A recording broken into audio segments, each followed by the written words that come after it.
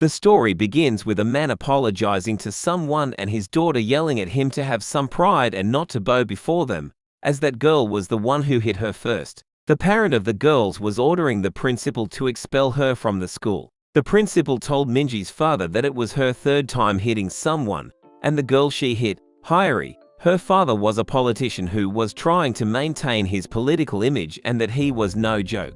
He suggests he apologize to them and clear things up before it's too late. And that's exactly what he does. He apologizes to them and blames his parenting for her behavior while Minji kept asking him not to apologize to them with teary eyes.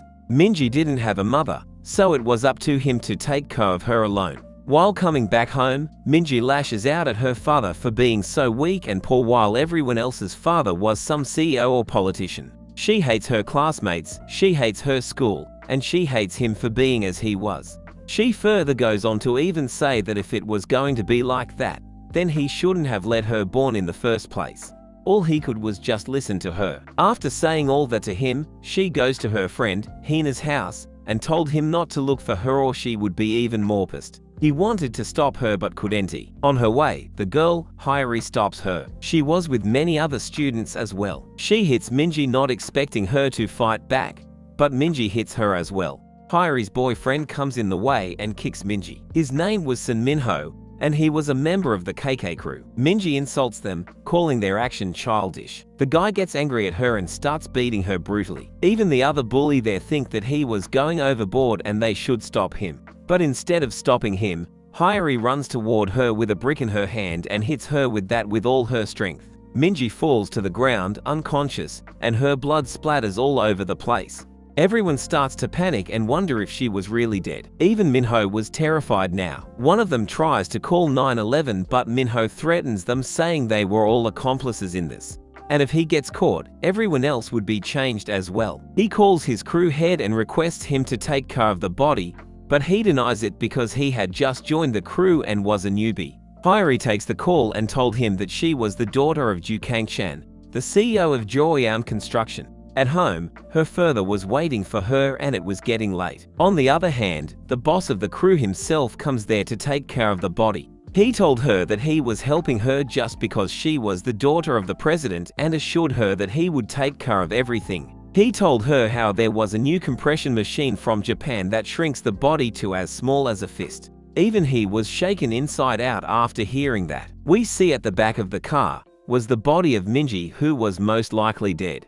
At home, her father fell asleep while waiting for her. When he wakes up and sees the time, he goes outside to look for her himself. Outside, where the fight took place, there were many people gathered to see the blood trail on the ground. He also stops there to see what was going on and notices a ribbon. The ribbon was the same as the girl Hyori was wearing at school. He calls her friend Hina. She had told him that she was going to her place earlier. She told him that she wasn't with her that day. He ends the call and started thinking about all the possibilities, and now he was furious. Hyori was still scared and asked Minho if everything would be alright. He assures her saying all they need to do is to keep quiet, and that Minji's father was also messed up so he wouldn't be a problem either. As they were leaving for their home, Minji's father comes out of nowhere and stops them. They were terrified. He asks them if they had seen Minji. Minho gets angry at him for sneaking up on them and grabs him by the collar, threatening him to leave. Hyori was trembling in fear after seeing him. Minho told him that they don't know anything about her. He shows Hyori her heart eye and asks her if it wasn't hers. Minho was pissed now and was about to hit him. In the past,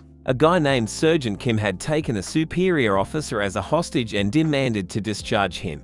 They were trying to calm him down but it was useless. They talk about a girl and how they didn't know she was his fiancée. They try to talk him out of it but he fires the gun in the air and the officer orders them to discharge him, as he was really going to kill him. This guy was Minji's father, and he was completely mental from the start. In the present, Minho takes his shirt off to fight him and tears his shirt off of him as well. But what they saw completely terrified them. In that past incident, the other officer was not agreeing to discharge him because he was their biggest weapon.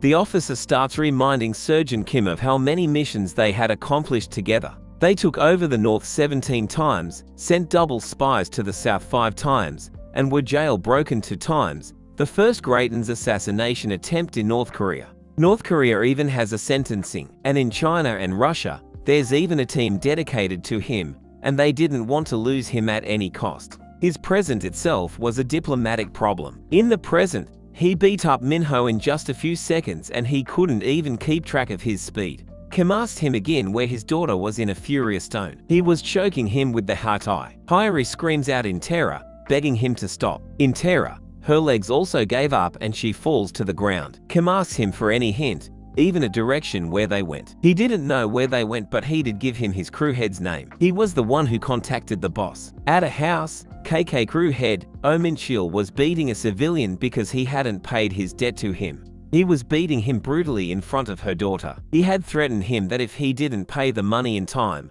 the one who would suffer was his daughter.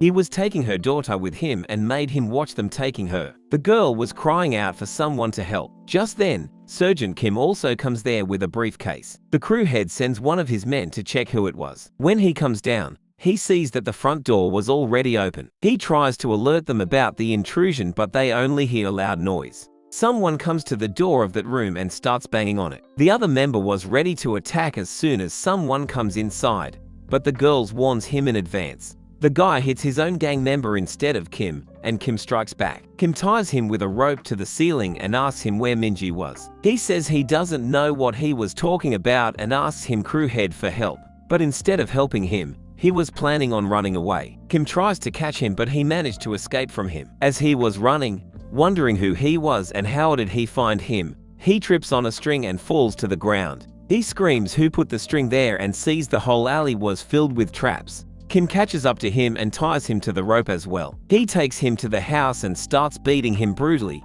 but he still wasn't talking and kept denying that he knows anything. He told him that he only contacted them on the telegram, and it was up to them to contact him when they need him. Kim knew that he was lying and broke his arm. The father and daughter were terrified to see his brutality. The crew head threatens to sue him over this as he was still a minor, so he would only get a warning. But Kim doesn't care about anything at the moment and kicks him in the face. He takes out his gun from the briefcase. He told him how he was feeling right now after losing his daughter while putting the silencer on the gun. He points the gun at him and says that he was ready to face the consequences. The guy was horrified as he knew that he was not bluffing. He was really going to shoot him if he doesn't get what he wants. Terrified, he confesses that he was not a minor and Kim really shoots him in the leg. He told him that the only reason he was letting him live is that he still thought Menji was alive. He threatens to kill anyone who causes her daughter even slight trouble. The crew head calls him a mental. Kim takes his phone and at the same time, he gets a text message from them. The message was that they were about to load her in the boat, and before loading her in, they made sure that she was dead. Seeing this horrifying message, Kim was broken from the inside. He couldn't hold his tears back and immediately messages them back to have a voice call with them. They received the message, but the boss told him not to respond, suspecting it was the cops. They delete the group chat and threw the phone. Kim asks the guy while crying what that meant and told him to contact them again. He told him that it was impossible to contact them now as they had deleted the group chat. But Kim doesn't care now and told him to contact them no matter how. While he was interrogating him, the old man grabs the knife and stabs Kim from behind. The guy compliments him for doing so and told him to stab him a few more times. The old man did that so that the guy doesn't collect the debt money from him. But Kim managed to avoid the knife from hitting any vital spots, and now he was furious at him and was about to kill him. Just then, the cops come there. They were horrified to see the scene and asked for more backup. At the police station, the whole precinct was in uproar while the gang members were accusing him of trying to kill them. The cops try to find out about his identity, but they didn't get anything on the phone. They try to find out about him using his fingerprints, but they were shocked when they see his profile was blocked. They wonder how was that even possible. The guy told the cops that he was looking for his daughter and started beating him in front of the cops. Two big cops come there and they stop him. Kim's phone, which was in the cops' possession, gets a call on it. The cop reads the caller's name. It was her daughter. Hearing this, it was like he just woke up from slumber. The cop helps Kim get up and sees that he had already taken his handcuffs off and was shocked. The guy who was holding the phone turns around to ask them about the suspect's daughter when he sees all the officers and the thugs on the ground. He couldn't comprehend what was going on and Kim attacks him as well and told him to be silent. He picks up the call and asks if it was Minji calling. No one answers from the other side and ends the call. He tries to redial it, but the phone was now unreachable. After that, he just leaves the police station like nothing happened. After he was gone, the high-ranking sergeant was scolding the officer. Just then a guy in a coat comes there and slaps the senior sergeant and takes away his badge. This guy was from the National Special Operations Department, Director Kanguk Chio, code name Ground Dog. He was specially looking for Kim and called him COD 66. They were trying to track his phone and were shocked that he still has it, wondering how could he make such a mistake. They track him to a taekwondo center. A man named was teaching kids taekwondo when he sees Kim. This man is Song Han-soo, national gold medalist in taekwondo. He asks him why he came there after all this time and presumes it must be something extremely important. Kim told him that his daughter died, but he was not sure if she was actually dead because of the call he got earlier. He knows that he should throw the phone, but he was still for her to call. And he also knew that he was being chased by those guys and asked for his help. Han agrees to help him because he had saved his son's life once, and this was his form of repaying. Han was going to take the kids to the safer location first, but Kanguk was already there. He was playing with the kids when Han attacks him without any prior warning. But Kanguk grabs his leg and gets smug. Han attacks him with his other leg, but this time Kanguk wasn't able to dodge it. Han was telling the kid to go to a safe place when Kanguk attacks him, which Kim blocks. Kanguk recognizes him and was excited to finally find him. Han kicks him in the face again, and the rest of the detectives also come there. Han was beating all of them one by one. They were shocked to see him almost flying and defeating them one by one. One of them recognizes him. He told the others that he was so good at taekwondo that even North Korea invites him. Han and Kim run from them. Han asks Kim what he needed, a weapon, transportation, or to heal him first. But Kim demands the bunker. They get inside a van and get out of there. From the outside, it looks like an old crappy van, but inside that van was a whole setup to track and all kinds of stuff. Han guides him through the process to track her daughter's phone, and he manages to find it in just a few minutes. But the location was a bit far from there. They arrive at the location where her phone was, but there were a bunch of high schoolers who had made a gang called Gyeonggi Nambu. Han asks him if he was sure that her daughter was there. The vice captain of the crew told them to scram because today was their crew's meetup. They don't listen to him and keep moving forward to the exact location where the phone was. The vice captain gets pissed and grabs Kim from behind. Kim tackles him to the ground in an instant and puts his foot on him. He derives to him Minji's appearance and asks him if he had seen her, while the other gang members attack him, whom he easily defeats. The vice captain replies that he hadn't seen her, and Kim threatens him not to get in his way. Inside the building was where the meeting was going on, and their boss was Shin Sun-go, Gyeonggi's undefeated boxer, who conquered 3 schools. Outside the building, Kim was taking them down alone while Han was asking around if the others knew about Minji. The delinquents get pissed and attack him, but he easily defeats them. The other students don't even try to fight him, let them passive. They beat the hell out of anyone who comes their way along the way. Kim arrives at the first floor and number 2 of the gang was waiting for him. He attacks Kim and sees that his chin was unprotected and goes for it. But Kim just easily dodges his attack and starts beating him continuously. He started to get furious at them for trying to get in his way. He arrives at the central building and searches for the boss of the gang. He was pissed to see Minji's phone in his pocket. One guy tries to mess with him and he slams him onto the ground in just one hit. He beats all of the goons as well and goes to their boss and asks him where he got that phone. The guy looks at Minji's picture and disgustingly says that she was the girl he slept with last night and that she was great in bed. He shouldn't have said that because now Kim was furious. After some time, we see that the guy's face was fully busted and Kim was still going on. He puts a pen between his fingers, then stomps on it. The guy screams in pain. Han stops Kim, otherwise he really would have killed him, even though he confessed that he was joking and had never met her daughter before. His goons found her phone with some other phones and bring it to him. They have someone who could open anyone's password. The guy took Minji's phone and was going through her pictures when accidentally he called her father. The call from before in the police station was accidentally clicked by him. Kim was devastated because it was a dead end. The guy told him that he was the only one that used to call her and she didn't have any friends. There was one girl who used to contact her, Hina. Minji had told Kim that Hina was her best friend.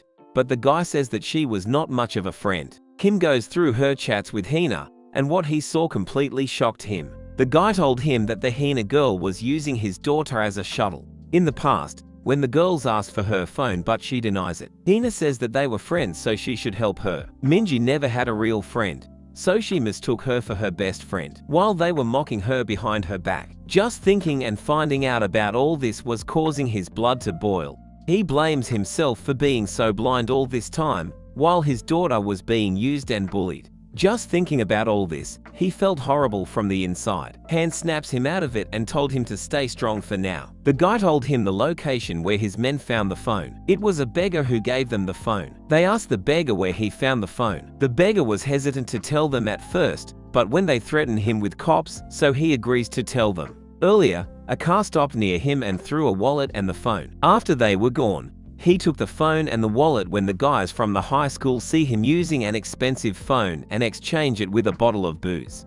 Kim asks him about the license plate, but he didn't notice that. All he knew was that the car was a white BMW and the one who came out of the car was bald. Kim says to himself that he was going to find him in 5 minutes. On the other hand, the boss arrives at his destination. He covers up her body and throws her in the freezer. Now that all of it was done, he was going to blackmail President Ju now. That was his plan from the very start. He says that President Ju was a monster who pulled out all his teeth, and from that day on, he was looking for it to get his revenge on that guy. But then his daughter killed a person and called him. Just then, a cop comes there and told them to show their identity, but they kill him as well and throw him into the same freezer. They mock Hyori for believing their story about the compression machine from Japan. After they were gone, we see a hand coming outside the cover. It was Minji's hand and she was still alive. On the other hand, Kim told Hansu that they had to find her in just 5 minutes. Hansu was surprised and asked him to give him 6 minutes instead. They both get inside the bunker and try to track the car. They were using face recognition of that beggar to find out about the time when he saw the car. The facial recognition was a success and they found the white car. They searched for the car owner from the car number. But this was not their car, this was a rental car. All guy comes out of the car to throw the bags and the smartphone into the dustbin. Hansu suggests using facial recognition to see his criminal record. They insert the recording of the car to find the car's location through their bunker. As it was just about to complete the process of finding the car, a different car hits their bunker. The whole setup was destroyed, but Kim managed to see the location of the kidnappers. The location was 9 kilometers from there. Their car was now completely upside down and the one who was driving the other car was the detective who was chasing him. He was also injured badly but still hadn't given up on catching them. Kim has had enough of him and decided to kill him and get rid of him. The gate opens and the one who comes out of the car wasn't Kim, it was Hansu. Earlier, Hansu stopped Kim because killing him would bring even more trouble. He was buying some time so that Kim could escape. The detective keeps asking him about code 66 and suddenly, the car behind him blows up. The detective was baffled to see that, while Kim manages to escape, he jumps into the river to escape. The detective was pissed at Hansu. Seeing up close, the detective realizes who he was and shoots him, but Hansu kicks him so hard that he went flying. The detective reveals that the first shot was a blank and now he was shooting to kill him. The detective makes fun of him for being this weak and how his kick is used to break stones into pieces. The detective lost sight of him and we see Hansu almost flying above him and landing a powerful kick. The detective manages to dodge the attack and the kick really shattered the road. Hansu told him that his first kick was also a blank attack. Out of bullet, the detective fights him with the knife, but he was no match for Hansu in hand-to-hand combat. Just then, the rest of the detectives also come there. While the detective was distracted by them, Hansu gets into a special position and was about to use the jumping back kick. But the detective was sure that he couldn't attack him with that move from that distance. He was sure that Hansu did some mistake in calculating the distance because otherwise this wouldn't make any sense. All he could do was just stand there and observe and Hansu was doing 3 spins in the air. At least that's what he had thought at first, but when he gets kicked by Hansu, he realizes that he did 4 spins in the air. The 3-spin talent is an overwhelming talent, and he never thought he would see 4 spins. Hansu takes the detective with him and jumps into the river while the other detectives were just watching. On the other hand, Kim finally arrives at the dock where his daughter was held. He finds the car he was looking for and follows the blood trail. Inside the freezer, Minji was trying to get help from someone, but no one answered her calls. Tired, she sits in a corner and starts crying, remembering his dad. Just then, someone enters the room. Minji expects this person to be her dad and was about to cry from the relief, when she realizes it was not her dad but the guy who kidnapped him. He was trying to call President Ju, but he was not picking up, making him angry. Just then, the boss guy sees the footprints of the core. He was just assessing the situation when the cop attacks him. He wasn't dead yet. The boss stabs him again, making sure he was dead for good this time. Meanwhile, Minji was watching all this and was terrified. She sees that the boss was trying to call President Ju. He picks up his phone in front of Minji. He was so caught up in the moment that he didn't realize that Minji was not even there. And before he could find out, President Ju calls him back. He heard about what his daughter doing and wanted to talk to him in person about this matter. But the boss guy was pissed at him for faking being a nice person. The boss threatens to reveal what his daughter did to the girl if he didn't come to him alone. Ju assures Hyori that he would take care of everything. She warns him about her further, but he didn't give it any thought. President Ju orders Director Nam to prepare 5 billion won cash. After talking to the president, the boss now couldn't wait to take his revenge on him. As he was blabbering about how excited he was to meet him, he sees Minji inside the freezer, alive. They both were shocked as hell, but before the boss could enter the room, she manages to close the door in terror. In anger, the boss calls his men, but they weren't answering because they had a visitor, who was none other than Kim himself. He gets inside the container and locks the door from the inside. As usual, he was pissed. They had no idea who he was and what he was doing there on his own. One of them starts acting rude to him and asks him who he was and where did he come from. He shows them Minji's phone without saying a word. On the other hand, the boss was pissed because they weren't answering. Just then, he gets a call from the rest of his gang members who were also there. The boss asked them if Kangmin was also there. They were talking about the mysterious guy in a hoodie. The boss orders him to go to the office first and see why they weren't picking up. Meanwhile, inside the office, everyone was on the floor, injured. Kim was chasing the last guy who managed to escape. He asks him why he was chasing him and if President Ju was the one who sent him there. Kim didn't know what that guy was talking about. He climbs on top of a huge crane, and when he had nowhere to run, the guy confesses to him that she was already dead when they brought her there. Kim asks him what he was talking about and what President Ju had to do with any of this. But the guy didn't answer him and jumped off the crane. He tries to grab onto the wire and to the bottom safely, but the pain was so excruciating that his hand slipped and the guy falls to his death. The rest of the gang arrives at the office and reports the situation to the boss. Sang-min, the guy who fell to his death, was not the only one to escape.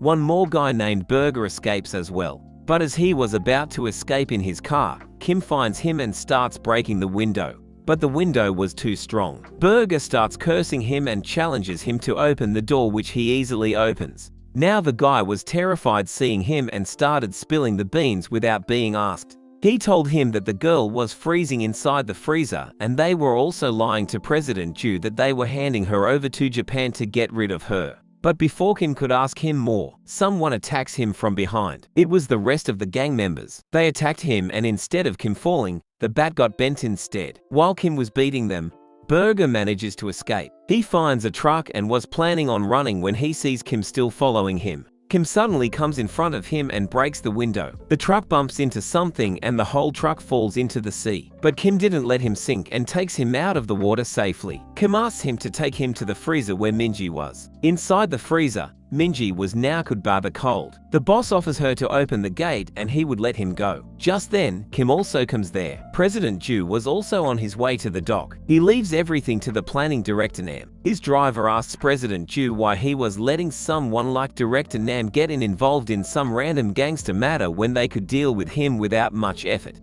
The president told him why and how that guy has survived till now. It's because he was a sly fox and doesn't trust anyone. The boss was negotiating with Minji that if she comes out, they both would walk together to bring down President Ju, and that he would let him go. But Minji knows he was lying and mentions how he would kill her just like he killed the police officer. The boss told her how he was genuinely planning to let her go, but since now she had seen him murder someone, there was no way he could let her go alive. Minji was terrified. Just then, he sees Burger all injured. He asks him what happened and suspects he was planning something with President Ju behind his back. This is what President Ju was talking about. He doesn't trust anyone, not even his men. But Director Nam wouldn't come out just for that reason alone. President Ju asks the team leader if he had heard the urban legend about someone who takes orphans away and fosters them into emotionless monsters.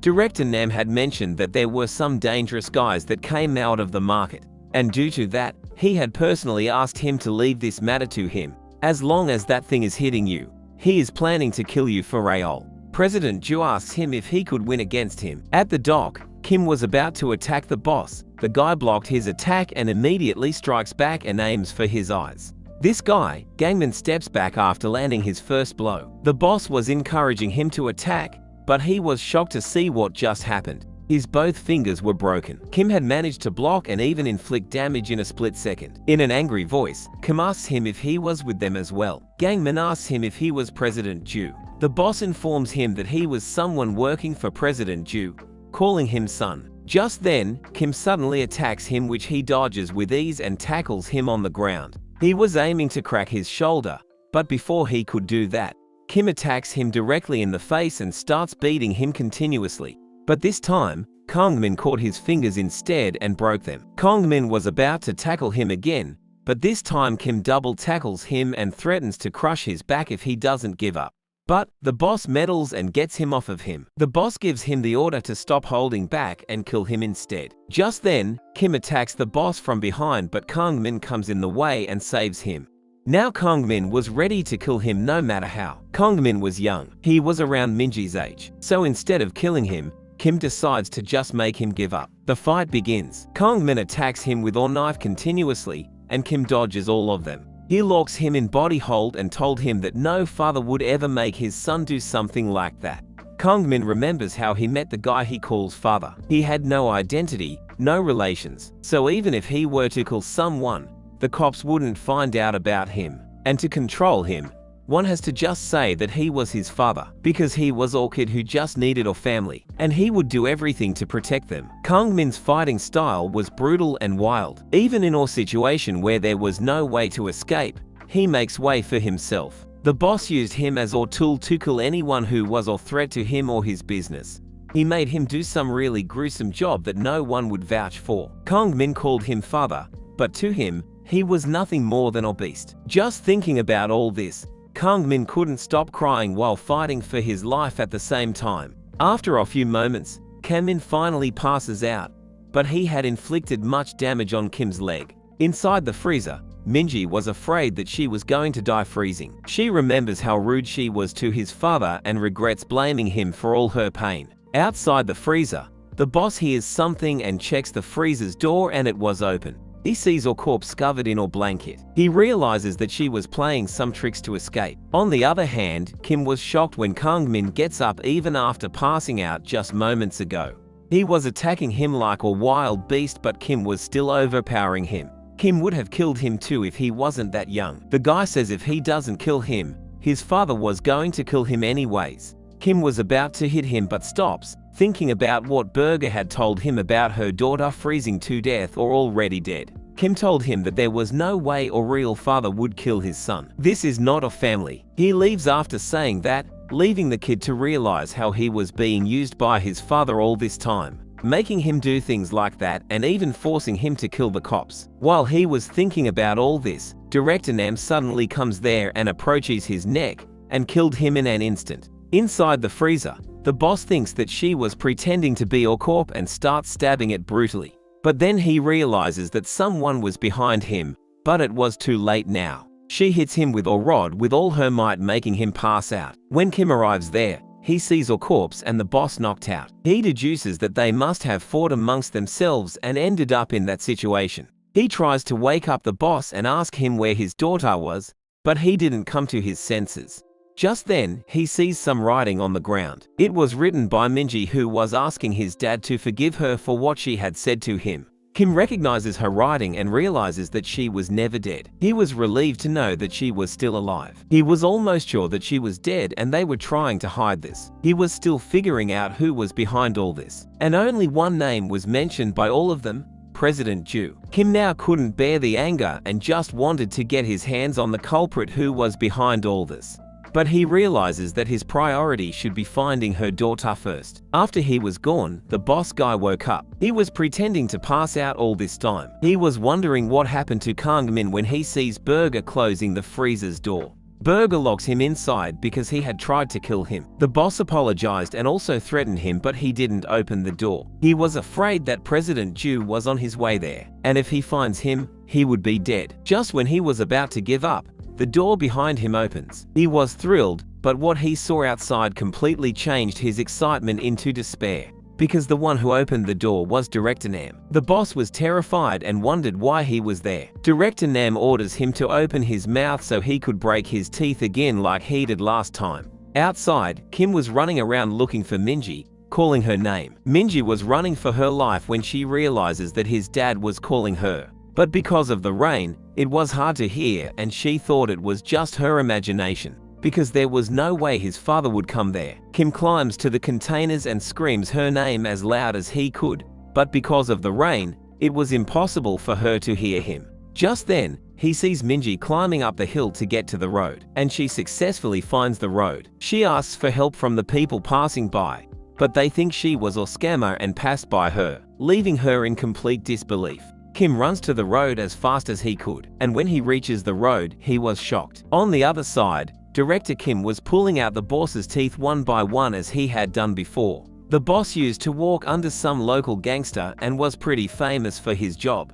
But his boss betrayed him for profit. But he survived the fall and went after his boss. He told him that he was ordered to do that by President Ju. He killed the boss and became the new boss. After a few days, he gets a call from President Ju and he wanted to meet him. The boss immediately recognized that he was the one who had given the order to kill him. The boss talks to him rudely, cursing him to his face. That ticks off President Ju and he calls him a wild dog, and that he knows how to tame a wild dog like him. He orders his men to bring the pot, which was filled with hard-boiled potatoes. They pulled out all his teeth and made him eat the hard-boiled potatoes. That's how crazy they are. When the boss couldn't bear the pain, he agreed to obey them from that point forward. He started to live like a dog and did whatever the president demanded him to do. And now in the present, after torturing him for some time, Director Nam told him that the president still wanted to give him another chance and asked him if he would comply this time. They were going to use him as a scapegoat for this incident. Not only that,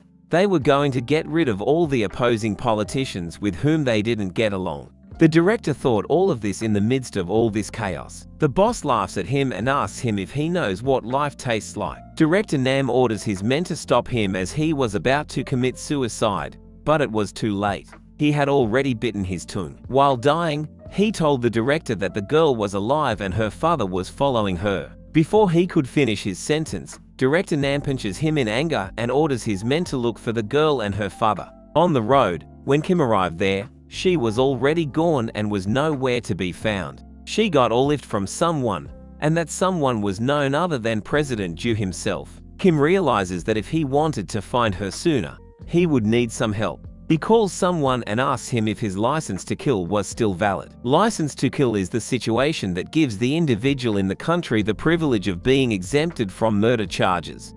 As Kim was running on foot to the location, Han-soo comes there on a scooter. Kim fills him in on the details and Han-soo told him that they should get out of there as a strong storm was coming. And we see the detective, who was rescued. He was super pissed and lashed out at his subordinates for being so relaxed and orders them to search for them. In an isolated place in the mountains, they clean her up and presented her in front of the president. President Ju asks her what happened to her, to which she replies that she only remembers waking up inside the freezer and meeting the boss who was trying to kill her. Then Ju goes on to ask her if she was friends with Hyori. She started fumbling her words and just said that they were not on best of the terms. The president started rambling about how much he loved her daughter, and he would do anything, cover up anything to save her. He told her himself that her daughter tried to kill her. That sent chills down her spine. She was terrified. He knew that she was trying to deceive him. Then inside the car, he knew that she was pretending to be asleep. Seeing her trying to deceive him,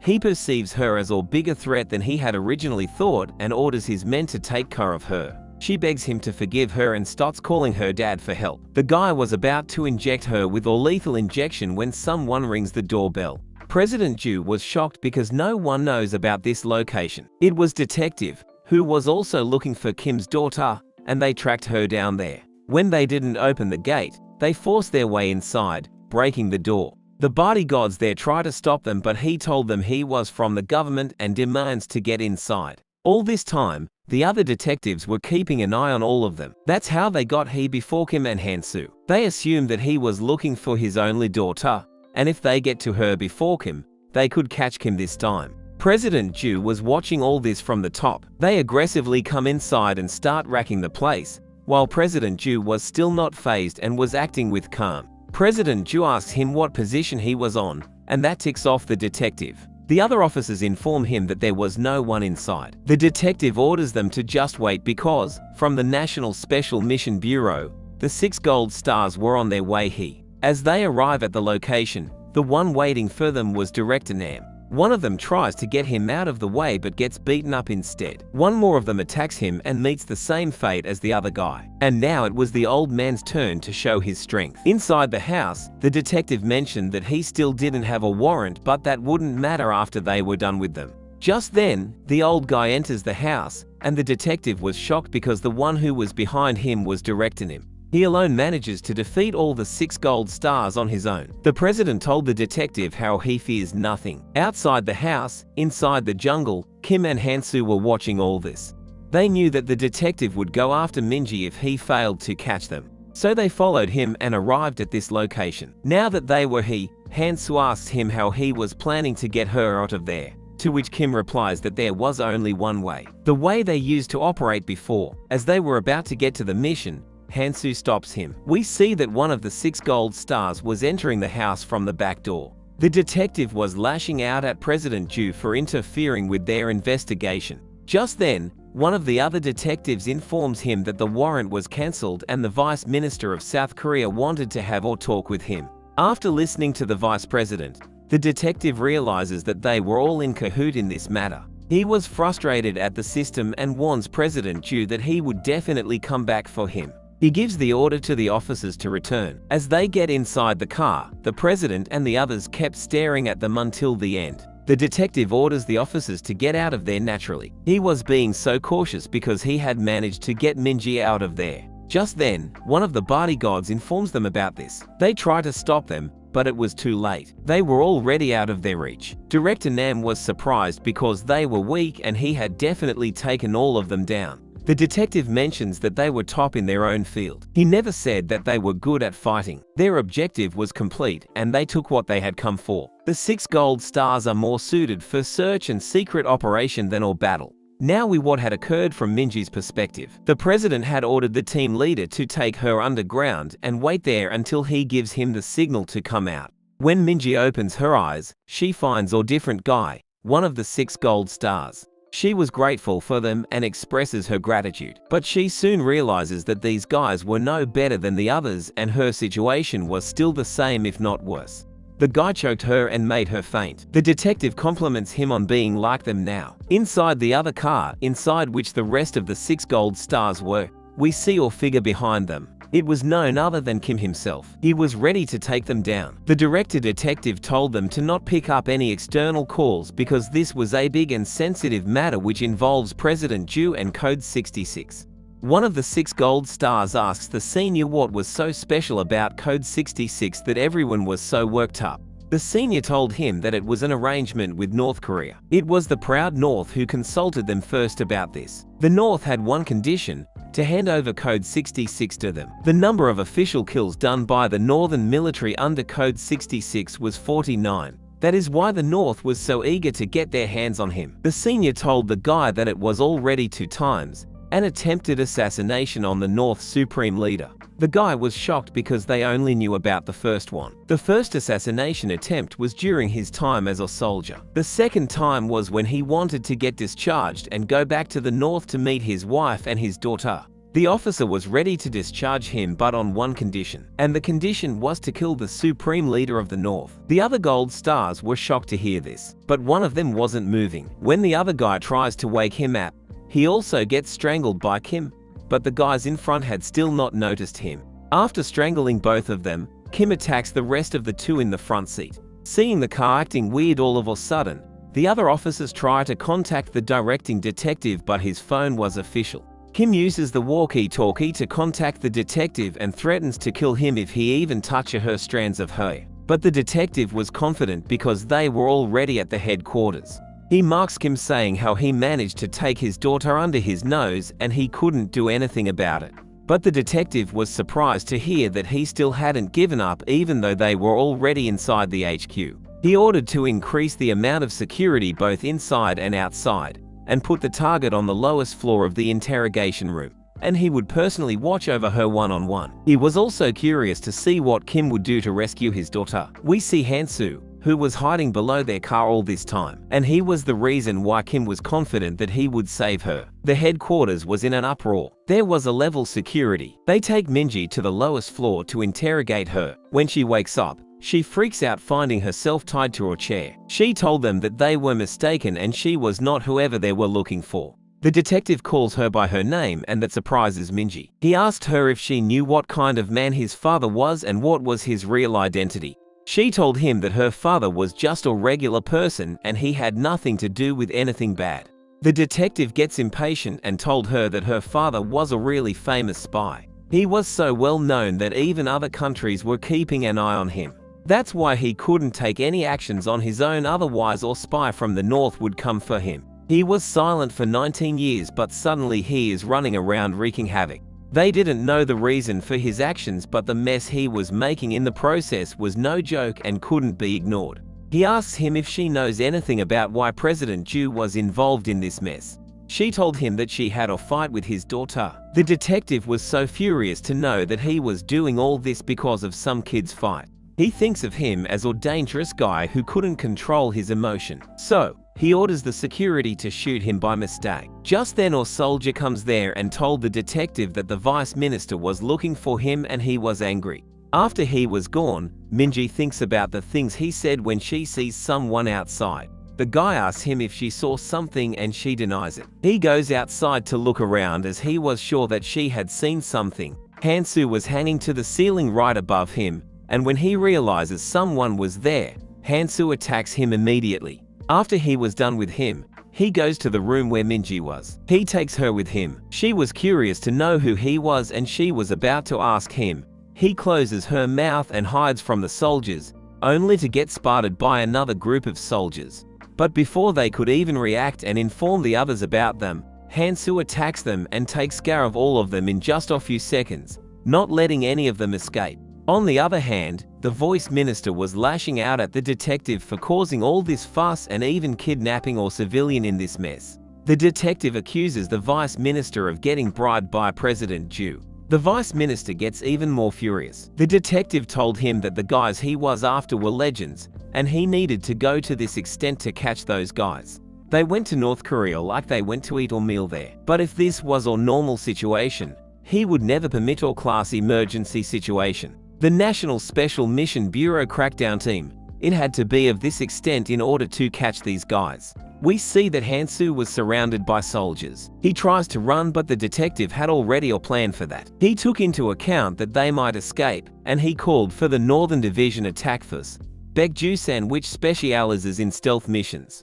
As they were trying to escape, the team attacks him from above. Han-soo avoids the attack but still gets injured. Now he was finally trapped and had nowhere to go. They wanted to take care of them quickly before North hears about this and makes a move. The detective also comes there and mocks him for overestimating his ability and thinking he could escape the headquarters of the Special Bureau.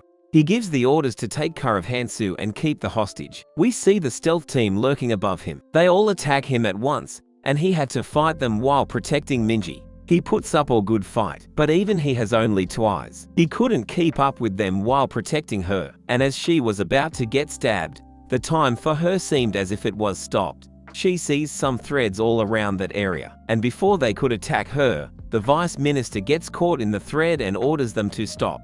It was Kim. He threatens to kill the vice minister if they even move. The detective tries to make a move, but the minister gives all the soldiers clear orders to stop and drop all their weapons. As the soldiers start dropping their weapons, The detective yells at them for disobeying his orders.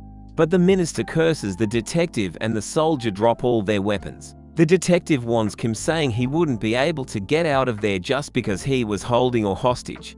But Kim had already thought about that. Earlier, he discusses his plans with Han-soo. They knew they couldn't climb the wall with Minji. So to make their plan work and get out of there safely, they needed a third person. And that third person was already on his way. He had already taken care of many soldiers and was lashed with powerful weapons. The detective was trying to demoralize him by saying that they couldn't even dream of getting out of there. The wall around him collapses with a blast. The wall that just collapsed leads to the parking lot directly. For their mission to rescue his daughter from the Special Bureau headquarters, they needed someone stubborn and crazy enough to get involved in this mess. This guy was Park Jin-kil, a really stubborn person, and there wasn't much information available. The detective gets blown away in the blast as well. One of the soldiers recognizes Jin-kil, but while he was distracted by him, Han-soo attacks him, takes Minji with him, and starts running away. The detective orders the soldiers to not just stand there and pick their guns up and attack them. But before they could get their hands on their weapon, Jin-kil throws a nade at Kim, who redirects it towards the weapons. The explosion takes care of all the weapons. On top of that, the vice minister keeps ordering them to stand by, otherwise he would lose his life. The detective was getting furious at the vice minister's cowardly behavior. Kim asks Jin-kil if the car that he had asked for was ready, to which he replies that he came right after listening to their strategy. He came all the way here running, with weapons as well. The detective has had enough of this. He says that there isn't a single commander who would order his soldier to drop their weapon. After saying this, he shoots the vice minister in the head, taking away the only advantage they had over them. The detective was determined to kill Kim today no matter what. He orders the soldiers to attack them, because their weapons were destroyed. They had to fight the three of them in hand-to-hand combat. The three of them destroy the first wave of the soldiers in just one shot, shocking the detective and the other soldiers. Kim says that it was better this way, because he couldn't just leave them be after what they made Minji go through. Minji was overwhelmed by all this, so Kim says that they had to take care of them quickly. The stealth team's leader thinks that they were joking, because there was no way they're thinking of getting out of there. While he was mocking them, he realizes that Kim was already in front of him, without him noticing. He beats their leader first and all of the other squad members attack him as well. While he was fighting, Jin-kil was having small talks with Minji. A knife comes flying at him, which he shoots with his gun without breaking his conversation with her. The rest of the fight, he fights the same way. When their attacks couldn't get to him, they attack Minji. But Han-soo comes in the way to rescue her again. As the fight went on, a thought flashed through the detective's mind. Maybe he was wrong to mess with him, but still, he couldn't believe how the stealth team lost. They were in the top 5% and were highly trained. While he was thinking about all that, there were only 20 people remaining, and the numbers were decreasing even more as time goes by. They were using simple martial arts, but how could they compete against military training? Jin-kil was even talking on the phone while fighting. The detective couldn't comprehend what on earth was this situation right now. And soon, the soldiers finally gave up. After he comes to his senses, he sees three middle-aged men in glasses standing in front of him, and all he could do was watch as they took his keys and left. He couldn't do anything as it was an overwhelming defeat for him, and now he even had to explain the death of the vice minister. On the other hand, Director Kim gets background information on Kim. He finds out that the girl's father was in special forces, but this still changes nothing. He could still just kill him. While all of this was going on, one of the soldiers was still inside the bathroom. He comes outside hoping nothing happened while he was gone, but what he saw was a completely different story. One officer told him that the central station was wiped out by one single man. They were talking about Jin-kil. This was the reason Jin-kil was late. They get inside the car and get outside without caring about the guards. Just then, the remaining guy announces that the central station was destroyed and they were to shoot outside any unauthorized vehicle. They start shooting at the vehicle non-stop. Kim fires back and injures one of them. Before the rest of the reinforcement could come, they were already out of their reach. Seeing this side of her father, Minji was baffled. He remembers the times that she had spent with him, and how he was just a normal loving dad. But seeing him in this state made her wonder if he really was her father. As she was about to ask him about all this, he hugs her. Kim apologizes to her for putting her in this kind of danger and not coming for help sooner. After going through all this, she was finally relieved and couldn't stop crying. Just when they were thinking that they were safe now, a truck crashes into their car, followed by two more trucks which sound them from the side. A truck in front opens its gate, and the one waiting for them on that truck was none other than Director Nam. He was with his team and all of this was his plan. He gives the orders to start the mission. The truck behind the car pushes the car inside the other truck. Jin-keel laughs at him for acting all tough when they were just kids. He was also curious to see what the kids these days were capable of. Park Jin-keel, strength unknown, nickname Otter 1, participated in the Civil War in West Asia 3 times, participated in the Civil War in the Middle East 12 times, participated in the dispute in Iraq 7 times, intervened in the Palestinian surprise attack 3 times, and much more dangerous mission like them over the years. He survived through all of that, with a total record of 189 kills. All 3 of the trucks pushed together and made the cargo inside the truck.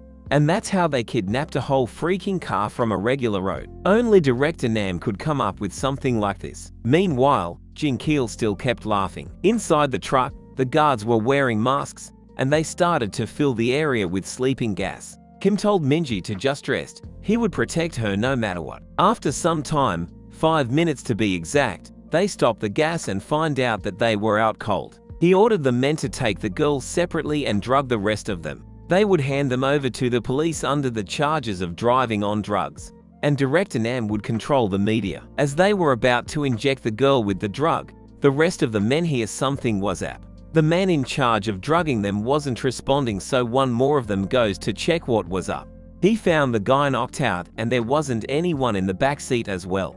Just then, that guy also gets beaten by someone. Due to the smoke, they didn't know exactly what was going on. As they were about to move as well, the car starts moving and crushes one of them into the wall. The one driving the car was Kim, who was wearing a gas mask. He breaks free out of the truck, breaking the gate. He was not gonna let her be captured ever again no matter what. The director orders the other trucks to get them back inside the truck. As the trucks were about to push the car as they did earlier, Kim moves out of the way and makes the 2 trucks crash into each other. Now it was time for the truck in the back to crash. Kim hits the truck from a corner side, making it disbalance, and that truck was also out of the way now. Now the director realizes that he was not any typical thug. He was a highly trained individual. Kim says something in sign language, and that message wasn't for him, but for the guys behind him. We see that Hansu and Jin-keel never left the truck and were standing just behind him. The author compares Jin-keel with an otter, which is infamous for the cruelty of preying on animals larger than itself. And such animals are called a beast, a brute, and sometimes a predator. There was a multinational mercenary company named AKL that moves for profitable purposes only. They would engage in activities ranging from abduction to terrorism. They would do anything as long as they get paid. Their customers range from private companies to countries. In this mercenary company, there's a system called honorary retirement, and there is one condition to retire. The people who were once your teammates, you would have to kill everyone to leave. There was a guy named David on their team who wanted to retire, but he forgot about the condition and had to face all of them by himself and dies by their hands.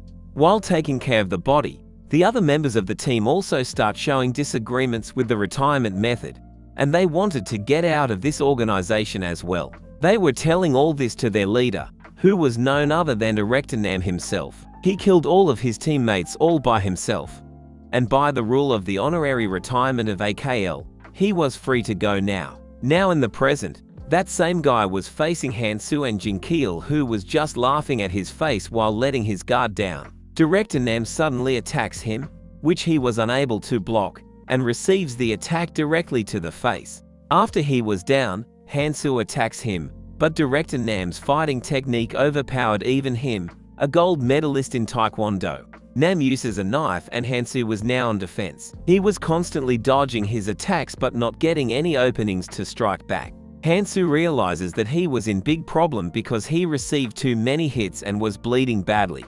Director Nam corners him, and while Hansu was distracted checking on Jin-keel, Nam hits him. He barely manages to hang on to the truck. Director Nam told him that his friend got hit in the philtrum precisely and died on the spot. Due to the gravity of the situation, He was aiming for the vital spots without a single error. Hansu now realizes that this guy was a professional. He was quick to judge. The most important thing in the professional world is judgment. Due to the nature of the industry, which is always at the crossroad between life and death, the most important factor is judging the situation. On them, those from AKL are by far of the highest level. Director Nam was going to make it look like his death was just a mere road incident. Kim tries to come near and help, but Hansu told him to take Minji and run, while they take care of him. Just then, Director Nam realizes someone was behind him. He attacks at the same spot he did earlier, but this time Jin-kil blocks his attack, and that shocks Director Nam. Jin-kil falls asleep again and even started dreaming. He gave up on holding his breath during the sleeping gas stage. Eventually, he fell asleep. The human instinct of drowsiness and the boundary of willpower to wake up, somewhere in between them, you'll be in a state of fierce fighting. In other words, the him right now is in REM sleep. The director was furious at him for sleeping mid-fight and starts attacking him continuously. But Jin-kil blocks all his attacks even in his state. When his attacks don't get past Jin-kil, he gives up on attacking his face and goes for the belly instead. As he was about to attack, he receives a brutal punch from Jin-kil. Finally, this was the moment for him to wake up. He was pissed because Director Nam aimed for Dabin, her daughter's image that he was wearing. His strength was tremendous. Nam feels like he was just hit by a truck. Director Nam starts rambling about how he was mistaken, and how their death would be reported as a death from a fall. At that moment, we see that the judgment that he was so proud of started to break down. Jin-kil gets the smell of war from him and says he was like him in many ways, but he smells like a novice too. He acknowledges Nam's strength and decided to fight him earnestly and show him man-to-man. Team leader Han reports to the president that he was in some kind of problem, but the president doesn't cave. He loses or wins, because he was confident that no one could touch him. On the other hand, the fight between Director Nam and Jin-kil was insane. Director Nam was striking him with insane speed, but Jin-kil was blocking all his attacks precisely. Director Nam tries to launch a strong punch, but Jin-kil counters it with an even faster and stronger strike, which Nam receives directly to the body and fell to the down. While he was down, Jin-kil attacks him with his knees, which he barely dodges. Director Nam couldn't understand what was going on. Jin-kil was also using CQC, just like Director, so why Director Nam couldn't touch him at all? CQC is a skill to overpower the enemy within 30 meters. While he was thinking about all this, he didn't expect Jin-kil to attack him from that distance. But he was shocked when he got hit by him in an instant. He understands now. He didn't want to admit it, but Jin-kil was on another level. If Director Nam's CQC range was 30 meters, then Jin-kil's range must be. Director Nam was shocked to imagine his range. He wonders what kind of life this man lived to have this kind of strength and range. His mind starts flooding with the thoughts of the things this man had to go through to be on this level. Did he go to war every quarter? Or maybe he fought with the terrorist? Was he dispatched to a place like the Middle East for a few years? Jin-kil confirms his suspicions that he was going to destroy him for disturbing his friend's happiness. At that moment, a lot of thoughts crosses Director Nam's mind. Thoughts like if he wants to fight him, he would win against him, what was the range and gap, and much more. And the choice of Director Nam, who now recognizes the strong person, was simpler than expected. Running away. His choice might be futile, but what he did against such a strong person was the most suitable choice. Jin-kil also admits that he was smart and was making a good decision. He jumps off the moving truck because it was better to tumble down and break an arm than fight a monster like that. But he didn't account for was that Kim never left and was waiting for him outside. Director Nam could feel the rage coming from him. A thought crossed Director Nam's mind. First, was that the same person who kneeled down in front of them back then? If that was him, how many wrongdoings did he commit for him to live while hiding his own identity? And second, why was he now falling down? Jin-kil was still not done with him properly. He brutally beats him and slams him against the truck's wall so hard that his face appears from the outside. And finally, Director Nam was down for good. Just then, they arrive at their destination. The guy in front didn't realize that it was the director who was getting beaten up all this time, not the other way around, and they kept driving. They were shocked to see Jin-kil coming out of the truck instead of the director. Kim also arrives there and asks them to take care of Minji while he talks to that person. Jin-kil asks him who he was. to which he replies that he was an extreme parent who needed to know who was more of an extreme parent. The section chief comes in his way to stop him, but he takes him down with just one hit. He was furious and didn't want any more from them. The rest of the small fries attack him as well, but as expected, Kim takes all of them down in an instant. He told President Ju that they needed to have a talk. President Ju starts laughing because he thinks that Kim was the same as him. He would go to any length to protect her daughter just like him. President Ju reminds him of the things that he did wrong to him, how he pretended to be nice and was using his desperation for his public image. He had said many things to him that day. The way Kim raised her daughter in poverty, he called it child abuse and humiliated him in front of her daughter. President Ju offers him to walk under him and he would pay him 100 million won per month. Kim remembers how his wife's last wish was that he took care of Minji no matter what he needed to do in the process. She had asked him to leave everything behind and just take care of their daughter. Minji's father told him that they should resolve their problem man to man. Kim told him to set the rules and he would yield a bit. President Ju has had enough and punches him first with all his might. He starts humiliating him and threatens him, saying that if he were to refuse his offer and decided to go for revenge, he would make sure to make Minji's life a living nightmare with his power and money. And there would be nothing he would do that could stop that. Even after listening to all his threats, Kim punches him anyway, remembering what his wife's last wish was. Kim answers him what President had asked him before, that he was from anti-North Korean operative Baekdusan Unit 1, code name 66.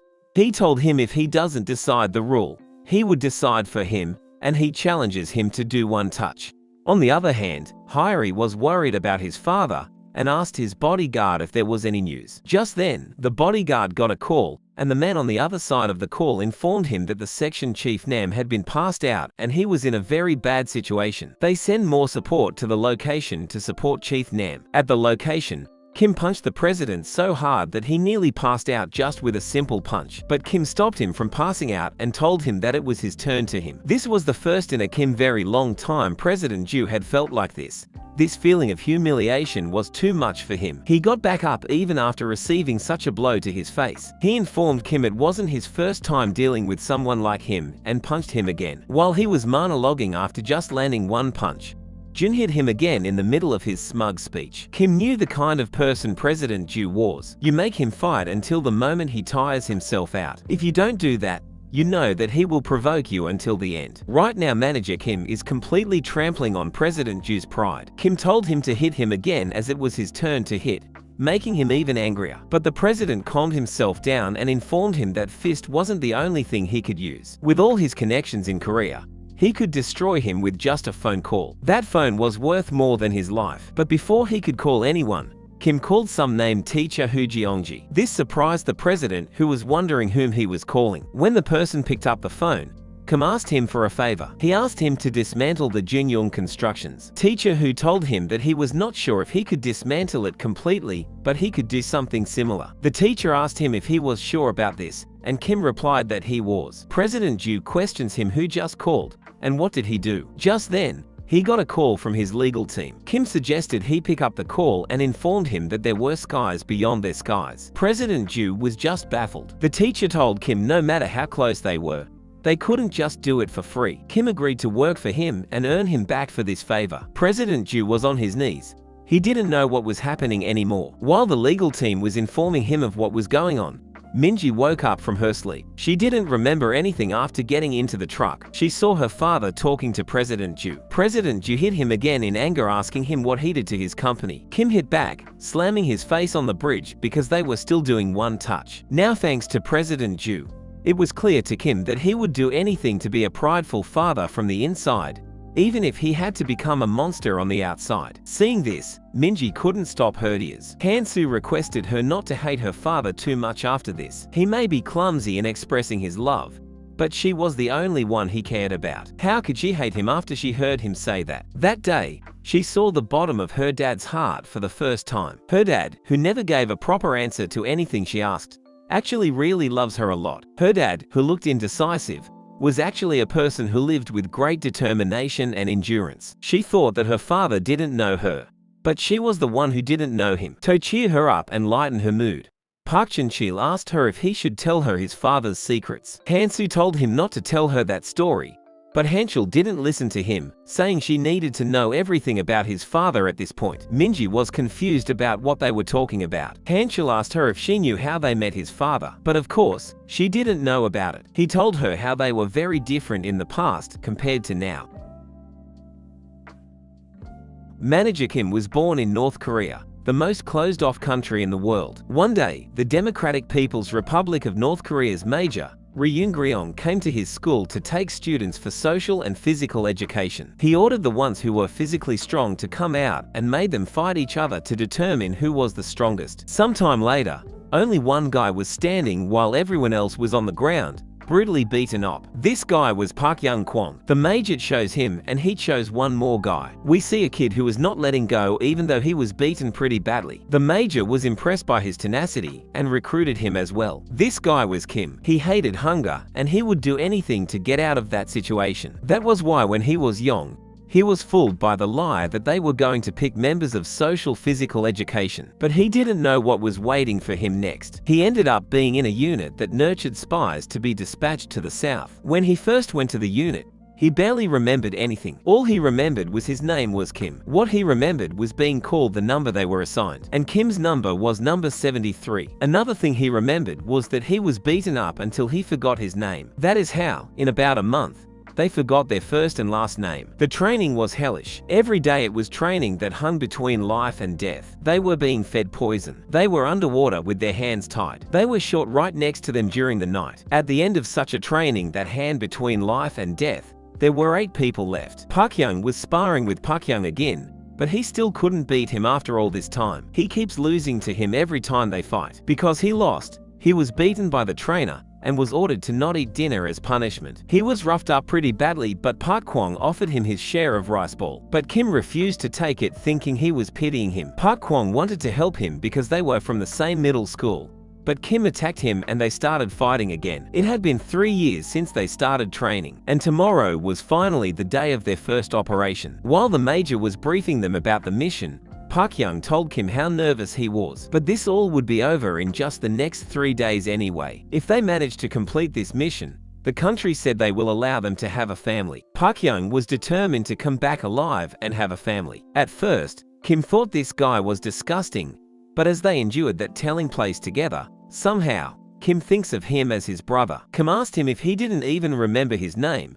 How was he going to start a family? Park Young told him that his name was Kim. Park Young forgot his own name, but somehow he remembered his name. Kim was shocked to hear his own name, which he had forgotten long ago. That day, his eyes came to life for the first time. He found a reason to live. The next night, they were sent to a mission right away. As they arrived at their target location, they couldn't get in touch at the important moment and came to nothing. Kim told his brother about the situation. He decided to enter the villa first and capture it. They came bursting through the door, but they found an explosive on a chair. Unfortunately, it was a trap. His comrade died in front of his eyes. He yelled at Park Young asking if he was okay. Park Young assured him that they were not in much trouble even though he was heavily injured. His leg was detached from his body due to the explosion, but he wasn't making a big fuss over it because he didn't want to freak out Kim. He made fun of Kim for crying like a baby over nothing. Just then, the headquarters contacted them, ordering them to halt the mission and take their own life in the name of their country,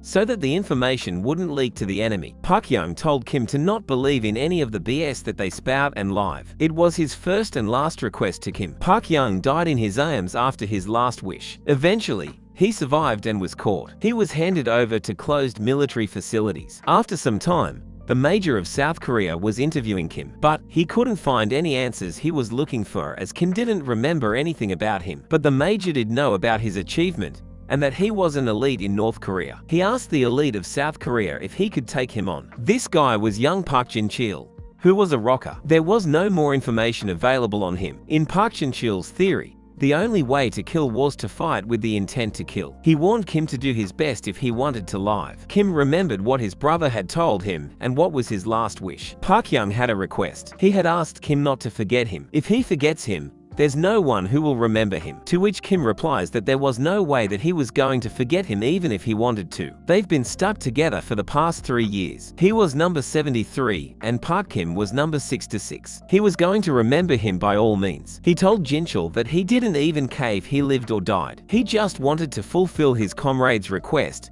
and he would do anything to fulfill that. Jinchul finds it a solid reason to live, the feeling of wanting to remember. He asked Kim what his name was, to which he replied to call him by his number 66. He took his brother's number instead of telling him his number, which was number 73. It was so that he didn't forget him ever. After some time, we see both of them out of breath and covered in blood. The major's office was completely destroyed, so he ordered them to go fight outside. But Jinchul told the manager that he wasn't going to fight him anymore. He showed him his weaknesses many times, but he never came in. But even then, he didn't want to lose either. Jinchul realized it was his skills that were the real deal. As soon as Kim came in, he had already checked out all the edges. He had already instinctively memorized everything he'd need to fight in his environment. Before leaving, Jinchul suggested he keep what he had said to him in mind. After he was gone, Kim advised the major to get rid of him because he was an idiot and was too soft. The major informed him that they don't just go around killing people in South Korea. He even offered to teach him how to live like a normal human being. The major was a friendly person, and as he taught him, Kim learned to live like a normal person in South Korea.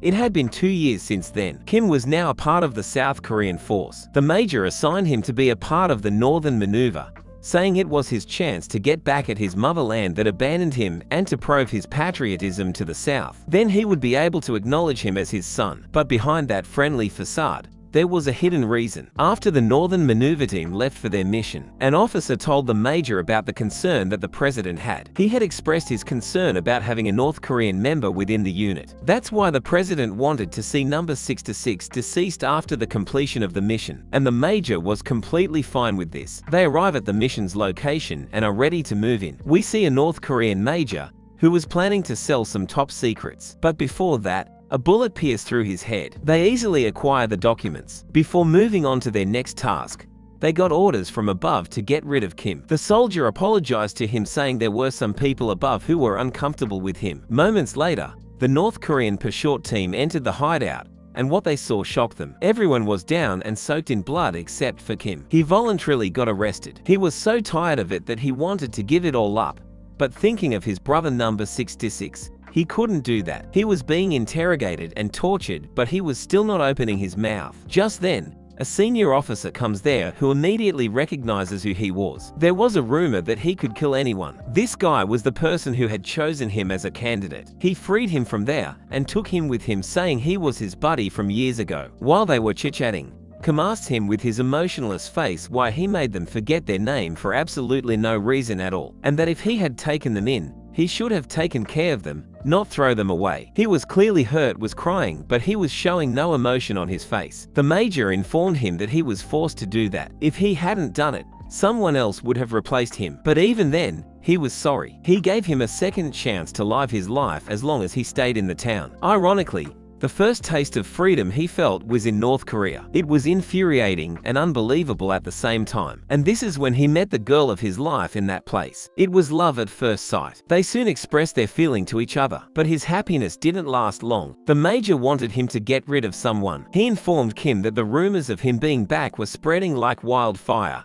and it was not easy to suppress them. Rumor has it that they were planning to get rid of him and his future wife. Kim understood the mission. He would kill for him, and in return, the major would provide him and his wife protection. The man major wanted gone was none other than the supreme leader's eldest son. But Kim didn't hesitate even for a second and took the job. At the same time, in South Korea's National Intelligence Service headquarters, someone else took this job as well. They told the guy that the eldest son had developed a nuclear weapon. That's why, for the sake of South Korea, he ordered Janchul to eliminate him. He was coming to Harbin in China for some business. This was their only chance to get their hands on him. And not just him, there was one more guy who was given the contract to eliminate the eldest son.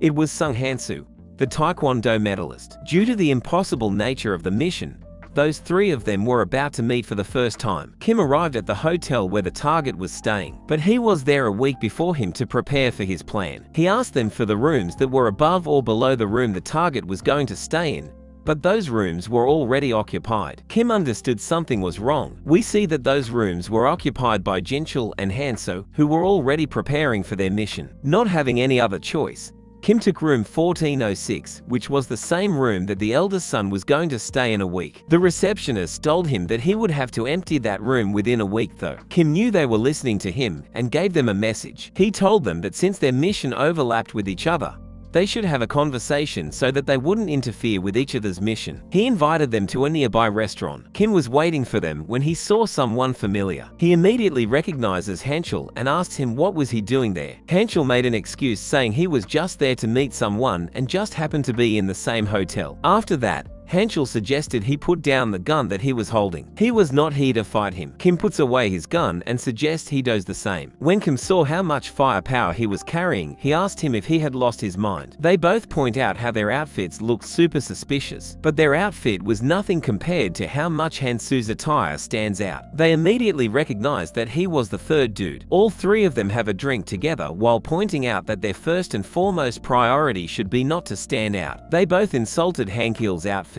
Hansu was done with all the BS and told them that he was there to eliminate the eldest son of the North's supreme leader, and he ordered both of them to stay out of his way. Jinchul felt as if his prey was being stolen from him and also stated his purpose of coming here and challenged them to stop him if they could. Hansu took this personally and started laughing. Then he proceeds to break the table in front of him. Their plan to lay low was a bust. Everyone there was now looking at them, including some gang members. They started fighting while Kim was just sitting thinking about what the major had told him. If this mission failed due to some outsider, they all be dead, including his girl. He suggested that they should decide somewhere else who was the boss once and for all. That way, no one would be able to interfere with the mission. But before that, they had something else to take care of. The gang of that area had surrounded them for causing chaos in their region. Without a word, all three of them understood the assignment. Just the three of them took the whole gang down within a few minutes. As they were about to fight among themselves, the cops came there and they had to run away. When the cops arrived at the restaurant,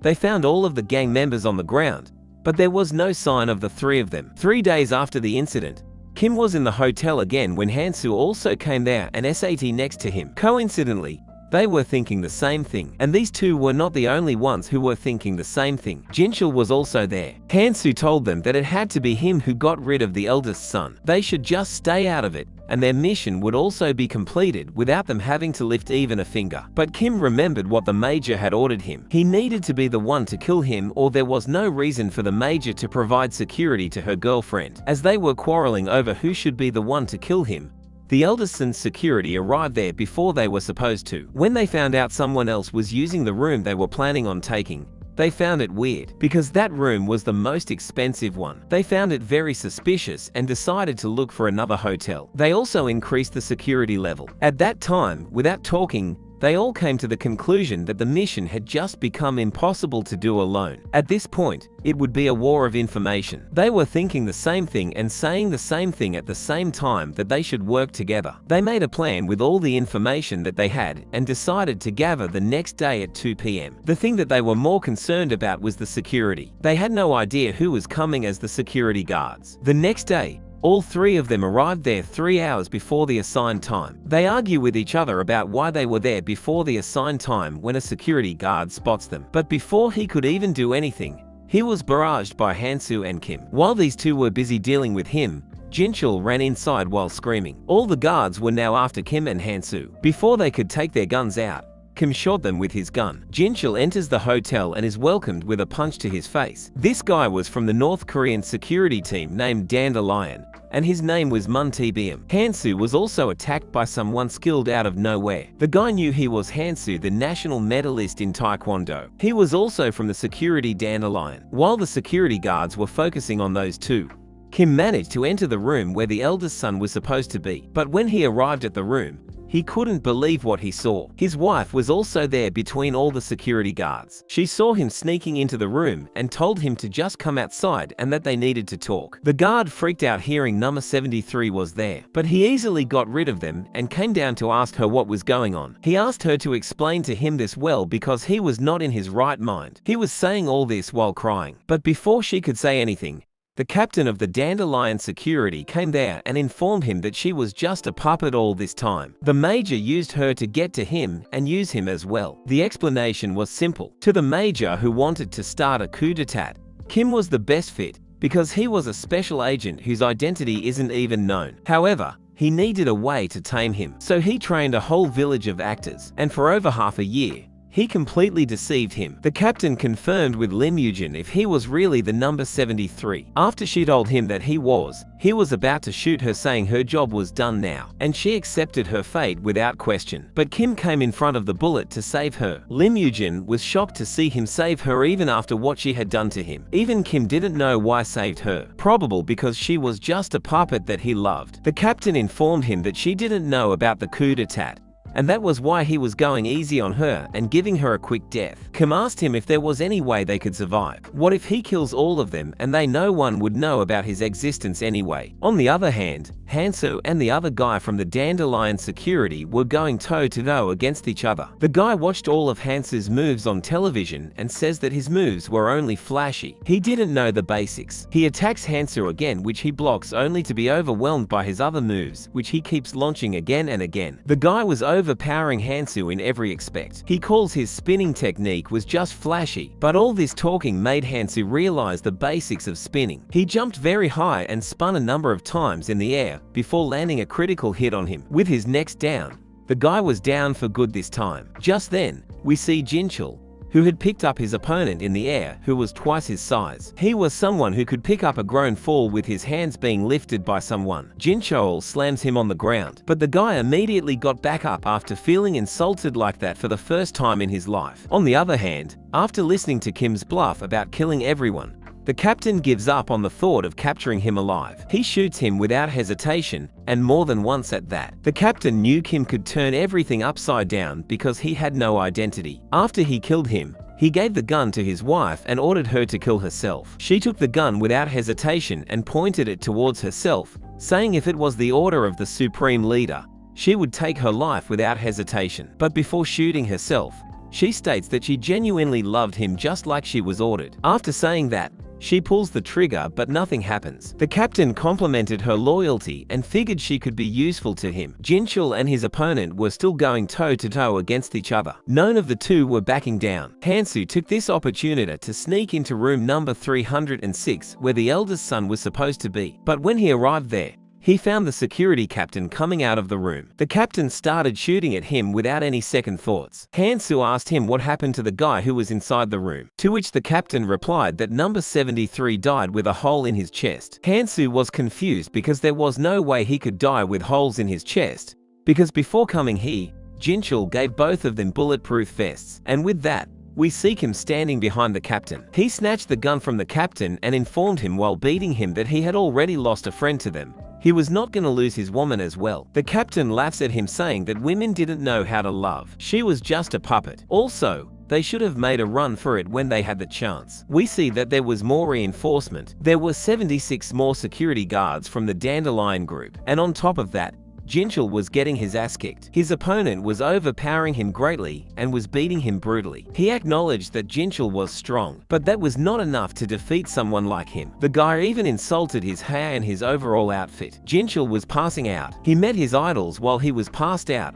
who couldn't accept that the rock mentality was being insulted, and Jinchul was the only one who could stop that from happening. That's why he couldn't lose just yet. Jinchul got back up and was more powerful and stronger than before. He started to overpower Munyeb. The guy could feel that he was not much stronger and faster than before, and right now he was being overpowered by a small fry like that. He knew that if he didn't put his guard up, he would die for sure. But Munyeb was someone who never needed to put his guard up against anyone. That's why his guard wasn't very profound. It was full of openings, and with his next attack, he managed to take Munyeb down. While he was celebrating his victory, he was surrounded by a bunch of guards. The captain was suggesting they surrender, and he might consider letting them live. Just then, Jinchul came screaming, asking what they did, because the gang from earlier was and they were looking for them as well. It was Hansu who came up with this plan. He dared them to come to this location and told them that his subordinates would be waiting for them, and that went according to plan. The thugs from China were fighting the goons from North Korea. Like they had said before, they were going to get out of here alive with the women, because they were not alone in this. Kim and Hansu continue to tag team on Beak as they attempt to take him down. They manage to land a few hits and finally make him unable to fight anymore when suddenly Cheol comes flying in with a kick, but as he's about to hit him, Beak dodges it and grabs him by the collar of his vest and throws him away. Hansu exclaims that the National Security Bureau is definitely on another level. Beak knocks over Cheol and tells them that they get along pretty well and asks if they're brothers. Hansu jokingly says that they are not brothers but they are made in America as he shows him his Nike shoes. Beak runs towards them cussing and attacks both of them at the same time. He says to Hansu that he should joke to his grandfather's grave or should he sew his mouth so that he can stop talking and get it together. But they are quick to counterattack and hit him at the same time and tells him to stop talking to them and focus more on guarding himself. As they're fighting, Beak orders Animal to pick up the gun that is lying in front of her. She hesitatingly picks up the gun and he orders her to shoot. Everyone fighting outside is stopped by the gunfire. Hansu and Kim also stop for a moment because they cannot believe that she just shot Beak through the neck, as he stands there trying to get a grasp of air to breathe. Earlier when Beak had shot Kim, she was there seeing all of it, and Kim had told her before passing out that the gun was empty, so that when Beak asked her to shoot herself, she didn't hesitate and did it. As he stood there with blood draining down his throat, he asked if she already knew the gun had no bullets, to which she replies that she was ordered to love Kim sincerely, and she did so. Soon the police arrive at the place and arrests everyone present on the scene. She says to Kim that she should hand her over to the police, but he disagrees and is not ready to leave her alone. Hansu chokes him out and carries him out of there without getting in the sight of police, and Cheol comes behind him carrying her on his back as they make their way out. They reach the city and are on their way to a pawn shop. They reach an underground place with neon lights all over and are greeted by an elderly man, Su Pengkwon, who is 72 years old and the owner of the Cheon Waicheon pawn shop. Pengkwon is sitting there with women and alcohol all around, seeing which Kim asks Hansu if he's the right guy, to which he replies that he has only heard about him through rumors and never really got to know him. Pengkwon asks them if they are the same guys who caused trouble at the Harbin, and they're shocked how fast the rumors have spread. He asks them what they're going to do if he reports them, to which Hansu replies that if he intended to report them, he wouldn't let them in there. He further says to him that he has heard he is expert in laundering, so he should shut up and do what he's an expert in. Pengkwon is hurt and a tear rolls down his cheek as women rush to console him. They all exclaim that he is very soft compared to what he looks like when suddenly his crew attacks them, but they manage to knock them out easily. He mocks them by saying that they lack skills, and Hansu tells him to hurry up as they don't have a lot of time. Pengkwon gets up and jumps straight in front of Hansu and tells him that not only careers but money from all the world comes to his pawn shop for laundering, but in order for the exchange they have to fulfill one condition. They are worried as to what the condition would be as he pulls out a fridge full of alcohol. He tells them that they have to do a drinking race with him, and if they beat him, he will do the laundry free of charge. They agree and Kim goes first. Hansu asks if he will be able to do it, which he replies that he had much worse drinks when he was training and it'll be easy, but is passed out in only 2 glasses. Next, Cheol sits down and gets ready. They both start drinking and continue drinking until the box is completely finished. Pengkwon orders more and tells the workers to continue bringing the alcohol until all the bottles run out in the bar. They both continue to drink and all the alcohol is finally finished, and Cheol is exhausted while Pengkwon sits there smiling and says that it's been a while since someone gave him a competition. He says that he will do their laundering but not of Kim and Animal, to which Hansu replies that they're the most important ones, but he doesn't agree. Hansu kneels down and asks him to help them too because they are his friends. Hansu is standing outside on the roof of a building.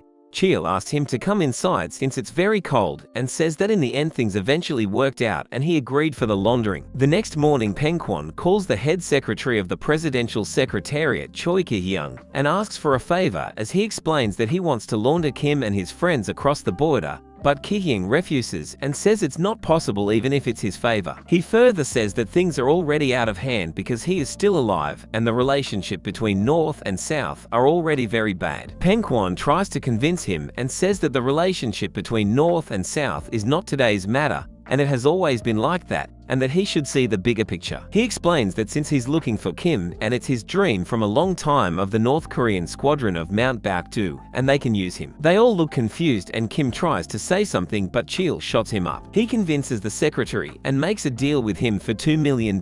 After hanging up the phone, he tells them that they are going to South Korea to get their identities laundered. He further tells them that Hansu will ride a ship together with but they need to throw some odds on the girl since she has no backstory, so she will take another ship in 2 days. Kim tries to argue because he doesn't want her to be alone, but she convinces him and tells him that she will come to see him as soon as she reaches there, and Pengkwon guarantees her safe travel. As they are traveling on the ship, Kim doubts if things will go as planned, but they convince him that it will be all right as he sits there looking at an old pocket watch with her picture in it that she has him before he left.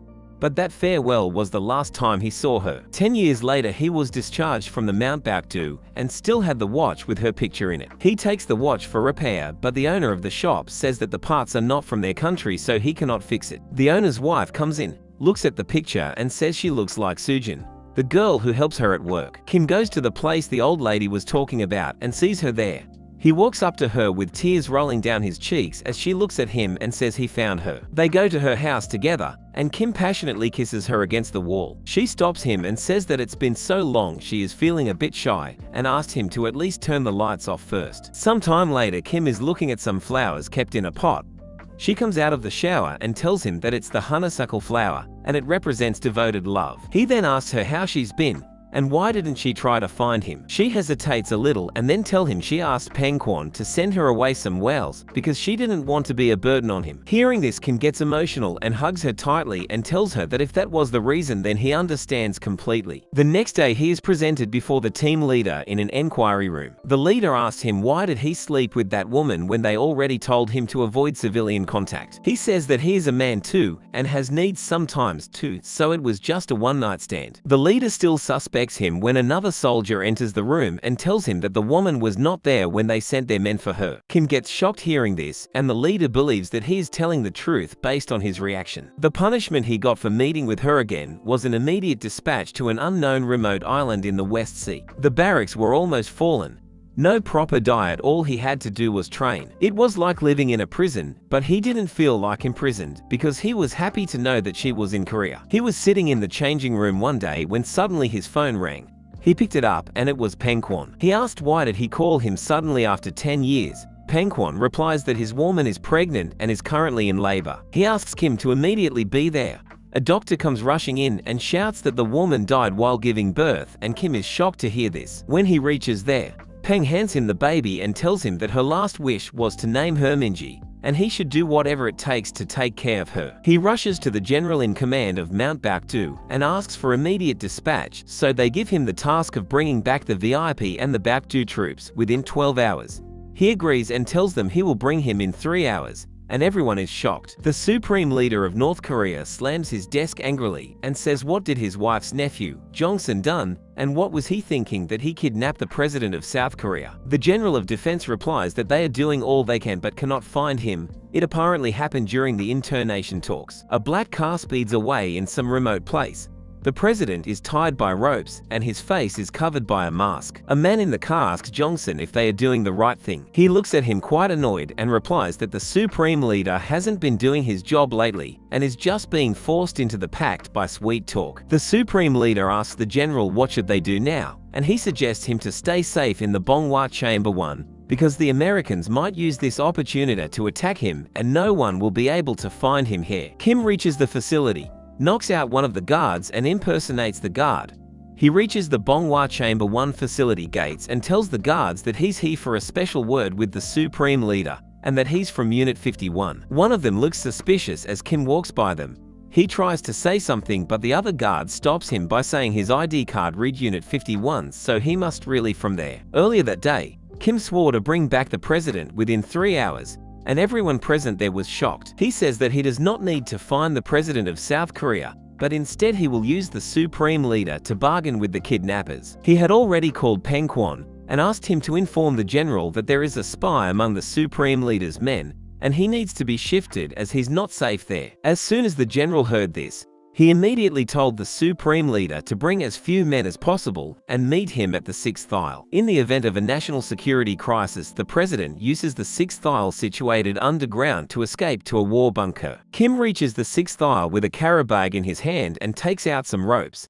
As he's taking them out, few soldiers spot him and ask what was he doing. They go on to inspect his bag, but suddenly Kim attacks them as they try to defend themselves. He takes out every single one of them and proceeds with his plan. As the supreme leader and the general are reaching towards the 6th aisle, they spot their soldiers lying on the ground. He orders the driver to ignore them and move faster. Suddenly their tires get locked by ropes which Kim had tied earlier in the way. They try to make sense of the situation, but Kim quickly attacks as soon as they stop and orders them to surrender. Jongsun is flabbergasted when he hears the news that the president has been kidnapped. His men tell him that investigation is going on, but there is not news as to where he has been taken. Jongsun gets down on his knees and starts crying. Meanwhile, at the headquarters, a soldier tells the general that the president has been captured as they look at him worriedly.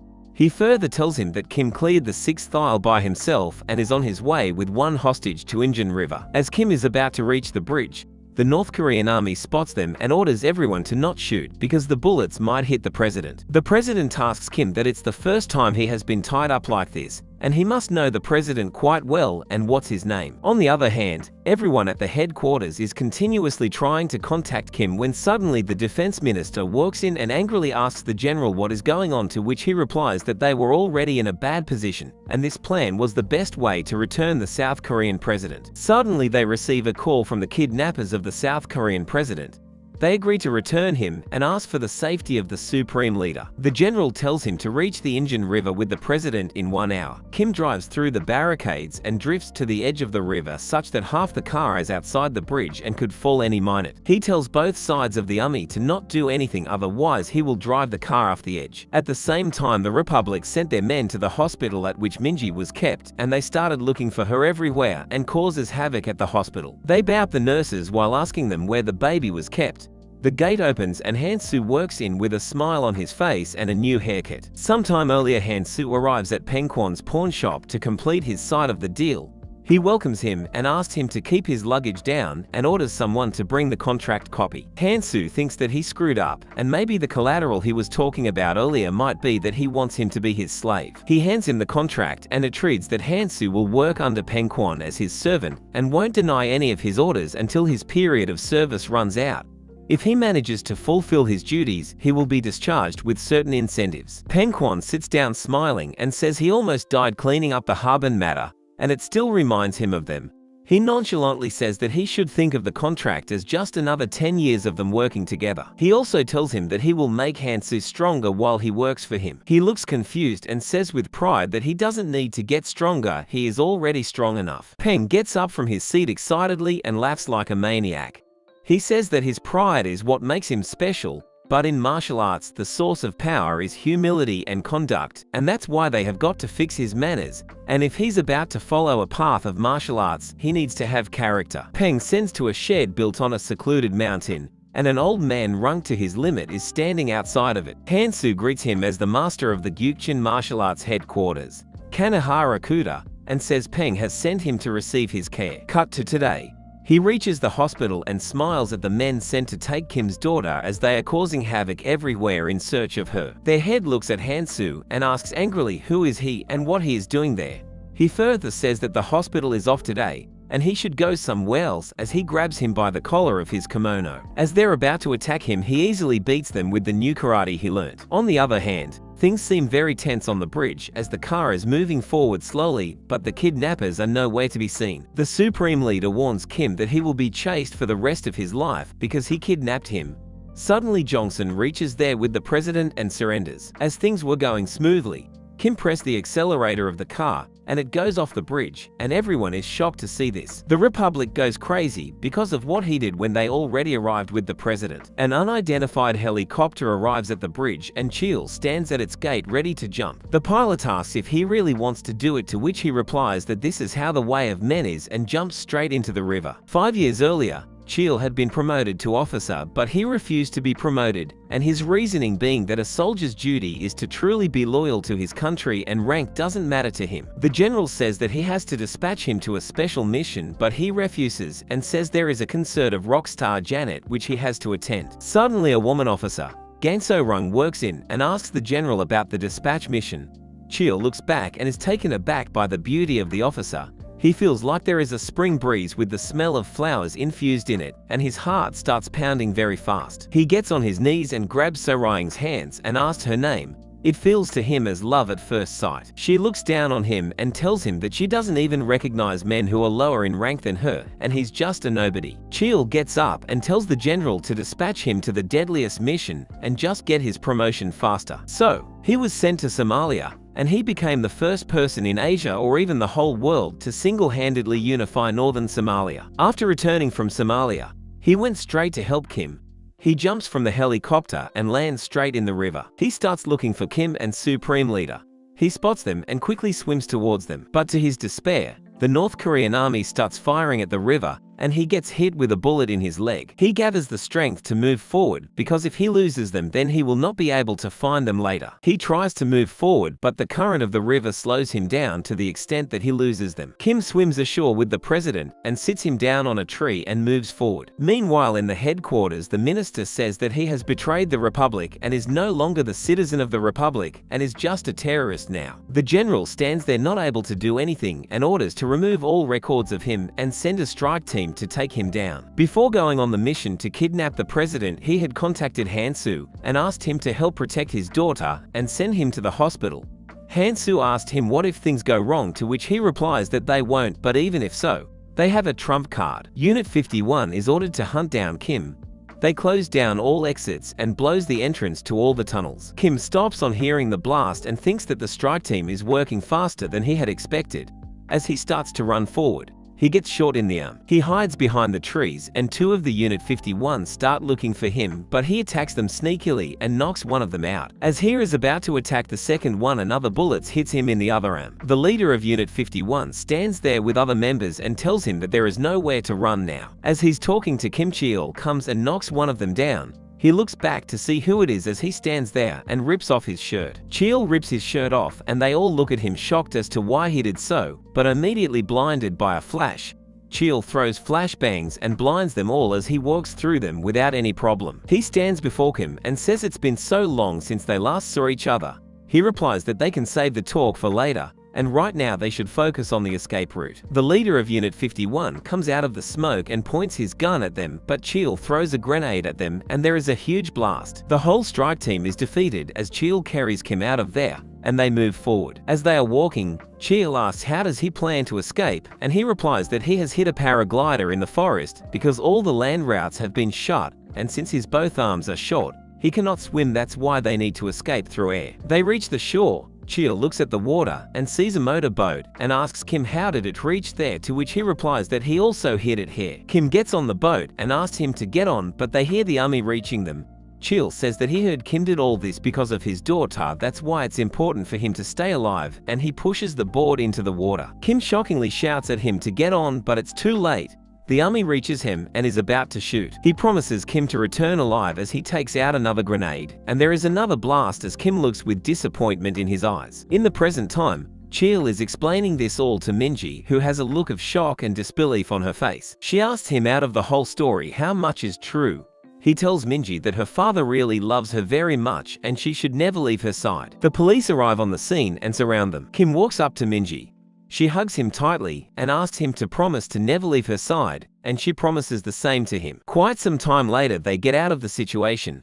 They get busy in their work, and it becomes hard for Minji and Kim to meet more often because he is busy in his work. Hansu calls Kim to ask how he is doing and if he joined the job Peng told him about. He replies that he will go to the interview after the investigation is completed. He asks Hansu to take care of Minji as he is walking towards the office. Taehoon arrives at home and they hang up. Kim reaches a shop which says White Tiger Forces. He takes a deep breath and walks inside for the interview. Kim reaches an old-looking building and checks the address one more time to confirm it's the right one because it doesn't look like an office, but again, he thinks if it's someplace suggested by Pengquan, then it must be it. He walks in the room mentioned on the paper and stops midway because there is a man standing naked there and two men are lying on the floor beaten to a pulp. He says that he's there for the interview and Pengquan has sent him. The man looks at him and grabs a robe, saying it's very indecent of him to not even wear anything. He puts on the robe and asks if they should start the interview. They sit down and Kim looks a bit nervous because the man doesn't have any pants on.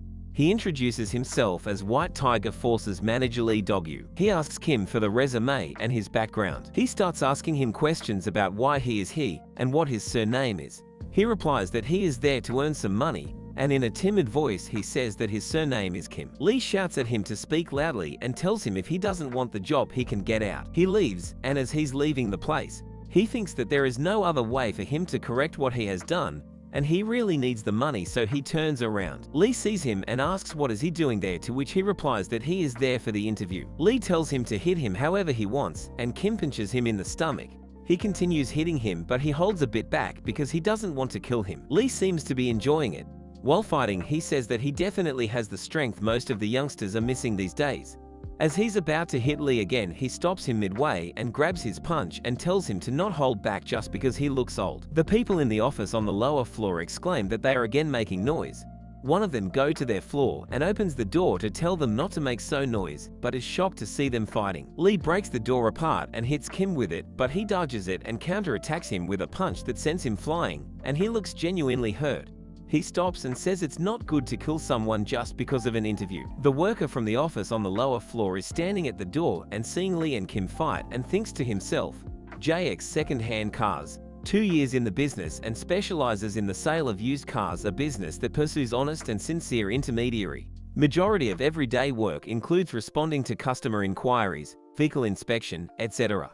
Operating normally as expected, but this company right now is witnessing a small war. Lee attacks Kim and says they'll see who is going to kill who. Kim replies that he thought he would judge the level of his strength through the punches he has landed until now. Lee attacks him again and says that he must have figured it out until now what White Tiger forces do. They do anything as long as they get paid for it. In other words, what they look for in an interview is the posture of a pro who is ready to do anything for money. He continues attacking him against the wall with tremendous speed, and Kim defends with all his power. He further tells them they receive high-profile cases and are paid in advance with no refunds, and they don't take powerless customers in the first place. In other words, they can earn as much as they want and can earn billions of dollars depending on their work. He stops attacking and turns around. Kim gets up and asks what about the employees' welfare, to which he replies they partner with 4 top insurance companies, as Kim hits him and he hits the wall in front of him. Lee asks if he agrees and he replies positively. He further tells him that the first round of the interview is over and it's time for the second round, as he attacks the worker from earlier. He says that since the nature of their job, they have a lot of rescue operations, so he needs to save this man. As he's about to hit the boy, Kim uses strings and makes his punch miss. He gets accepted for the job and they both look happy. Another man in a suit works in the office smoking a cigarette.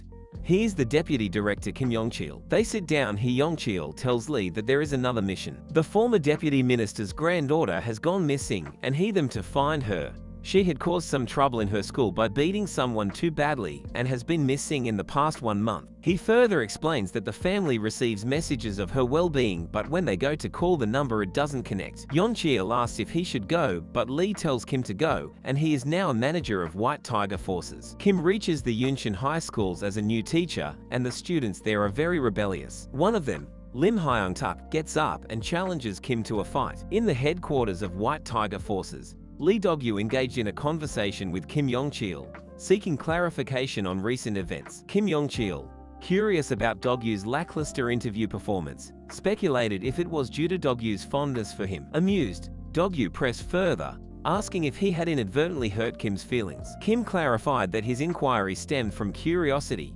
noting that Dog-yu's subpar performance was out of character. Dog-yu laughed, saying it was simple, he didn't want a talented person to leave during a labor shortage. Shifting to a school setting, Manager Kim found himself under interrogation by students curious about the meaning of an interview. The exchange took a physical turn, as one student threw a punch, only for Manager Kim to deftly dodge the attack, leaving the student bewildered. Manager Kim seized the moment to emphasize the importance of dressing neatly, engaging in a well-choreographed series of maneuvers to assert his authority. As he continued this unconventional disciplinary method, the students, left battered and confused, cursed him for his unorthodox approach. Returning to White Tiger Forces headquarters, Dog-yu elaborated on the reasoning behind assigning a peculiar task to Manager Kim. Acknowledging Kim's esteemed career, Dog-yu believed that, with a bit of discipline, he could transform into the ace of White Tiger forces. Kim questioned if Manager Kim could handle the situation better, prompting Dog-yu to clarify that the task came to expose the darker side of money and provide the newcomer with a comprehensive learning experience, not to compare capabilities. Back in the school, Manager Kim continued his dual role as a teacher and an enforcer, defeating students with finesse, leaving them puzzled about his identity and the unusual class dynamics. Manager Kim concluded the class with an announcement of an unexpected repeat of history due to the students' expulsion of their previous teacher. In a restroom, Manager Kim found himself ambushed by two formidable students from the gatekeeper crew of Yongshin High. Despite the surprise attack, Manager Kim skillfully defended himself, leaving the students astonished. At the golf course, the Deputy Prime Minister leisurely engaged in a round of golf when his bodyguard delivered news of the White Tiger Force's commencement. Inquisitive about the credibility of the information, he learned that Manager Lee Dong-yu was at the heart of the action. To emphasize his disappointment, he set up a golf ball on a man's mouth, expressing regret for delving into truths beyond his grasp. The man, unable to speak due to a golf pin, suffered further when the Deputy Prime Minister took a shot,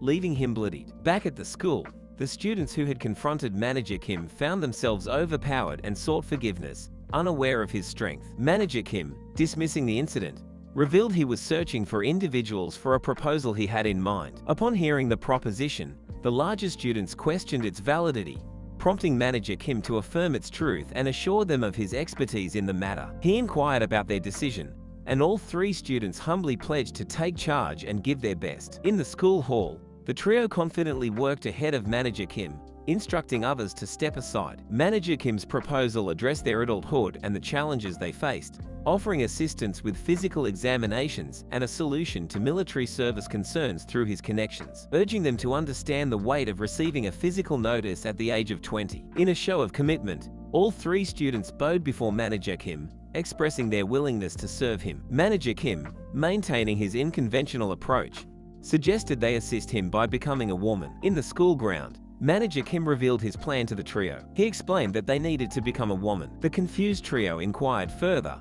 and Manager Kim cleared the misunderstanding and told them that they just need to assume that they were girls and imagine a scenario where they had run away for over a month. The trio elaborated on the potential hideouts, such as runaway families, as they have a separate hideout or a friend's houses. Manager Kim then probed them about the possibility, even if the girl in question had recently transferred. The trio then told him that if they were a girl, then they would have lived together with their boyfriend, as there were some cases where some bitches were caught living with their teachers. Manager Kim then instructed the trio to clear the way for him in the school hall. He tasked them with investigating the girl in the picture, delving into her boyfriend, school life, close friends, after-school activities, food preferences, clothing choices, and even trivial preferences. The trio bid farewell to Manager Kim upon reaching his office and ran away after he entered the office. As they ran, the trio discussed the girl's identity as Jun Seong's girlfriend and contemplated the implications of getting involved with him. They decided to lay low temporarily, avoiding potential danger. One of them questioned the severity of the situation, prompting a reminder of Jun Seong's violent past, including a notorious incident with a machete. Unexpectedly, Manager Kim caught up with them, inquiring about Jun Seong's reputation. The students confirmed his menacing nature without realizing that it was Teacher Kim who asked the question, and then they got beaten up again for attempting to escape. Seeking forgiveness, they clarified that they were not trying to run away, but were apprehensive about getting entangled with Jun Seong. Manager Kim probed further, asking if they were genuinely afraid of Jun Seong. The students expressed genuine fear, describing him as a complete nutcase where words can't describe him. The scene shifted to an abandoned warehouse, where a guy was caught cheating and hiding a card. He tried to create excuses, but a red-haired person came up to him and smashed a glass bottle on his head. This person was identified as Kang Jun Seong. He then asked someone to call the guys and hold the person, and he'll have to educate him well. The guys called by Jun Seong hold the guy who cheated and gave a knife to him. The guy cried to Jun Seong that don't do this, as he was his uncle. Jun Seong told his uncle that he doesn't care whoever he is and chopped off his hand as a brutal punishment and warned him about playing fairly. He then ordered someone to clean the mess. The injured guy asked someone to take him to the hospital but was stopped by Jun Seong. After he was searched, they found a card, and Jun angrily asked someone to bring axe and was about to attack him with it, but someone came in running and told him that his juniors were here to meet him. The trio told him that they were from Jun Seong's crew, representing Yongshin High. A confrontation ensued,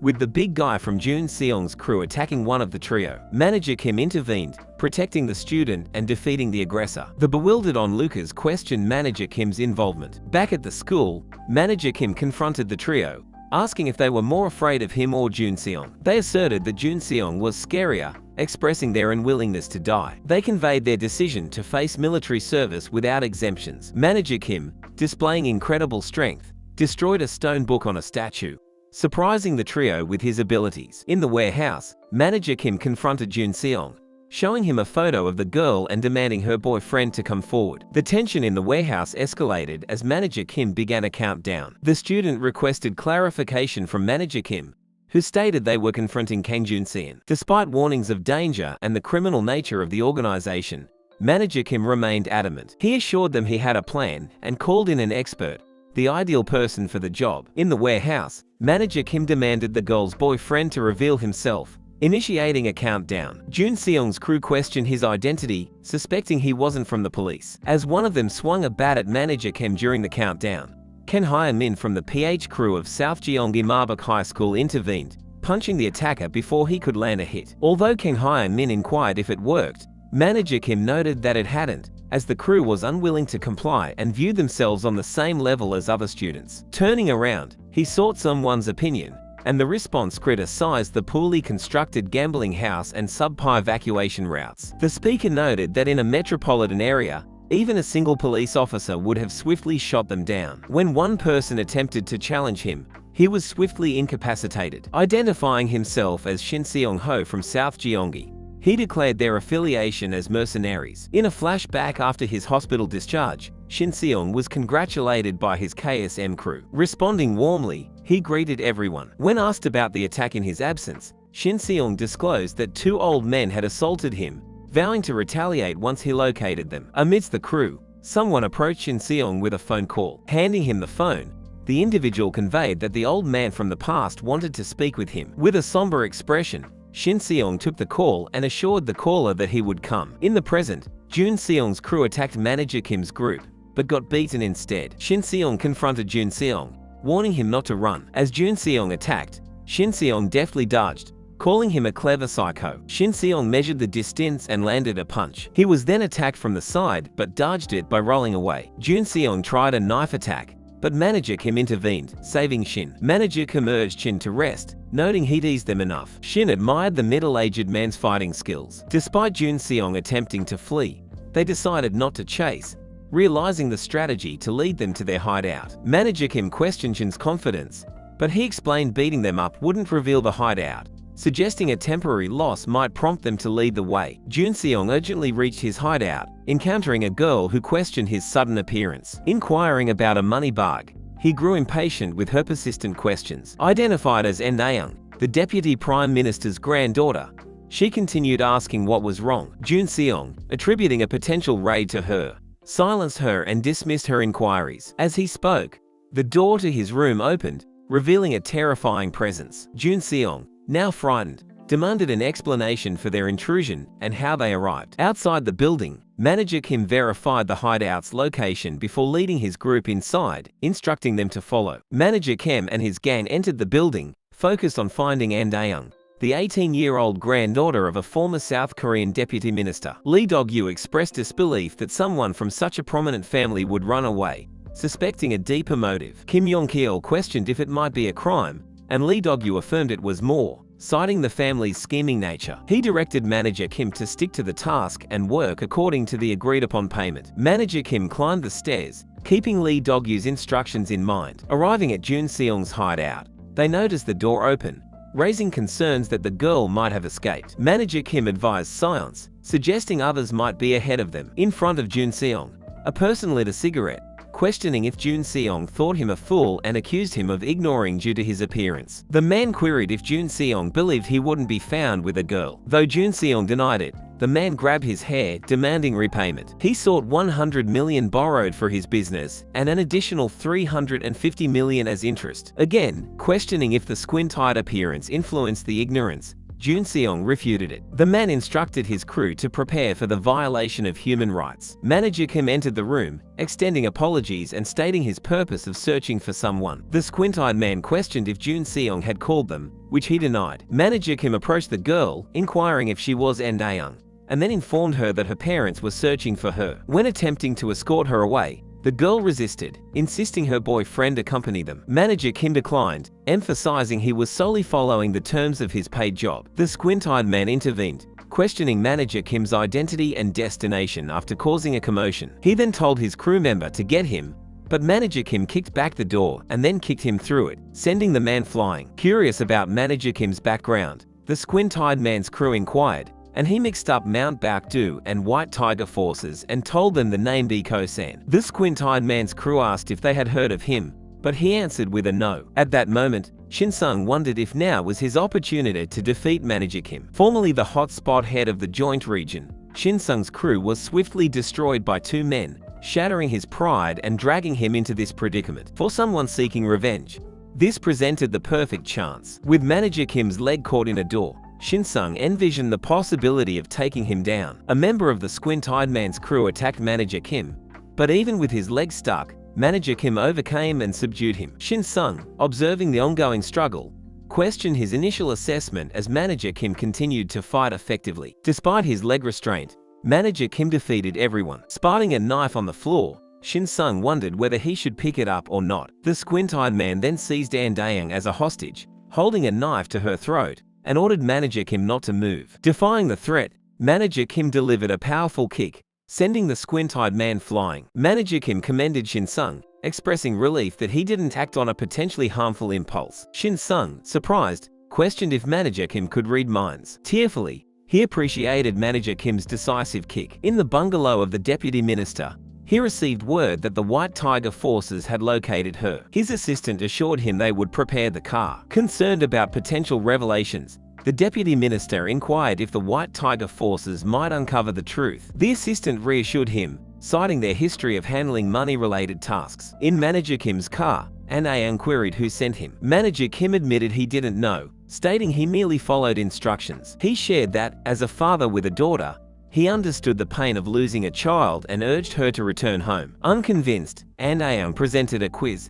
asking him to guess the factor that most kills the youth in South Korea. An Daeung's parents were overjoyed to see her, expressing concern about her well-being and questioning where she had been. Reflecting on their earlier conversation in the car, An Daeung revealed that the answer to her quiz about the biggest factor affecting South Korean youth is family. Despite the weight of her statement, manager Kim halted her from delving further. He expressed his role was to bring her home, emphasizing that her family dynamics were beyond his purview, and he couldn't intervene in issues he couldn't resolve. Upon reaching their destination, manager Kim informed the White Tiger forces that he had successfully reunited An Daeung with her parents. Grateful for his efforts, An Daeung's mother acknowledged her father's anticipation and hard work. Cautious due to their public official status, An Daeung's father stressed the need for confidentiality, particularly from the public. Manager Kim assured them, emphasizing the reliability and trustworthiness of the White Tiger forces. At White Tiger Forces HQ, manager Kim's successful completion of his first mission was celebrated. Upon noticing the cash,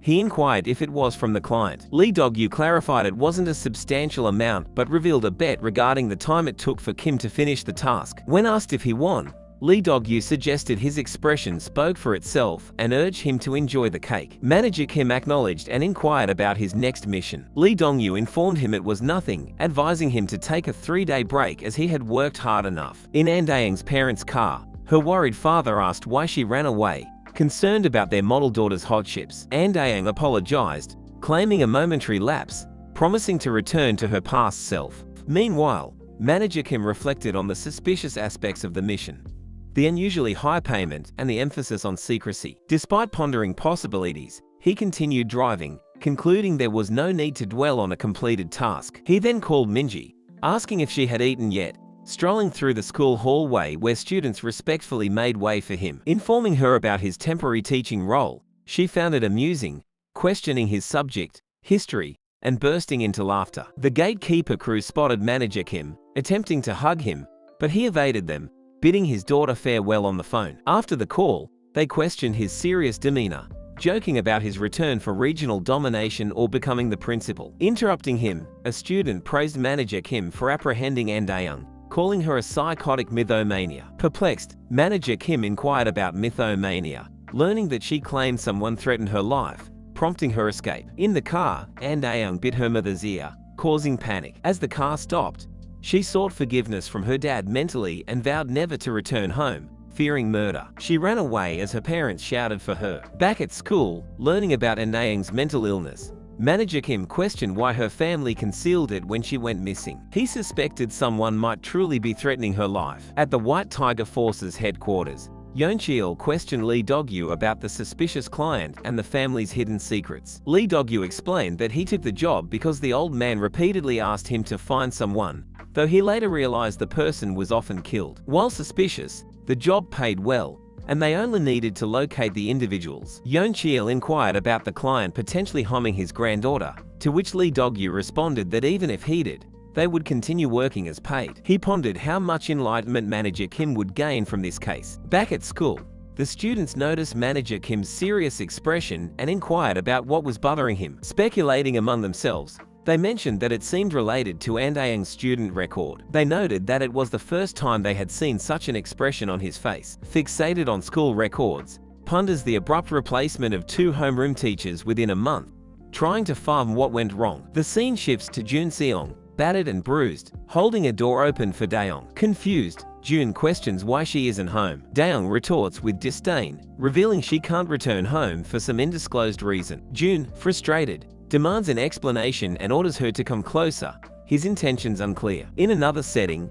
Daeong manipulates her unsuspecting mother into lending her the credit card, fabricating a story about needing money for a textbook. Deceptively registering the card on her phone, Daeong diverts the funds for her own use, later discovering a substantial expense at an unfamiliar hotel. Intrigued, she wonders about her mother's secret activities but dismisses it momentarily. Days later, a second payment to the same hotel raises Daeong's suspicion. Contemplating her options, she decides to confide in a long-serving family servant, Kim, urging him to spy on her mother. The risk is high for Kim, who has dedicated 2 decades to the household. Despite his loyalty, Kim eventually gets caught and is fired. Enraged by the betrayal, Daeong loses her way, transforming into a delinquent. She transfers schools frequently, seeking solace. Approaching a teacher for assistance with a leave of absence, she eventually takes matters into her own hands, syncing her phone with her mother's to gather evidence. After discovering a photo on her mother's phone dated December 4th, depicting a sumptuous stew with a card and spoon, Daeong hears a knock on her door. Angrily, she dismisses the visitor, only to find her grandfather on the other side. In a heartfelt conversation, her grandfather urges her to share her troubles. Tearfully, Daeong admits her mother's infidelity, presenting the evidence. Her grandfather, initially angry, advises her to keep it quiet. He assures her he will handle the situation discreetly, apologizing for not paying enough attention to her. As he hugs her, Daeong gazes at the photo again, noticing a reflection in the spoon. To her shock, she recognizes her grandfather standing behind her mother in the hotel room. As she trembles, her grandfather in a menacing face says, "You saw it. It was him." In the aftermath of Daeong's shocking revelation, her heart pounds in her chest as her grandfather calmly addresses her. He hints that she might have seen him with her mother, pointing at the picture on her phone. However, to Daeong's relief, he references the VIP card in the photo, claiming that uncovering details about a hotel VIP is effortless for him. As her grandfather exits the room, satisfied that she hasn't recognized the reflection, Daeong, overwhelmed and bewildered, succumbs to the revelation, vomiting. Meanwhile, the narrative takes a plunge into the grandfather's life 2 decades earlier. He was a prominent figure, surrounded by media, facing allegations of multiple mistresses. With a menacing glare, the grandfather deflects the questions, hinting that the truth about the scandal will be revealed soon. The scene shifts to a violent encounter with party leader Linden Hong, who holds a glass holder near the grandfather's face. Accused of womanizing, the grandfather faces the wrath of the party leader, who is set to become the next party leader. In a heated confrontation, the party leader berates the grandfather for tarnishing their political reputation. The grandfather, unfazed, takes responsibility and proposes a strategic move to salvage them standing. He suggests marrying the last remaining mistress to his son, orchestrating a scenario that makes their relationship appear legitimate. Despite initial skepticism, the party leader laughs off the audacious plan, wishing the grandfather luck as he takes the secret to his grave. The narrative takes a grim turn as the party leader meets a fatal accident shortly afterward. The senator, now the party leader, keeps the secret intact and enforces silence. A glimpse into the ruthless nature of the grandfather is revealed as he threatens anyone who knows the truth. The flashback ends with the senator, now party leader, reflecting on the power of silence, determined to guard his dark past. Kim, the servant hired to spy on her mother, is shown being brutally interrogated by the grandfather. The grandfather, wielding a 9-iron, emphasizes his commitment to science, even if it means harming those close to him. Daeong, beaten and vulnerable, faces the wrath of June, who berates her for returning. Simultaneously, Yeoncheol, on a phone call, instructs someone not to aid Daeong. He reveals that Daeong ran away due to her own choice, cautioning against interfering in her affairs. Manager Kim, overhearing the conversation, realizes he's been instructed to stay inactive. However, fueled by his recent conversation with Daeong and her plea to take students seriously, Kim decides to act. In a determined move, Manager Kim distances himself from his team, informing them that he's acting on a personal request. Shin, one of his team members, expresses concern, questioning the decision to take action without an official mandate. Unperturbed, Manager Kim asserts that they will proceed at full speed. Jun's frustration reaches a boiling point as he violently lashes out at Daeong, berating her for the chaotic turn his life has taken due to her family hiring dangerous individuals. The chaos intensifies when Jun receives a call from his boss, derogatorily nicknamed Shithead. The demand is staggering 350 million won owed to the boss, along with additional damages summing up to a whopping 550 million won. Failure to comply would result in dire consequences, including the threat of organ harvesting. Faced with a life-altering ultimatum, Jun reluctantly agrees to start a business with his boss, although the nature of this enterprise remains shrouded in mystery. Amid this turmoil, Jun turns to Daeong, who is left beaten and crying. In a complex mix of emotions, Jun questions her about the duration of their acquaintance, 33 days. As he reflects on their tumultuous past, Daeong assures him that their shared experiences were not entirely negative. Seeking solace, she leans her head on Jun's shoulder, proposing a desperate escape from their predicament. However, the fleeting moment of vulnerability takes a dark turn as Jun chokes Daeong, rendering her unconscious. The scene shifts to Shin and Kim, investigating a residence where Daeong might have sought refuge. Signs of struggle, a scratched door, and a lone shoe indicate potential foul play. Kim, recognizing Daeong's distinctive shoes, concludes that she has been kidnapped. Meanwhile, Jun initiates a phone call to Daeong's mother, and the unexpected voice of her grandfather answers. Jun fabricates a story about Daeong being critically ill, manipulating the situation to extort ransom money. He demands 1 billion won, threatening to provide proof through a photo of Daeong. However, the grandfather, unfazed, dismisses the negotiation, accusing Daeong of attempting to scam them. As tensions rise, Jun's boss instructs him not to hang up, putting a knife to his neck. The grandfather, unmoved, challenges Jun's bluff and suggests severing one of Daeong's fingers to prove their seriousness. The shocking revelation that Daeong's mother had an affair with her own grandfather adds a layer of complexity to the already convoluted family dynamics. Jun's boss is taken aback by the twisted family narrative, and as the call concludes, the grandfather prepares to meet the demands. He instructs his chief of staff to get ready, signaling the seriousness of the impending encounter. Simultaneously, Shin and his team follow Manager Kim, who receives a call from someone named Nam, a former planning team manager at Joying Construction. Nam involvement adds an intriguing layer to the unfolding drama. Manager Nam, a former member of the infamous AKL Mercenary Corporation, stands over the lifeless bodies of his AKL colleagues. Park, a mysterious figure, approaches Nam with an offer to join a team named Areas, comprised of skilled individuals specializing in warfare. Despite the weight of Nam's dark past, Park extends this opportunity as a chance for redemption. Nam contemplates the offer, wrestling with the ghosts of his previous mercenary life. He reflects on the havoc he wrought and the undeniable comic toll that follows him. Park dismisses his concerns, casually informing Nam that he has already accepted the offer on his behalf, framing it as a small favor out of respect. The narrative then shifts to Shin and Kim, who observe the tension building between Nam and Shin, hinting at a complicated history. The story gracefully introduces the mysterious Park's involvement, adding layers to the evolving plot. In a different arc, Jun faces a daunting task. He orchestrates a 1 billion won ransom plan, gathering his team for what appears to be a serious and risky venture. Tensions escalate as the clock ticks down to the exchange at Jangsan intersection. The scene becomes a gripping exchange as a man with the ransom money is brutally attacked by bikers,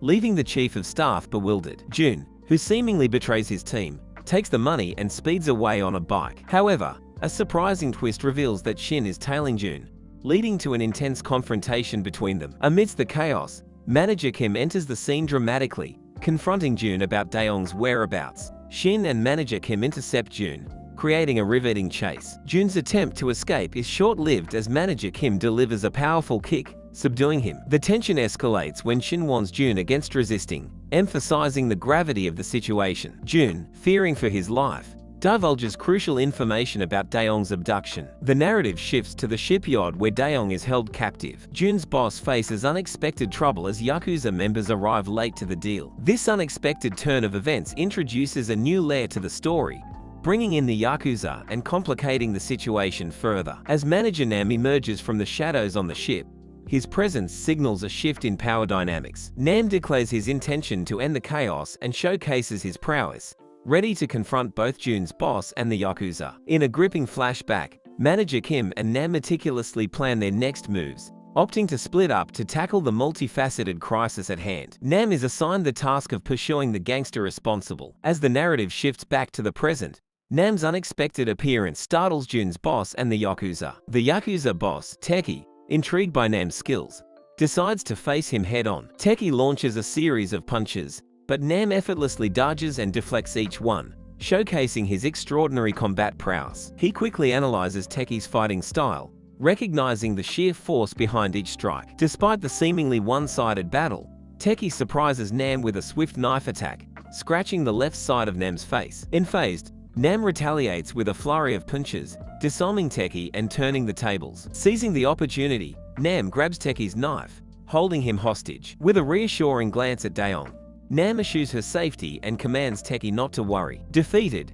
Teki acknowledges Nam's superior skills and remarks on the prudence of having insurance when dealing with Koreans. However, the scene takes an unexpected turn as a man in a white suit with a katana enters. Identified as an executive in the Yakuza gang, he surrounds Nam with other white-suited members. The story then transitions to manager Kim, who faces impending danger from two Yakuza members, Sas and Ryawaki. Overhearing their conversation, it becomes clear that the Yakuza boss distrusts them and orders them to kill everyone and secure the money. The intensity heightens as Sas and Ryawaki, armed with knives, approach manager Kim and his members. Meanwhile, Nam finds himself surrounded by Yakuza henchmen. The hostage Yakuza, stabbed by his own associates, reveals the Yakuza's commitment to their missions. Despite the betrayal, he praises Nam's determination, adding a layer of complexity to the narrative. The blonde Yakuza, holding a katana, declares Nam as Teki's enemy, vowing never to forgive him. In another scene, Shin prepares to confront Sas and Ryawaki, recognizing their ferocity. As the Yakuza members approach with psychotic grins, Shin narrowly avoids a knife attack that grazes his ear. With a sense of trepidation, Shin observes the Yakuza's unsettling behavior. Back with manager Kim, he steps forward to face Sas and Ryawaki. Shin questions the identity of these Yakuza members, prompting one of them to lunge at manager Kim with a knife. However, manager Kim's swift and powerful response sends one of the Yakuza members flying. As Sas lies defeated, Ryawaki is struck with fear, sensing an overwhelming aura of power emanating from manager Kim. The scene concludes with manager Kim confidently advancing towards Ryawaki, setting the stage for an intense confrontation. In the sprawling criminal empire of the largest Yakuza organization in the Kansai region, where the primary trade is human trafficking, a well-defined hierarchy dictates the power structure. At the helm is the non-combatant president, followed by the executives, and finally, the henchmen. The henchmen, often on the front lines, serve as both fighters and sometimes punching bags. Among the executives, there are distinctions: white badges for common executives, and black badges for those with formidable combat prowess. This system was instituted by the first president of the Sacred Celebration Assembly, Sasaki Kenji, a man determined to enhance the organization's combat strength. As manager Kim stands over a beaten white badge henchman, the latter defiantly refuses to divulge any information, invoking the honor of the organization. Unfazed, manager Kim kicks him in the face, expressing his intent to find the information himself. Meanwhile, scenes shift to a ship dock where Chief Nam, a high-ranking figure, engages in a fierce battle with black badge executives. Dodging katana strikes and showcasing remarkable combat skills, Chief Nam identifies the adversary's past ties to the Japanese self-defense forces. A brute black badge executive confronts Chief Nam, turning the tide with unexpected strength. As Chief Nam prepares to finish off his opponent, he is interrupted by a surprise attack from another black badge executive. The narrative introduces a blonde black badge executive named Taiki,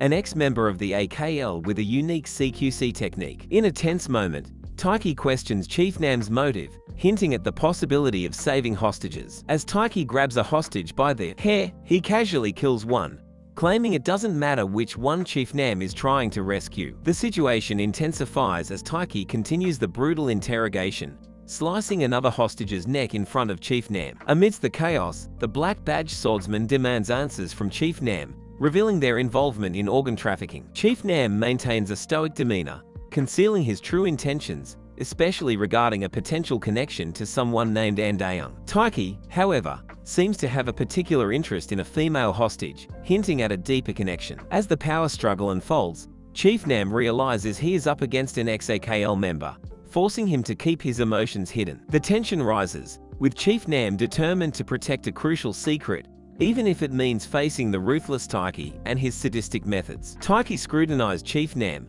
recognizing a fellow former AKL in the intense standoff. Chief Nam struggled to mask his emotions, contemplating the potential clash between two former AKL members. Meanwhile, the muffled pleas of the female hostage for help heightened the tension, leaving Chief Nam perplexed about the potential consequences if things turn violent. His mind raced for a solution as panic set in.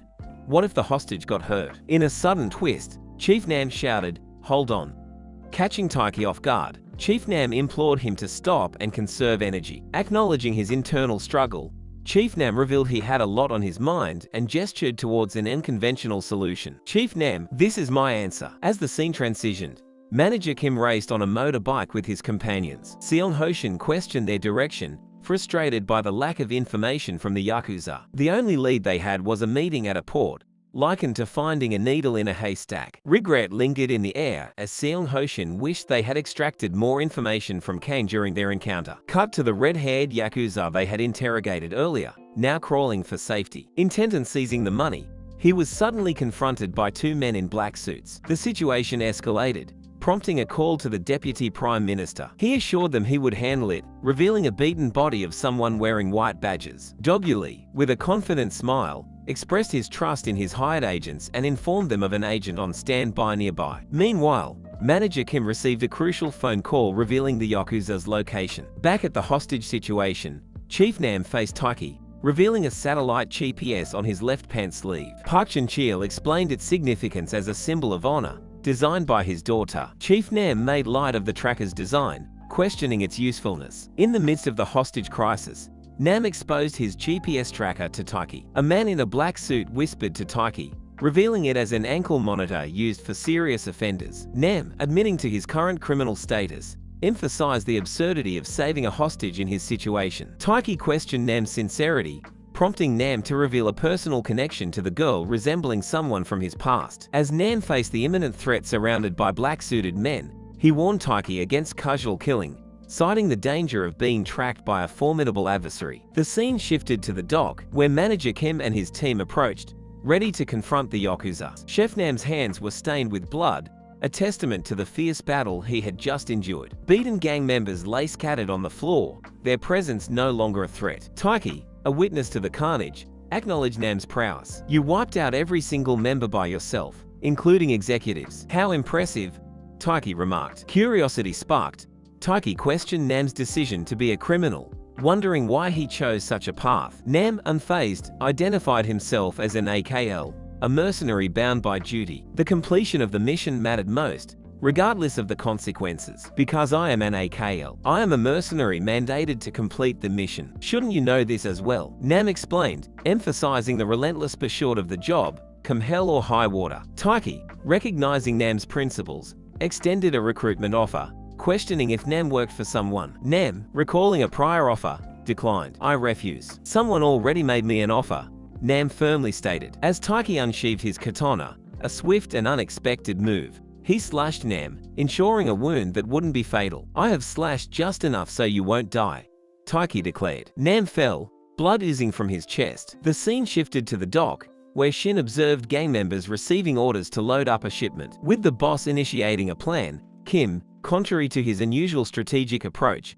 confronted the gang members directly. "It's full of danger here from this point, so you guys stay out of here," Kim warned his companions. Shin, puzzled by Kim's unconventional tactics, speculated on the boss's strategy, comparing it to a police car's siren luring criminals. As the boss's siren echoed, Kim showcased his formidable combat skills, swiftly incapacitating gang members. Back on the ship, Nam found himself tied to a rope, exposed and defenseless. Gang members speculated about distant noises, pondering if someone had called the police. Taiki, dismissing the possibility of Korean cops intervening mid-operation, inquired about the whereabouts of Sas and Ryawaki. Taiki, sensing a potential threat, stepped out just as gang members rushed someone. However, Kim's entrance was overpowering, as he effortlessly dispatched the assailants with strong punches. Taiki, katana in hand, attempted to strike Kim while he was occupied, but Kim's mastery with sharp threads thwarted the attack. As Taiki held Kim in a precarious position, a gang member with a sharp knife approached Nam. The situation escalated as threads tied to Taiki revealed a trap. "Are you sure?" Kim questioned Taiki, highlighting the flawed judgment of leaving Nam alone. In a swift move, Nam utilized a laser on his GPS tracker, escaping his binds. With impeccable close-quarters combat, he neutralized the guards within minutes. Kim criticized Taiki for the rookie mistake of leaving Nam unattended, asserting his active duty status with a menacing look. "I am not near retirement. I am very much on active duty," Kim declared. Hiring a mercenary is often seen as an inefficient choice. These professionals, while skilled, prove difficult to control, frequently engaging in theft and heinous crimes. Moreover, their services come with a hefty price tag, and they often operate in murky legal territories, brushing against international laws, including the Geneva Convention, which doesn't officially recognize them as soldiers. Despite these drawbacks, the mercenary market persists, and their popularity endures. In the midst of this discussion, the scene shifts to Chief Nam, showcasing his combat skills by swiftly neutralizing a group of gang members with powerful kicks and punches. With the adversaries subdued, he approaches a female hostage, intending to free her. However, a surprising twist unfolds as the girl, terrified, mistakes Nam for a pervert. Nam's attempt to calm her down takes an unexpected turn, revealing a misunderstanding rooted in a tactic he used earlier to distract Taiki. As Nam grapples with the situation, a menacing gang member enters the scene. The brood-like figure looms over Nam and the frightened girl, casting a dark shadow. Nam finds himself facing an unknown adversary, adding another layer of complexity to the unfolding narrative. The story transitions to the intense battle between Kim and Taiki. Taiki, attempting to create distance, discovers his pinky fingers severed by Kim's hand threads. Kim, seizing the opportunity, taunts Taiki with the tradition of Japanese yakuza slicing their pinky fingers upon leaving the group. The skirmish escalates, with Taiki attempting a final strike, only to have his katana shattered by Kim's hand threads. Amidst the clash, a mysterious voice interrupts, berating Taiki for causing a commotion during a supposed human trafficking operation. The voice scolds Taiki for his lack of professionalism, revealing the gang member standing next to Nam and the female hostage. In a surprising turn, Taiki is rendered unconscious by a powerful punch from Kim. The attention then shifts to the gang member, revealing his identity as Yakuza Vice President Fujimori Yuki, a formidable presence with a bald head and a prominent scar over his left eye. Fujimori stands over Nam, questioning the unexpected presence of a Korean fruit fly. In a desperate attempt to break free, Nam kicks Fujimori in the face. Unfazed, Fujimori tightens his grip on Nam, rendering him unconscious. As the scene shifts, Kim finds himself surrounded by Yakuza members. A gang member informs Fujimori about a signal from Interpol, signaling the urgency to depart. Fujimori expresses his dislike for overseas dealings due to the increased risk of being tracked by authorities. Without hesitation,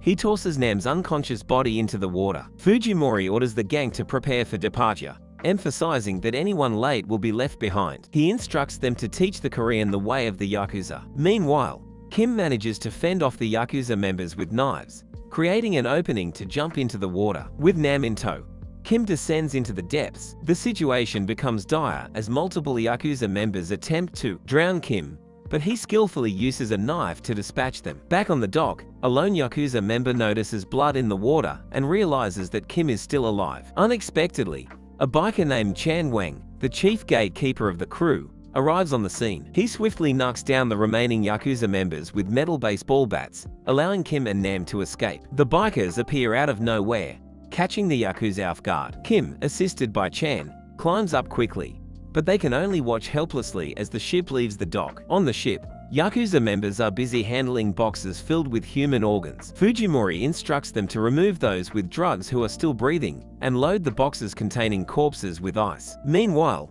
Shin and Dongyong question their next move. Dongyong expresses concern about their predicament, stating his age as only 21. Shin, contemplating a new chapter of history, loads a revolver, expressing his desire for acknowledgement from their boss. As Shin recalls Kim, he proposes taking over the ship to Dongyong. Dongyong questions Shin's ability to sail a ship, to which Shin responds with a confident smile, stating that knowing how to drive a motorbike is all a man needs. Determined, Shin rallies Dongyong to join him in this risky endeavor. Shin and Dongyong were engaged in a conversation about taking over the entire ship, fueled by their aspirations, but Dongyong quickly injected a dose of reality, stating that it was nearly impossible given the ship's infestation of Yakuza members. The tension escalated as Fujimori's heavy steps approached. In a hurried attempt to remain unseen, Dongyong hid behind the door, and Shin pressed himself against the wall. Fujimori, struggling to fit through the narrow door, commented on the ship's size, promising to prepare a larger vessel next time. One Yakuza member acknowledged the situation, assuring Fujimori they would wake him upon arrival. Seizing the opportunity, Dongyong observed Shin loading a revolver,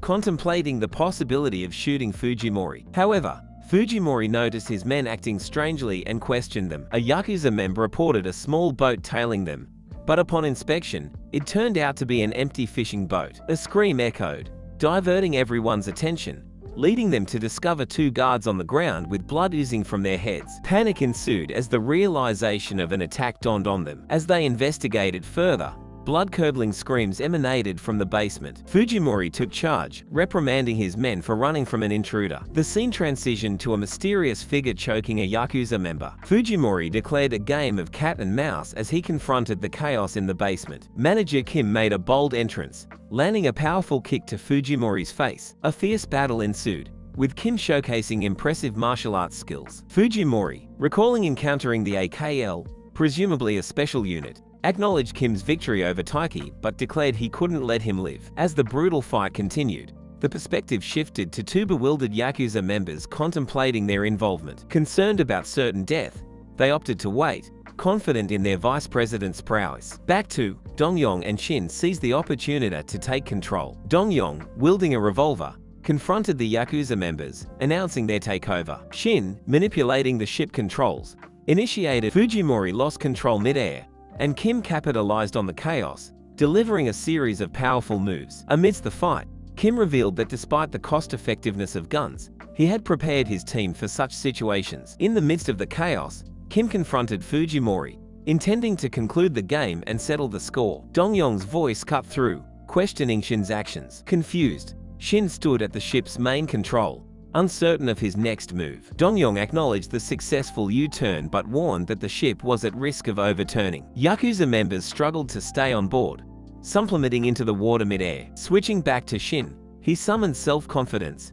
determined to find a solution. He located a pedal and, with a loud creak, opened the ship's doors, allowing water to rush in, gradually submerging it. In the basement, water seeped through the hole, creating additional chaos during the intense fight between Kim and Fujimori. Manager Kim attempted to cut Fujimori's thick neck with his hand threads but was abruptly thrown away by Fujimori. Fujimori mocked Kim for not bringing an axe if he intended to target his head, slamming him onto the hard metal surface. Dismissing the effectiveness of the threads, Fujimori engaged in a fistfight with Kim, who surprised him with unexpected strength. As Kim delivered a swift kick to Fujimori's neck, shock registered on Fujimori's face. In the midst of the battle, Fujimori experienced a haunting flashback. He ordered his members to mercilessly attack Jainiki Yakuza members and innocent civilians. Fujimori's brutal actions, indifferent to the law and life, were revealed as he cruelly killed men and women, justifying it by claiming the victims didn't know their place. The flashback showcased Fujimori's sadistic nature, playing a deadly game of tag with civilians. Returning to the present, Fujimori found himself at the mercy of Kim. Kim, using his threads, grabbed Fujimori by the legs, tossing him into the air. As Fujimori felt the force tearing at his neck, he realized he was no longer the hunter but the hunted. Manager Kim, relentless, threw him against the floor, defeating Fujimori. In the aftermath, as Kim asserted the basic principle of hunting aim for the neck, the scene shifted to the dock. The Deputy Prime Minister and his bodyguard observed a ship returning. The bodyguard expressed uncertainty, but the Prime Minister acknowledged it. Suspicion lingered as the Prime Minister questioned the trustworthiness of leaving someone in charge. Nearby, a beaten white suit member sought forgiveness, blaming poor training for his actions. The Deputy Prime Minister, Lee Dongyu, remained unfazed, sipping from a bottle as he expressed the need to inspect what Kim carried down his pants, a menacing glint in his eyes. The female hostage found herself submerged in an ice bath, surrounded by lifeless bodies. Anxiety gripped her as she pondered her predicament, wondering how she ended up in this chilling nightmare. Despite attempting an escape, the unyielding door left her feeling trapped, surrounded by the deceased. She feared sharing their fate and prayed for salvation, yearning for someone to rescue her. In a sudden turn of events, Manager Kim approached, opening the door. The woman's tear-filled eyes brightened as she embraced Kim tightly, relief and gratitude evident on her face. Together, they hurriedly made their way outside. The scene shifted to the Yakuza members on the ship relentlessly firing at the ship's control center. Dong-young sought cover, and Shin, contemplating his next move, stood over the control hatch. The narrative then shifted to Manager Kim swiftly incapacitating the remaining Yakuza members armed with guns. Kim's quick actions included disarming one of them and using the handgun to fend off the approaching threats. Shin, observing from above, witnessed Kim eliminating the remaining Yakuza members, filling him with a sense of awe for the middle-aged man who concealed his true strength. Dong-young alerted the group to the sight of land South Korea. Shin and Dong-young shared a hug, expressing relief at surviving the perilous situation. Dong-young, however, raised a practical question: did Shin know how to stop the ship? As they approached the dock, the ship collided with it, causing destruction. Prime Minister and Dong-yu remained unfazed, their gang members fleeing. Dong-yu noted the ship's costly nature, hinting that Manager Kim might have to foot the bill. Kim, with the female hostage in tow, emerged from the ship, joining Shin and Dong-young. Dong-yu, irked by Kim's non-responsiveness to calls, interrogated him about awareness of their principle strictly moving for clients who pay. Kim admitted knowledge but emphasized that he couldn't turn a blind eye, prioritizing principles over money at that moment. Dong-yu, with a scoff, asserted money as his principle and questioned Kim's decision. Suddenly, the scene took an unexpected turn as Fujimori, presumed dead, emerged, cracking his neck. Shocked, Kim realized Fujimori was still alive. Dong-yu swiftly silenced Fujimori with a lethal punch, demonstrating his ruthless disciplinary approach. Shin, bewildered, exclaimed, "He's dead." Dong-yu confronted Kim,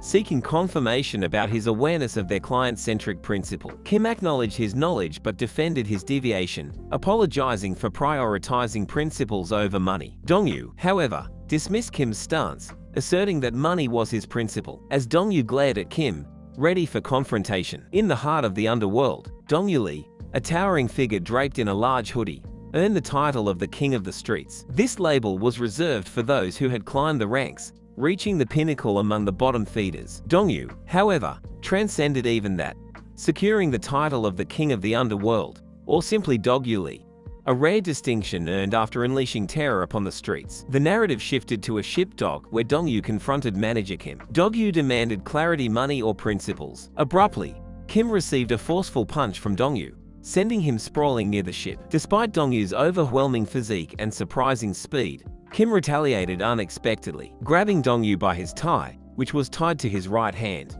Kim swiftly delivered a kick to Dong-yu's face. Dong-yu, taken aback, questioned when he lost his tie. With tie pieces in hand, Dong-yu scolded Kim for allowing emotions to cloud his judgment. Dong-yu emphasized money as the sole trustworthy entity, even if a student's life hung in the balance. Dong-yu's unhinged demeanor showcased his unyielding commitment to monetary pursuits. As he kicked Kim, Dong-yu suggested talking after beating him some more. In the distance, the Prime Minister ordered his guards to bring Daeong, the female hostage. Shin, fiercely protective, intervened, engaging in a swift and surprising confrontation with the guards. Observing the god's skills, Shin deduced he was a versatile fighter, possibly trained in UFC. Dong-young, armed with a crowbar, joined the fray, yelling at the guards to back off. Amidst the chaos, Daeong screamed at her grandfather, the Prime Minister, revealing a painful family secret. The revelation halted everyone, including Manager Kim and Dong-yu, as Daeong accused her grandfather of an affair with her mother. The Prime Minister, devoid of humanity,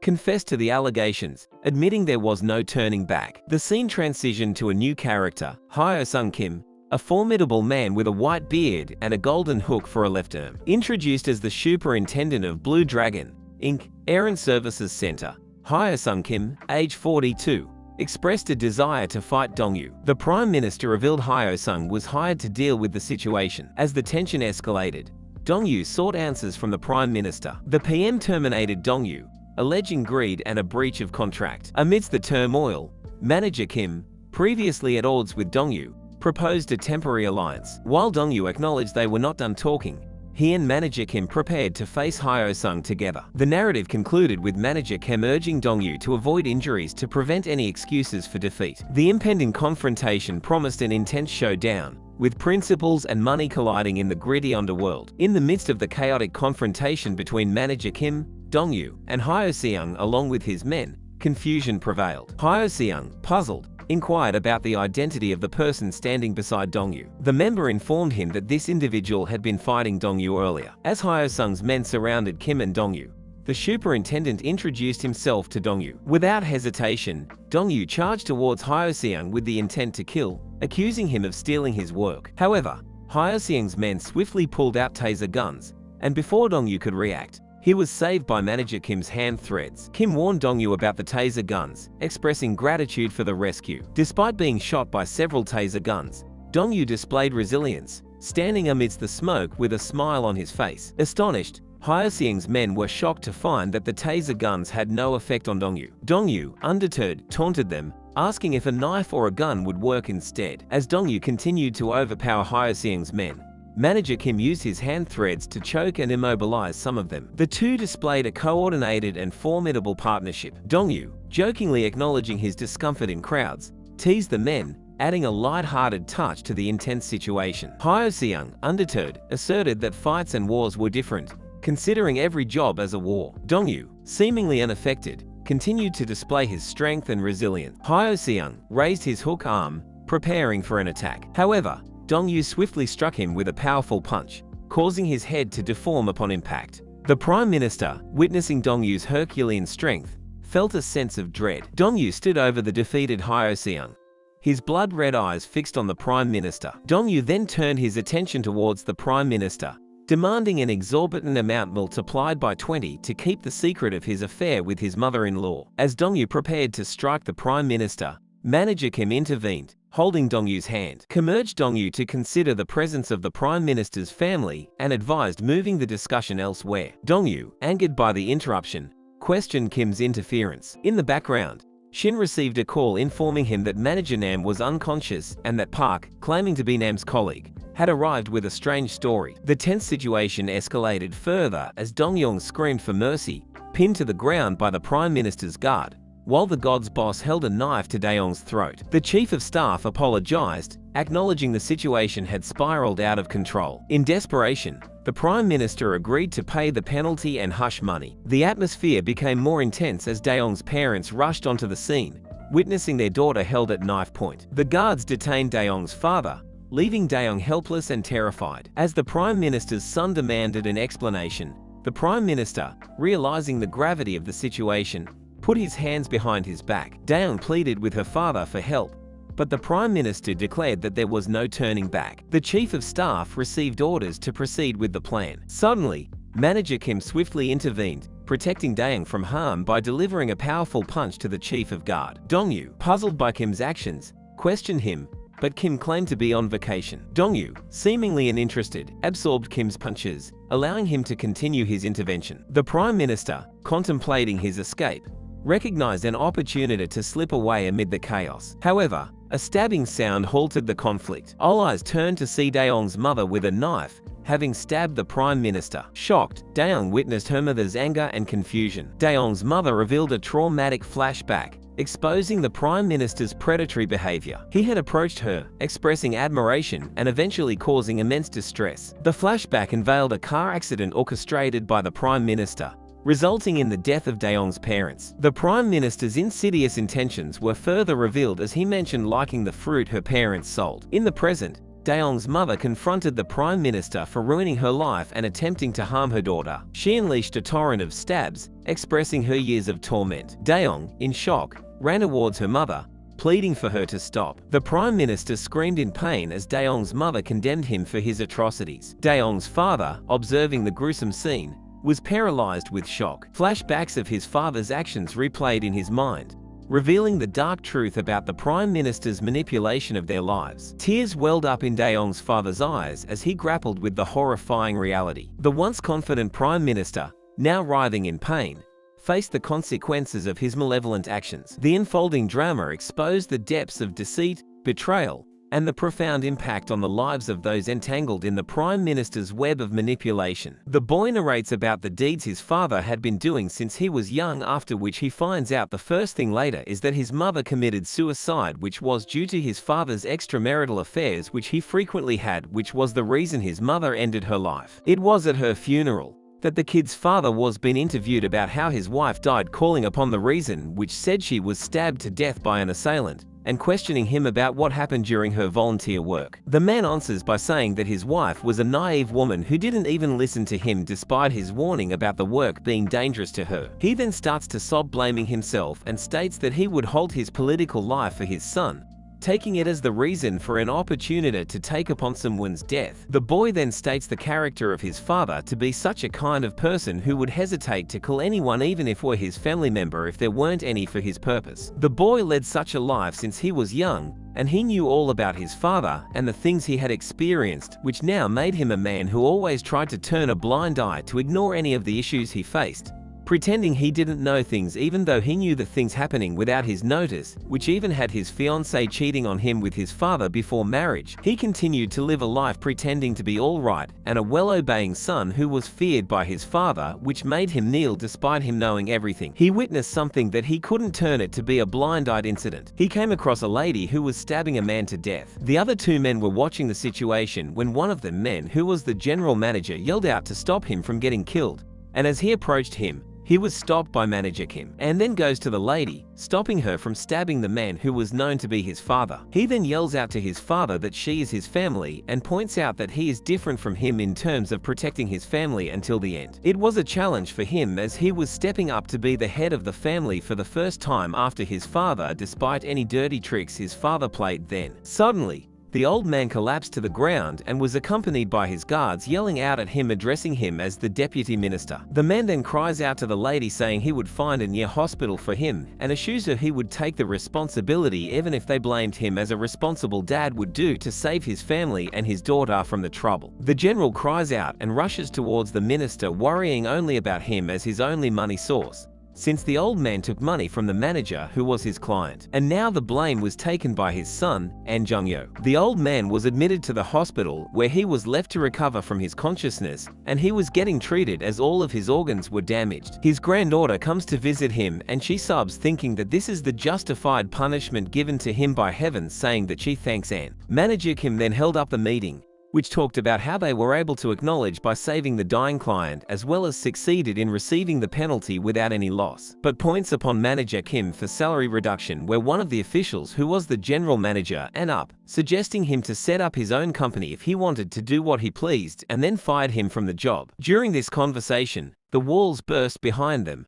The Aries team showed up, surprising Kim. The leader Park approaches the general manager, asking him whether he could now take him away from them, with a wide smile on his face. The man invites Anne to come and join along with him by the Aries team, seeing which the general manager grins at how he got to meet him again, and speaks upon how he was interfering with the situation by holding such a discussion in someone else's business place. Listening to how they were arguing over Kim to get them into their team, the other team member of Aries asked his leader whether he could kill them all and take Manager Kim by their side, to which the leader says he would hurt any of their friends' teammates and they would deal with this as gentlemen. Listening to this, the general sends a man to attack them, and as he swings the sword, the team member of the Aries team swiftly moves across him, breaking the weapon, which surprised them. It was Albert Kim who threatened them upon gangs who usually get out of the way after seeing the way they attacked, and who was specialized in assembling and disassembling. The deputy manager then points strikes using a sharp weapon towards Albert, reminding him that he was supposed to be the cop before joining the White Tiger forces. The old woman from the team approached the members and started saying that there was such a problem that would cause them death. She was known to be Young Ok Soon. The general manager, Lee Dog-yu, then threatens the mess they made at his business Blaze, and challenges the team forced to throw themselves all at a time towards him, saying he orders his members to pull the shoulders down, signaling that they will fight against the Aries team. Seeing the chaotic environment, Manager Kim yells out at them to stop everything they were doing just because things gets turned up by him, and apologizes to them regarding the mission and states that he won't repent. He turns towards the Aries leader, stating that he already turned their offer down. As they were talking, The general manager talked with Yongcheol about how Kim said he would repent despite their thoughts on about his ego, and talked about how he was compromised over it. Manager Kim then stays home along with his friend, seeing his daughter reaching back home, who was surprised to see her dad, who curiously asks whether he finished his work, after which he says that his mission ended sooner than he thought, and after which his daughter runs towards him, hugging him, concerned, asking him how he was doing. Seeing their relationship, Kim's friend was happily jealous of how they cared for each other when Minji told her dad to rest and she would do the other work for him. Kim's friend then asked him to tell him what happened about the matters at work on how they ended, which Kim then reminds how the general manager stated upon Kim being on probation how important it was to solve the matters and warned him not to cross the line anymore until he could be treated well by him. As they were talking, Kim's daughter told him that she would be out for a while and told him that she returned home to get her wallet, as she was now part of the movie club, which was commercialized as a film by the famous musical director. Listening to this, Kim tells her to take care despite the thoughts he had about him being the male senior. Minji then assures Kim, saying that he wasn't any strange person, as she had said that their tastes matched upon the talk over the movies. Kim seemed to look possessive about his daughter, and as she was talking to him, a man appeared behind her saying that she wasn't lifting her calls or responding to them. It was the vice president of the movie club, Yoon Tae-young. He told Minji that he had come to her house as he was worried and asked who the man behind her was, to which Minji introduced Kim and his friend, Sung Han-soo, to Yoon. Sung also felt the anger surpassing throughout Kim. Yoon then addresses him to be Ayusi, and suddenly Sung yells out to apologize to him as he didn't ask for Kim's permission to call someone else's father to be a dad. Then Kim raises his face with a frozen expression,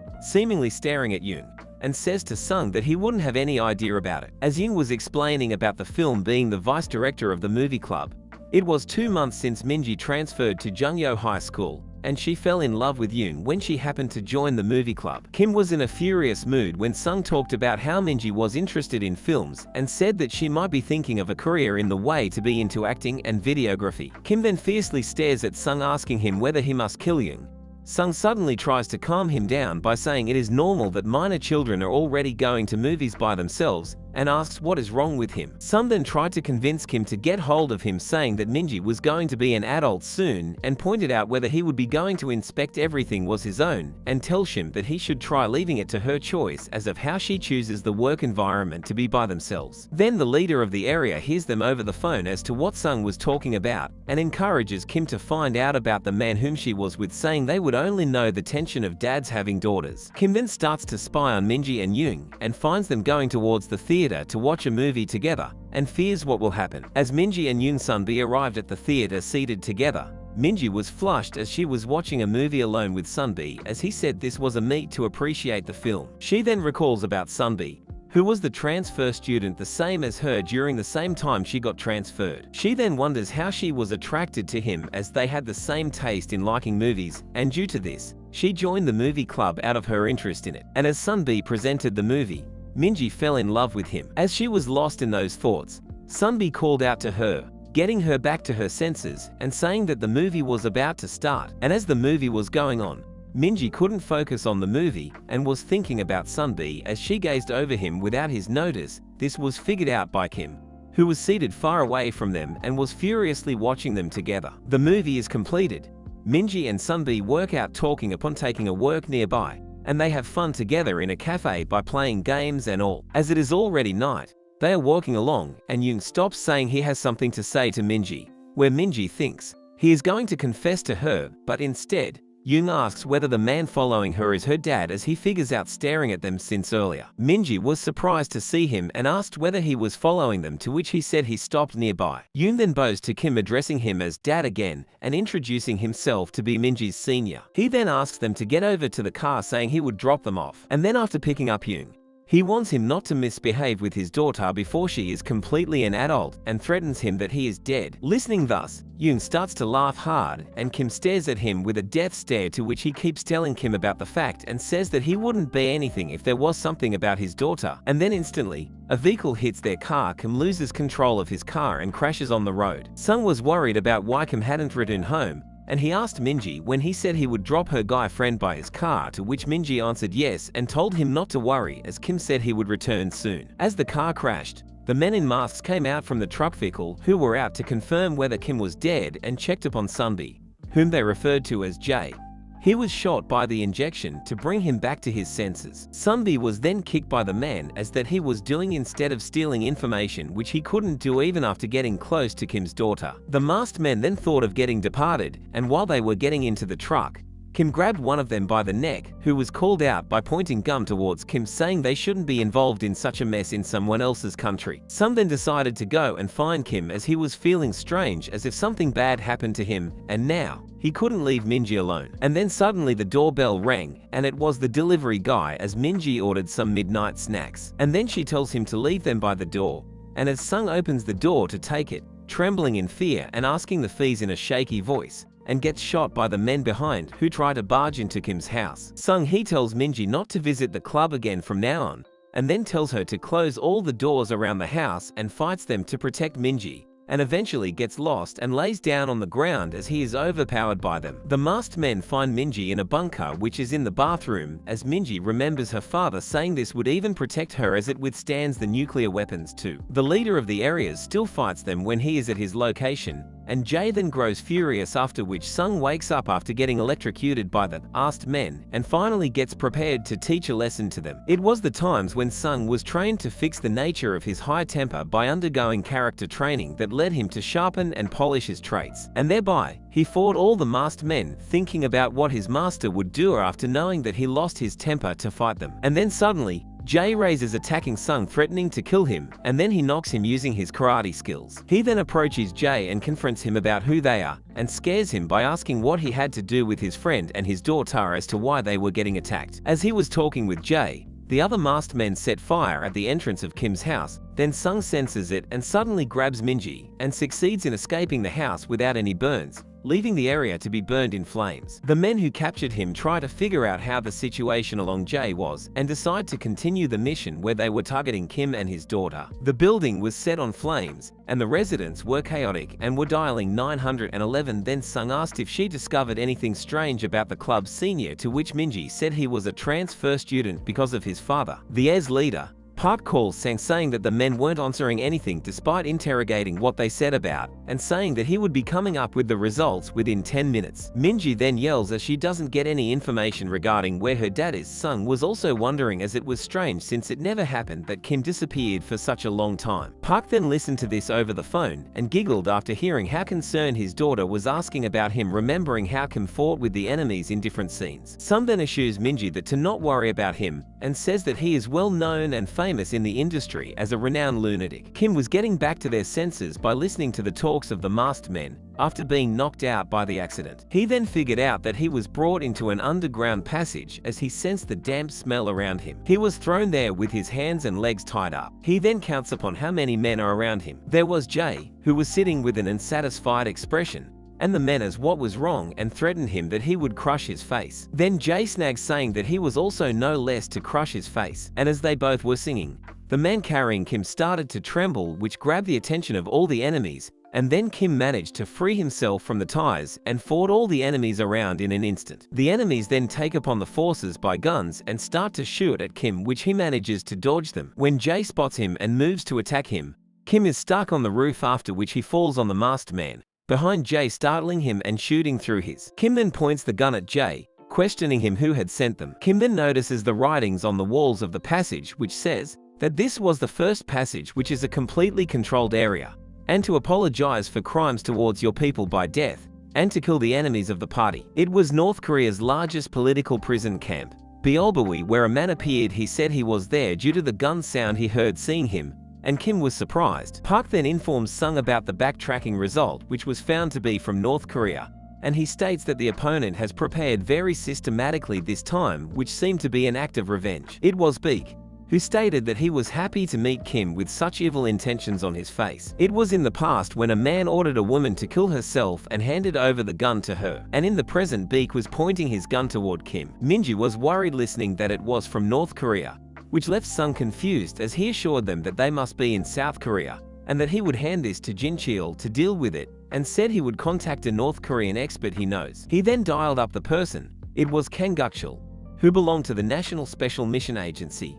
He was a bit crazier than usual, as he grew furious to get his phone after a man sarcastically pointed him as the idiot who left the phone without any consent. Kim was wounded by his shoulder, and then address Beak to be number 66. And then he reminds us why he is here, stating that he would take revenge on him, which he was prepared for a long time as his comrade died in the past, and threatens Kim, saying he would take his revenge by targeting his daughter and killing her in front of him so that he could feel the pain he had losing one of his men. Suddenly, Kim punched Beak's face, such that blood started to ooze from his nose, and Jay ran calling him father. Beak then smirks as he thinks he will be struggling soon as he did to save his daughter when he was here. As he sings with Minji, who is surrounded by the masked men who are threatening them to attack, Beak smiles with an evil look on his face, and Kim grows furious to teach him a lesson and swears to give him a brutal death. Sung and Minji are surrounded by the men, and Beak reminds him of when he was going to continue and triggers the feeling in him to give up on everything he had. The masked men were informed to target the girl,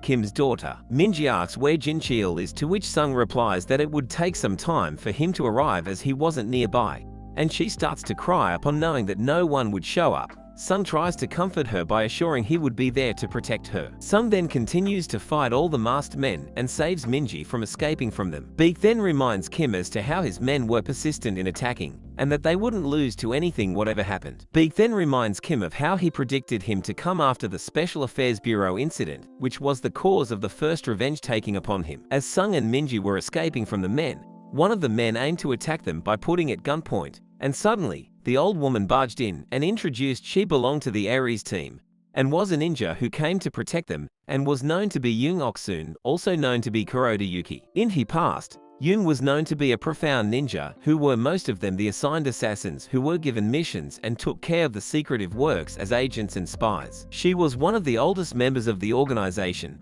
who despite her age continued to fight the Ares team. The masked man ran towards her, swearing at her in anger, and she was blocked by the man, who was being ordered to kill the members in the mask. Yoon then stabs the last man without affecting his vital organs and to obtain information from him. They were known to be the people who were called upon to the location by the order of their leader, and the man was the youngest member of the team, Section Chief Nam, who was under Jincheol and was now preparing to infiltrate North Korea. In the past, Kim already had suggested Jincheol about those men who would find out about him and even try to attack later, and Kim concludes by saying they would soon end the ill-fated relationship with the North. Nam then gets informed that the leader was aware of the situation that was going on, and that he was worried about Kim's daughter and her safety. Yoon then informs that she found out the location, which was Beol Bawe, where Kim was trapped. Kim was losing his senses due to the wounds he got fighting Beak, and he thought he would allow him to run, before he changed his mind, saying to his son that nothing happens without any challenge, and that the world was full of variables,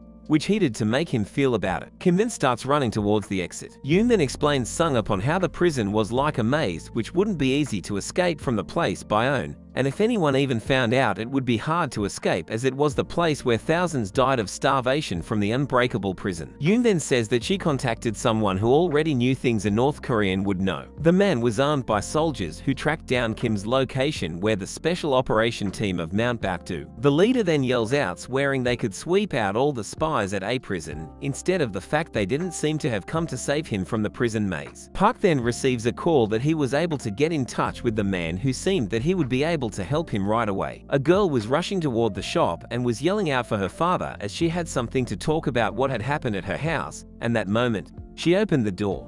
She was confused about where her father disappeared. The man was known to be the mole cricket who performed surveillance, kidnapping, and detaining civilians, and he even killed his superior. Despite this, he was able to remain in the special task force because the force gave up everything for the sake of the nation rather than the individual. And because of the closed nature of the organization, the dismissal had the employees promoted in the exhausting military world who weren't tied under that man. The man who was the vice minister then researched El Hebei was number 66 and about his personality as to how openly he was in the south. At the time, he was informed that things were ready and the four teams were ready with their troops to go. To which, the vice minister stated it wasn't much more important than the national security as of now, and marched upon to protect the country primarily. Kim was still wandering within the walls of the prison when he found a corpse which reminded him about the place he was in, which was known to be the political prison camp, designed to drive people insane under the labyrinth of cannibalism. And suddenly, a man with an axe starts to attack Kim,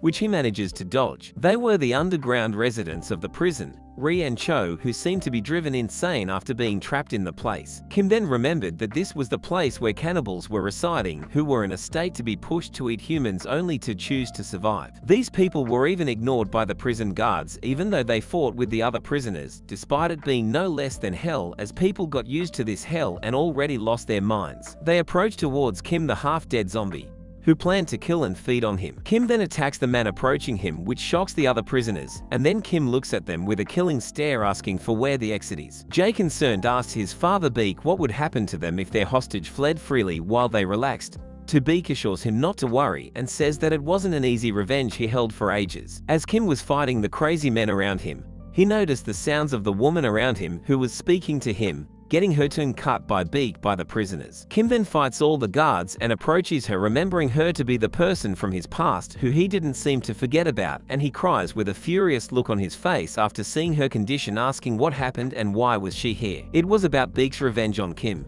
for which he waited for more than 20 years for the moment he wanted to see Kim in a desperate situation. He seemed like a sadist, as he wasn't pleased by seeing Kim to see such a hopeless expression where he met the person who he thought was dead. Kim then asks the woman why she was there and cries out loud, grabbing her shoulder, as to why she deceived him for a long time, and asks whether it was from the times when Minji was born. He becomes emotional when he speaks of his daughter and how she grew up, and cries upon how she resembled her so much, crying over her dead expression face. He was in mixed emotions of hatred and relief as he found her alive after so long. As she wanted to talk about something, she could only make noises, which made Kim realize that she had undergone lots of torture and noticed that her tongue was cut off. Kim then wipes his tears and carries the woman on his shoulders. The man lying on the ground looked at what Kim was doing, and as his eyes met his, Kim was staring through his soul, which feared him. Kim then questioned him what Beak Daniel was. Beak was gathering up the guards, who were ordering them, even when they saw Kim roaming freely,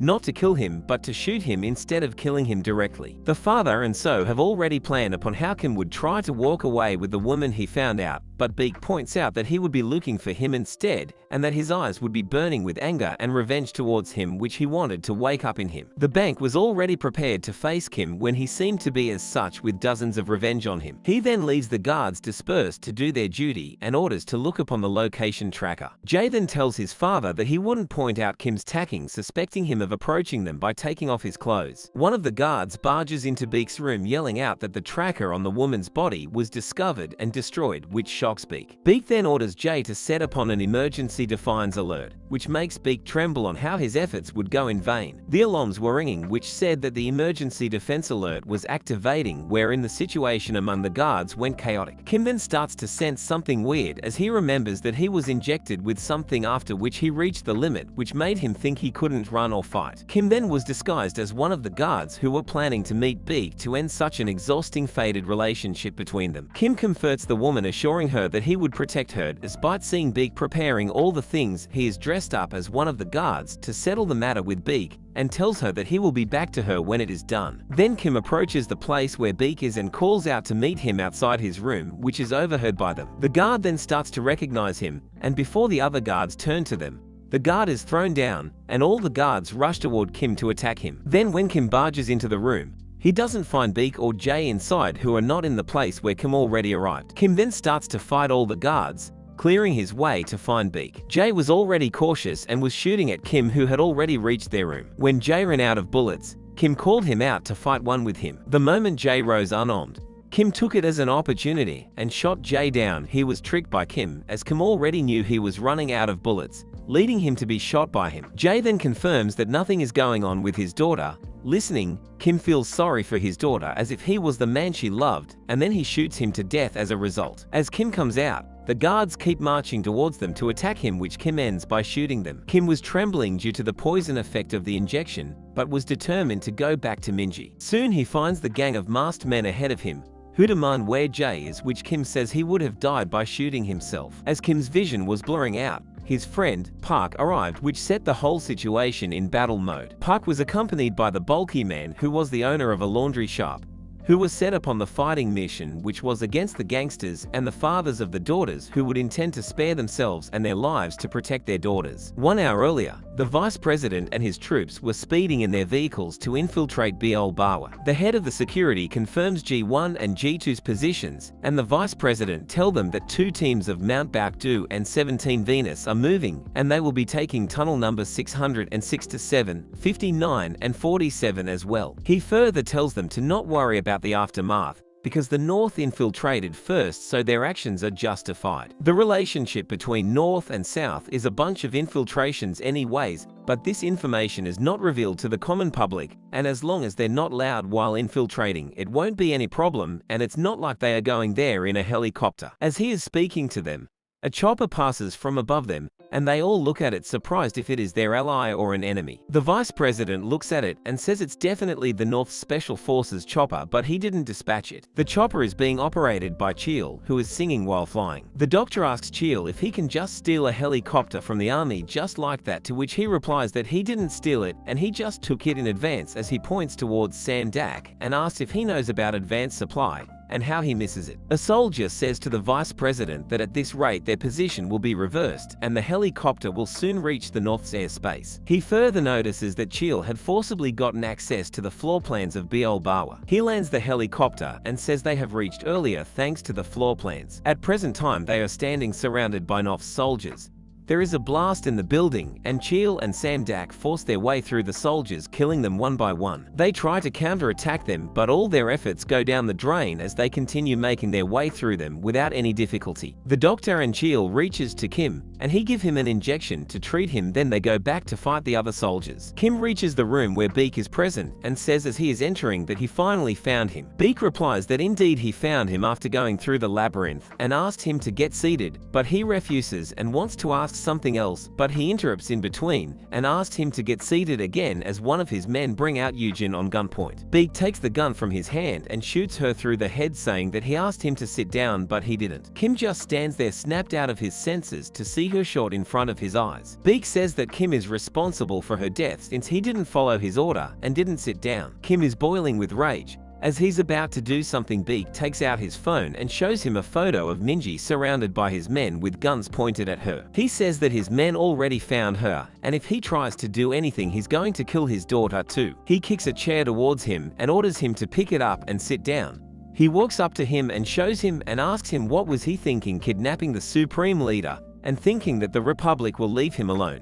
He further says that the Republic will not get off his back as long he is alive. He takes out his phone and shows him an order and tells him he can press the button and tell the Republic that number 626 is dead and the Republic will not bother him anymore, but in exchange his daughter will die. Or he can kill himself and save his daughter in exchange. As Kim stands there helpless and filled with rage, and he says that he loves the expression on his face because he cannot do anything. Earlier Beak's men had bought a woman who looked like Eugene, and he ordered his men to cut her too. And with a little bit of plastic surgery and hair dye she will look like Eugene. He also edited a fake picture of Minji to look like his men had reached there to deceive Kim. He is waiting for Kim to kill himself because he knows he wants to save his daughter and can't wait to tell him that he has been deceiving him all along. But as soon as he lets his guard down, Kim comes through and pinches him in the face. He already found out that Beak was lying because when he touched the woman's hair earlier it let out the dye, and he found it out when the doctor gave him the injection. Beak hits a wall and falls down. Kim tells him to get up so that he can finish all of this with his own hands. Beak wipes the blood off his face and says that he is right, they have to see the result till the end. He stands up and moves forward towards Kim and pinches him in the face. They start fighting with all of their last strength. Beak manages to land a few punches, but Kim quickly counterattacks and starts hitting him non-stop. Beak gets blacked out for a moment and remembers the time when he was in the hospital. It felt like he was just walking in a long tunnel which never ended. When he finally gained consciousness, he asked for what happened to Kim and his family, and his men told him that Eugene died while giving birth and gave him the location of Minji. He remembers why he was doing all of this in the first place, for revenge. He wanted Kim to feel the despair and hopelessness he felt when he was unconscious. He gets back into his senses and starts punching him. Kim is surprised to see this sudden change in his attitude, and they both start exchanging punches after punches. While fighting, Beak justifies his faking his daughter's assassination and says that Kim and Eugene also conspired to stab him in the back and he is talking as if he had lost everything. Kim looks confused and Beak tells him that this is his final plan. It might be sloppy, but this is the last time he is fighting him. He further tells him that he had ordered all of the spies from the south to kill his daughter and everyone with them. As Minji and everyone is leaving the hospital, she sees two police officers and runs towards them asking for help, but is stopped to see a red dot laser pointed at her head. They were the spies of South. Hansu saved her and they both fall down. Suddenly a car stops behind them and a group of men works towards them. They are also from the spy division and are here to kill them. On the other hand, while fighting, Kim asks if he has lost his mind ordering the spies to shoot openly as this can cause a war, and Beak replies that he is not afraid of the war and the higher officials love the war. Kim replies that he is not the only one with contacts. The vice president and his men reaches the hospital to catch the spies and starts shooting them. The vice president reaches the parking lot and confronts everyone present there and asks if they think of the South's laws as a joke, and introduces himself as the vice president of the Special Missions Bureau, and everyone is worried after hearing this and wonder what is he doing there. He orders them to not move and simply surrender, but they try to counter him and start taking out their weapons, but are immediately stopped by a sonic boom grenade. The soldiers handcuff them and arrest them. He sees Minji and Hansu running away, and remembers the time when he fought against Hansu and was defeated badly. He shouts to Hansu to not run and surrender as he'll not let him leave. Suddenly all the lights in the parking lot are turned off, and he orders the soldiers to turn on night vision and look for Hansu. He further tells them to shoot him if they see him, and they can later declare them as spies and kill them off. The old grandma says that things have become complicated, to which Oksun replies that he already told them to get away quickly, and they have bought enough time to get away, and asks her if they should go too. To their surprise, they are stopped by few men in suits who introduce themselves as the 17 Venuses of the Special Missions Bureau. The granny asks them where did they learn these things, and says that even if they don't know anything they should act like they do, and even if they do know something they should act like they don't, and these are the basics of intelligence. Back at Biol Barwick, Kim and Beak are still fighting. Beak is angry because he stopped all of his plans and already made arrangements for anything that should happen. Kim hits him again, and he lands against a wall. He says it isn't over, and pulls down his collar to reveal the scar that the wound left. Kim says that all of his wounds can be fixed if he starts paying more attention to the small wonders and joys of life instead of the big plans. He gets back up to attack Kim again, but he has no more strength, and Kim hits him in the chest and his heart stops beating. Before coming to the fight, Beak had told his comrades that he will take all the responsibility if anything goes wrong. His comrades see how it ended up with Beak when suddenly a man works into the room and orders them to first listen to his will. About half a year ago, Beak had infiltrated the General Chief's office and started killing all of the soldiers. The General Chief of Biol Barwi, Gwangju, worriedly asked him why he is killing them and what does he want. He walks up to Gwangju and asked him for a cigarette and to change the maze of Biol Barwi without any floor plan. Gwangju looks at him shocked and asks why does he want to do it.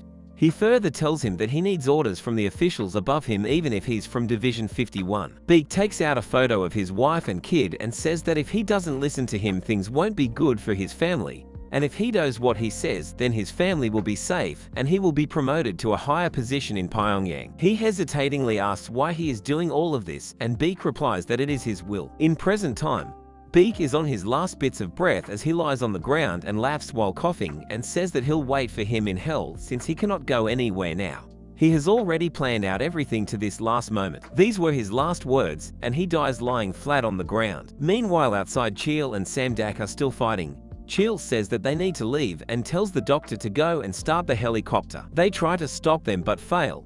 Samdak says that they are leaving not because they are getting tired, but because they are low on time. Kim tries to get out of there, but since the maze is changed, he cannot. Cheel tries to follow the floor map, but he is also stuck and cannot find the entrance to the maze when suddenly Gwangju comes out of nowhere ordering his men to stop them. Cheel sees him and beats him up and orders him to change the maze back according to the floor plan. He replies that he can't because Beak had promised him a promotion and safety for his family in Pyongyang. Cheel's radio buzzes and Samdak says that the Korean People's Army Unit 994 are marching in and they should hurry. Cheel bluffs Gwangju into believing that Beak lied to him and manages to find Kim through the maze. He gets Kim on his shoulders and works out of there.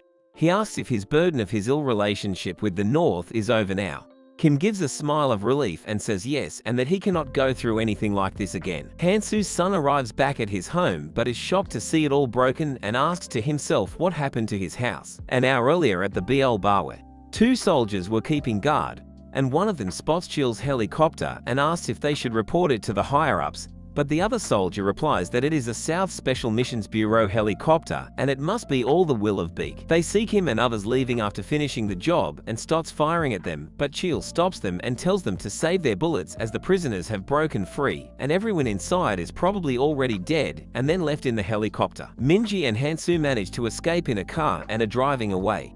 Minji asks if everything will be alright, and Han-soo tells her that her safety is their #1 priority right now. He tells her that there is a car following them since they left the parking lot. The car following them is being driven by Shinsira, the section chief of White Tiger Forces. She calls Lee, and he asks what is happening. She tells her that she is following the car and maintaining the distance and asks how is it going on his side. He replies that he is angry and orders her to find manager Kim as soon as possible. Suddenly Han-soo stops and turns around his car and she have to stop too. Han-soo walks up to her and asks why is she following them.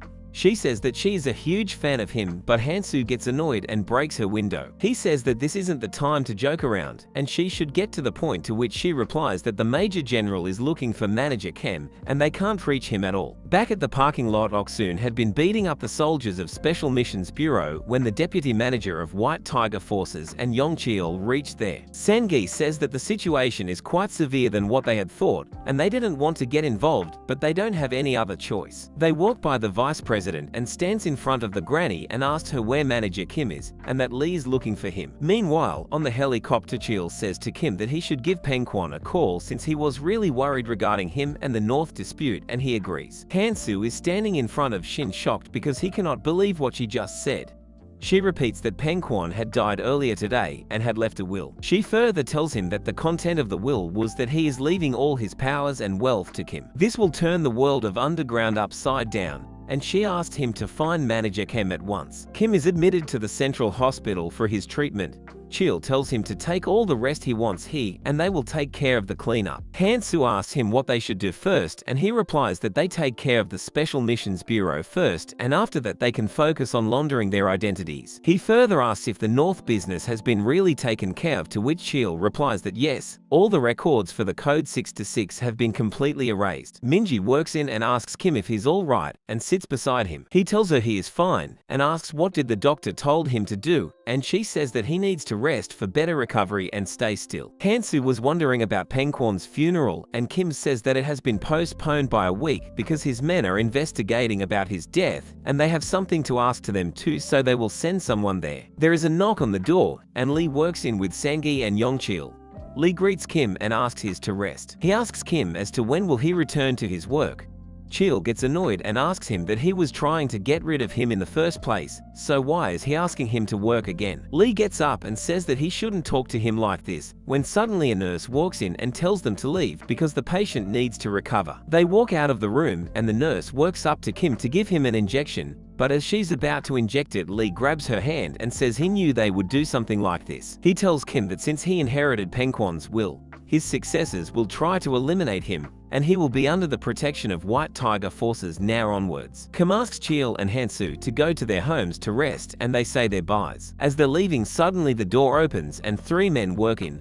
They walk inside, ignoring and hitting Lee and Chil. They introduce themselves as the Cheon Waition group and asks Kim to stand up and go with them. Kim asks if they're Pengquan's men, but they didn't understand as they are Chinese. Chil and Lee hit 2 of them for hurting them first, and the man in the suit, Genuine, says this is why he prefers coming alone. He walks up to the door and locks it so that no one leaves. He takes off his blazer and asks them to attack him. He will handle them with just one hand. Sometime earlier, before leaving to take, Kim Sung-san asked his elders permission to test him to see if he's capable of becoming the successor of Pengquan, to which he agreed but warned him about Chil and Lee. Back in the hospital, Chil and Lee were hitting him very badly to the extent that it damaged the hospital building. After they settled down, Chirozi, the other member of the group, asked him what did he learn, and he replies that he did not know about Kim, but the people he is surrounded by are sure strong. He bows down to them and apologizes for his indecent behavior and tells him he just wanted to test him. He further tells them that according to Pengquan's will, they have come there to take the successor with them,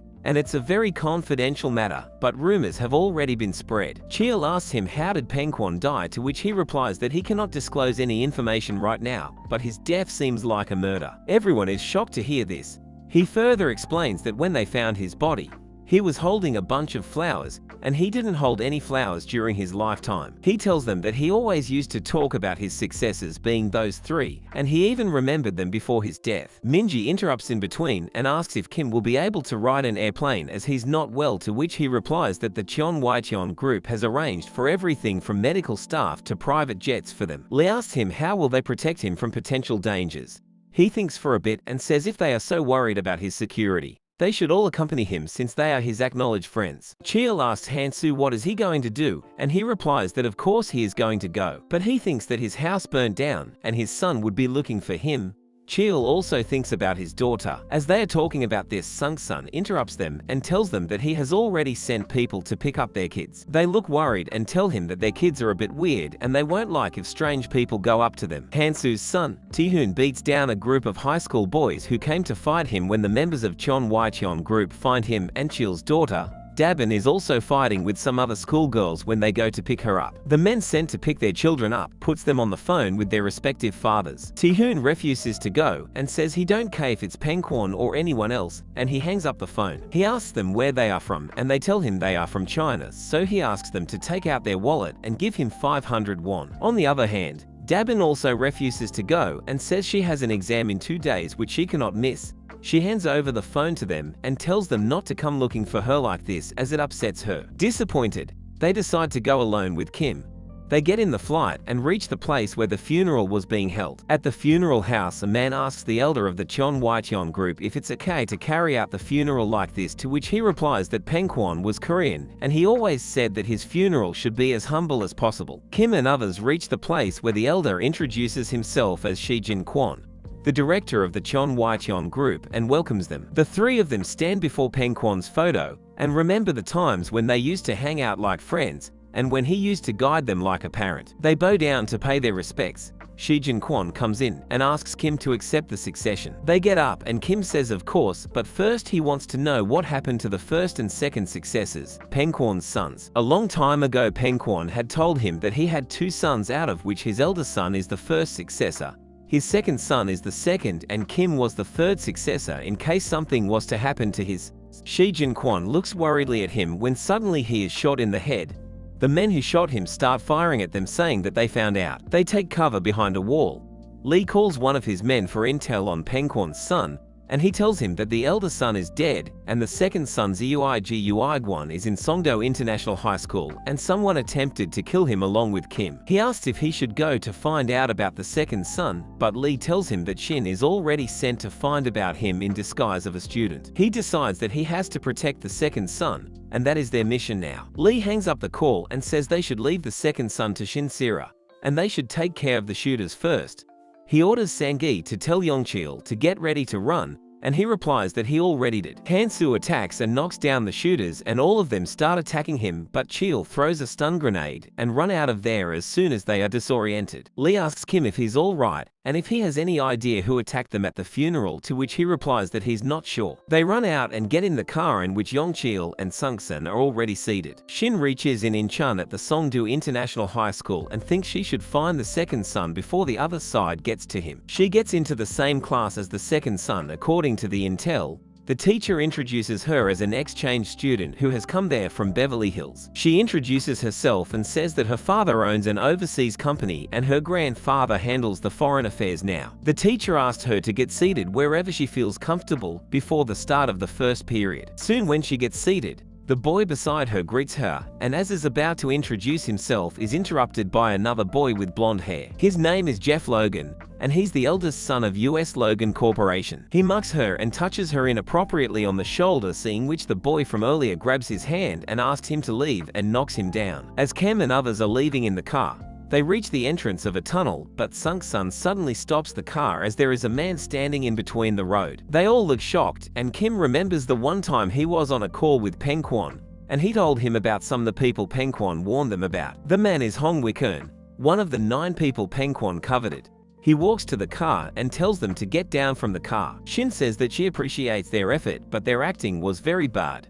They look at her shocked and ask her what does she mean. She explains that Logan fell even before the punch really hit him, but they reply that they do not know what she's talking about. So, she works out of there apologizing, and, in her mind, she knew that something's wrong, and the second son is hiding with the help of other students in the school. She walks to the cafeteria and grabs her lunch.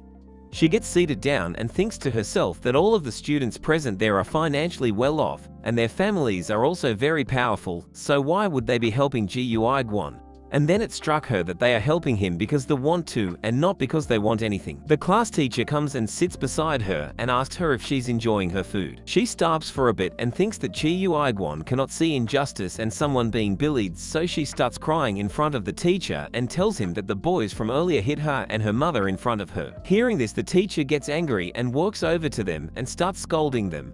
He was indeed the second son of Penkwon. He had sent Gu-Gwon to teach at a school because he had a very short temperament. Back at the tunnel, Cheel and Hansu attack Wichin, but he dodges them without any difficulty. Kim exclaims that he's really fast, but Lee tells him that he has mastered the art of prediction and human body language. He can see and predict the attacks before they hit him, that's why he is so strong. Lee walks up to him and starts fighting him. Wichin cannot predict his moves and is having a hard time fighting him. Lee breaks out the car door and hits Wichin on the head, cutting off his ear. Hong Wichin, with a tore-off ear and handful of blood, wondered if he wants to take on that beast. Even 1 second predictions weren't enough, and he must see beyond that. He must be able to predict even inside the anomaly. He closed his eyes for a second and then fought Lee Dogyu while dodging his attacks. Lee Dogyu praised his skills but also claimed to foresee Hong Wichin's moves, landing a painful knee strike. He felt as if a truck was hitting him. Despite the pain, Hong Wichin retaliated with a jump kick, slamming Lee Dogyu to the ground. In the midst of this struggle, Hong Wichin aimed not just to defeat his opponent but also to surpass himself, believing that winning against Lee Dogyu would elevate him to new heights. A fight based on irregularity, anomaly and senses. The moment he overcome that, there will be no fight he could not predict. In the staff room, the teacher questioned Sira about her claim of having nowhere to go. Sira shared a fabricated tale of enduring abuse and escaping her father's relentless push for succession education. Believing the teacher to be Jo Gu-Gwon, she gauged his knowledge. Tearfully, she sought his advice on coping with such a challenging family. Jo Gwing-won, holding Sira's hands, emphasized the diverse nature of people and the unique importance of family bonds. Reflecting on his past, he pondered whether his rebellious phase, turning away from his family, was necessary. Sira found herself in trouble as she knew a bit about Jo Gu-Gwon's situation, and others were starting to bother him. A burly Russian named Breslovsky, known as the Russia Killer, introduced himself as a new teacher. Sira felt uneasy, thinking he didn't even try to hide his identity and might resort to violence if things went wrong. Realizing she needed to act fast, she decided to move quickly. As two boys emerged from the restroom, Sira approached them, asking if they wanted to help the teacher. She explained that she was there to assist their teacher as well. In the past, Jo Gu-Gwon confided in the boys, revealing he was the successor of Chon Waicheon. He empathized with their daily struggles and their desire to rebel against the burdens of being successors. When they asked him to share his experiences, he agreed, suggesting they all bring something to the table. As a senior who had wandered before, he emphasized the importance of having at least one person to trust in life, aligning with his educational philosophy. They questioned Sira about her trustworthiness, expressing how Jo Gu-Gwon was the first adult to truly understand their feelings. Sira admitted uncertainty but pledged to try harder for their trust, emphasizing her genuine efforts this time. Meanwhile, Bruflovsky, the Russian infiltrator, roamed the hallway, discussing his mission related to Chon Waicheon. Encountering an empty Russian class, Sira informed him it was a mobile class. Bruflovsky, armed with a knife, demanded information on Zhu Penguin's second son, but Sira claimed ignorance. The two boys attempted to escort Jo Gu-Gwon out of the school while Sira stalled for time. Bruflovsky pressed Sira for information, but she advised against infiltration due to his conspicuous appearance. Kim Hyo-seung, a recent White Tiger Forces subcontractor, revealed himself. Earlier, Sira, at Lee Dogyu's advice, contacted Kim Hyo-seung before Sengho's arrival, acknowledging his usefulness. Kim Hyo-seung criticized Bruflovsky's lack of effort in infiltration and instructed Sira not to intervene. Anticipating Kim Hyo-seung's arrival, Sira considered him the man respected and admired by Lee Dogyu. Kim Hyo-seung warned Broflovsky to prepare for a fight comparable to his battle with the Major General, signaling the imminent clash with the boom of the Blue Dragon. Kim Hyo-seung, aged 42, held great admiration for the person he respected most in the world, Lee Dogyu. Kim's life took a turn of excitement when he decided to follow in Lee Dogyu's footsteps, leading him to establish his own Blue Dragon Errant Center. It was during this time that he received a remarkable gift, a golden hook hand weapon, which served as his prosthetic arm. Kim's fascination with Lee Dogyu went beyond physical appearances. He admired Lee's strength and devotedly followed his training methods, aspiring to become like him. However, the reality of Lee Dogyu's power became evident when Kim experienced it firsthand in a battle that ended in a crushing defeat. Despite this, Kim felt an even deeper respect for Lee Dogyu, appreciating the powerful aura that surrounded him. Gratitude overwhelmed Kim when Lee Dogyu not only provided him with the opportunity to work together, but also handed him a business contract. Though Kim was hired as a subcontractor, Lee treated him like family. Filled with gratitude, Kim promised to work tirelessly, swearing his loyalty to Lee Dogyu. Now, facing Broflovsky, Kim demonstrated the same respect he held for Lee Dogyu by delivering powerful punches. In an intense battle within a classroom, Kim and Broflovsky matched each other's strength closely, captivating the onlooker, Sira. Meanwhile, Lee Dogyu, observing the ongoing skirmish, grew annoyed and decided to join the fray himself, confronting Hong Wichan. In a casual manner, Lee Dogyu mocked Hong,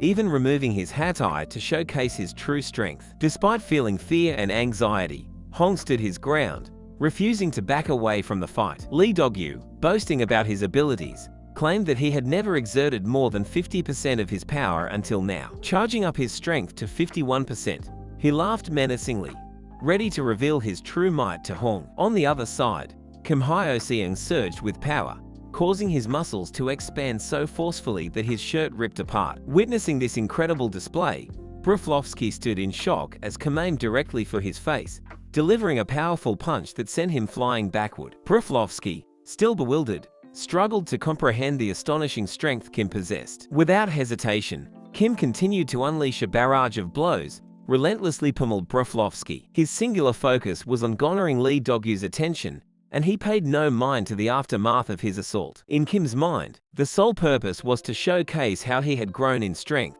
aspiring to surpass Lee's might someday. Meanwhile, Lee Dogyu swiftly dealt with Hong, delivering fatal strikes that left him lifeless. Observing Sanghi and Youngchul watching the fight, Lee mockingly greeted them. Meanwhile, Kim succeeded in subduing Broflovsky, yet his relentless assault continued. Sira pleaded with him to stop, insisting that the battle was already over. Finally, after beating Broflovsky senseless, Kim gazed at his battered fists. Concerned, Sira inquired about Kim's well-being. In that moment, Kim felt a surge of power, as if he had momentarily become Lee Dogyu himself. Gritting his teeth and smiling, he let out an ecstatic scream, feeling like a formidable beast. Sira urged him to quickly put on his clothes before someone noticed, pondering why men acted this way. As teacher Joji Uigwon rushed into the classroom, he was shocked by the chaotic scene. She explained that Joe's first brother had died, and they were here to protect him in the ongoing Purge War. Despite Joe's reluctance to become a successor, Sira confronted him,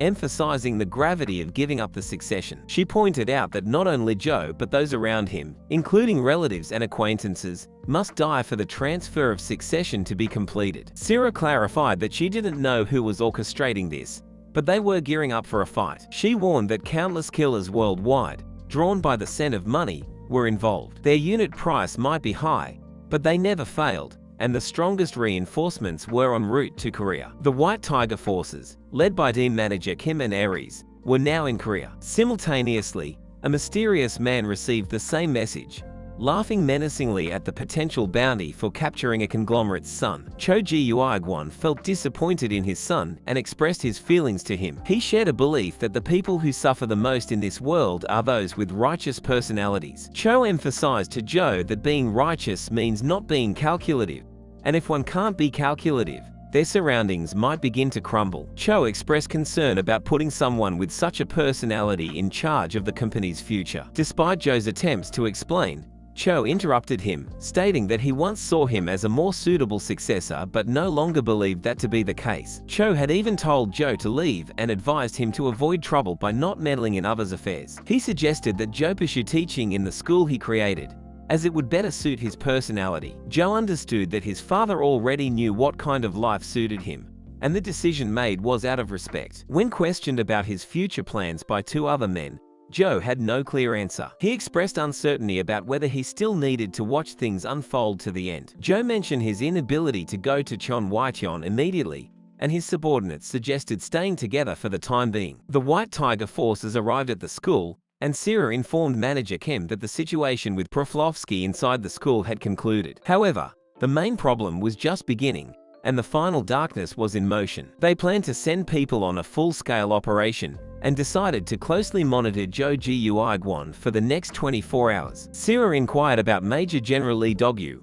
and manager Kim explained that he would be delayed due to immigration issues. Taking charge in his absence, they decided to head to the hotel first for easier protection. Meanwhile, Joe Guigwon and his two subordinates found refuge in a hotel. Exhausted, the two subordinates enthusiastically crashed onto the beds, expressing their excitement at being in a hotel after a long time. They suggested ordering room service, but Joe, still in shock, just stared at them. Their moment of relaxation was abruptly interrupted by a knock on the door, and Sira, a member of the White Tiger forces, informed Joe that they would be on a stakeout at all times to protect him. Sira explained that their mission was to safely protect Joe and assist in the succession of the successor. They would be ready to help Joe in any situation. Before leaving, Sira advised Joe to lock the windows, as they were the most vulnerable entry point for potential enemies. However, while Sira was explaining the security measures, armored hooded men had infiltrated the room, holding Joe's subordinates at knife point. They demanded Joe to remain still,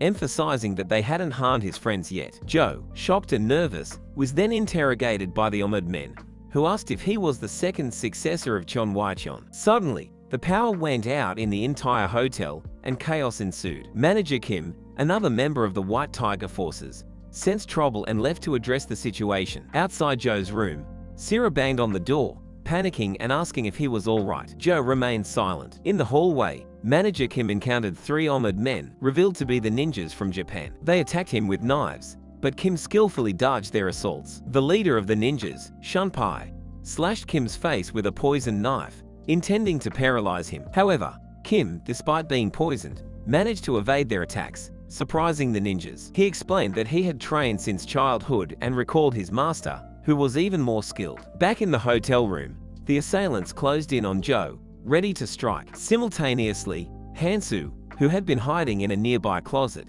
emerged to confront the ninjas. In the fierce battle that followed, Shunpai managed to slash Hansu's face with a poisoned knife. Although enraged, Hansu fought back, feeling the effects of the paralytic poison. As chaos unfolded both in the hotel room and the hallway, the situation became increasingly perilous for Joe and his allies. Hansu found himself in a tight spot, grappling with one of the ninjas. Memories flashed in his mind lessons from his master on how to build tolerance against poison. His master had even gone as far as poisoning Hansu's food to strengthen him. The most significant change was that once suppressed trauma exploded, turning a person into a monster over time. Now, Hansu had transformed into one such monster, driven solely by a pursuit of strength without reason. Superhuman strength and reflexes became his new norm. As he clashed with the ninjas, he effortlessly dodged their attacks. More of them rushed in, aiming to overwhelm him and aid their comrades, but Hansu had reached peak power. He engaged with the ninjas with remarkable ease,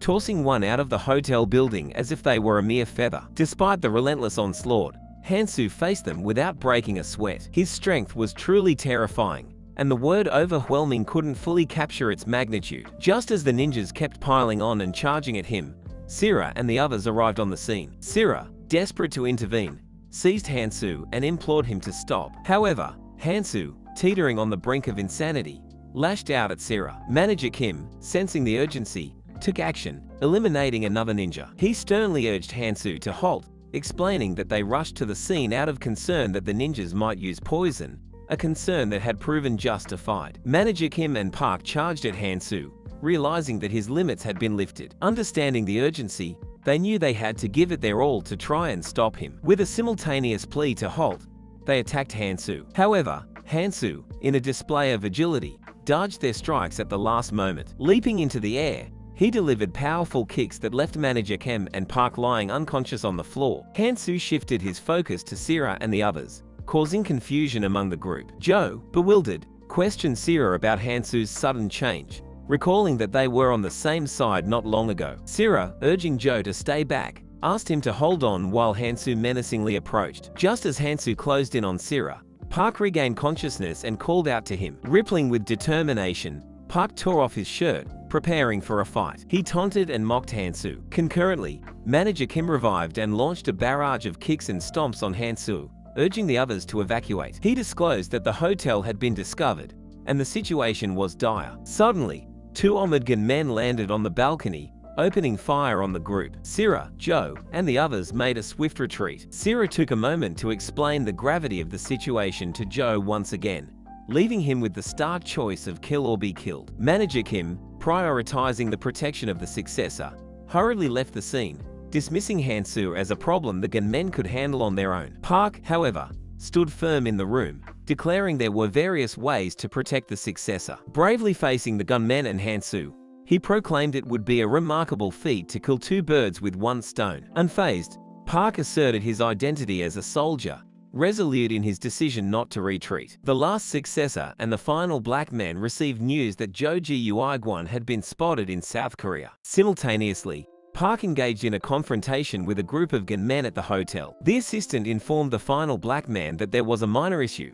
Some individuals had aligned themselves with Joji Uigwon. Curious, the final black man inquired about the extent of their network, and the assistant reassured him that they had deployed their people to locations near the site of the planned assassination as much as they could. The assistant assured him not to be concerned and predicted that the situation would be resolved by the end of the day. In the hotel room, Park and Hansu successfully overcame all the gunmen, leaving only the two of them facing each other. Park, attempting to defuse the tension, called out to Hansu, asking if he had calmed down. Before he could receive an answer, Hansu abruptly kicked him straight in the face. Reacting swiftly, Park grabbed Hansu's foot, slammed him to the ground, and tried to reason with him. However, their moment was interrupted as more ninjas arrived to attack from behind. Observing the scene, the ninjas noticed their leader, Shunpai, had been defeated by Park. As Park continued to grapple with Hansu, an overwhelming sense of danger and rage emanated from him, turning the place into a metaphorical battlefield. Despite the distraction caused by the ninjas,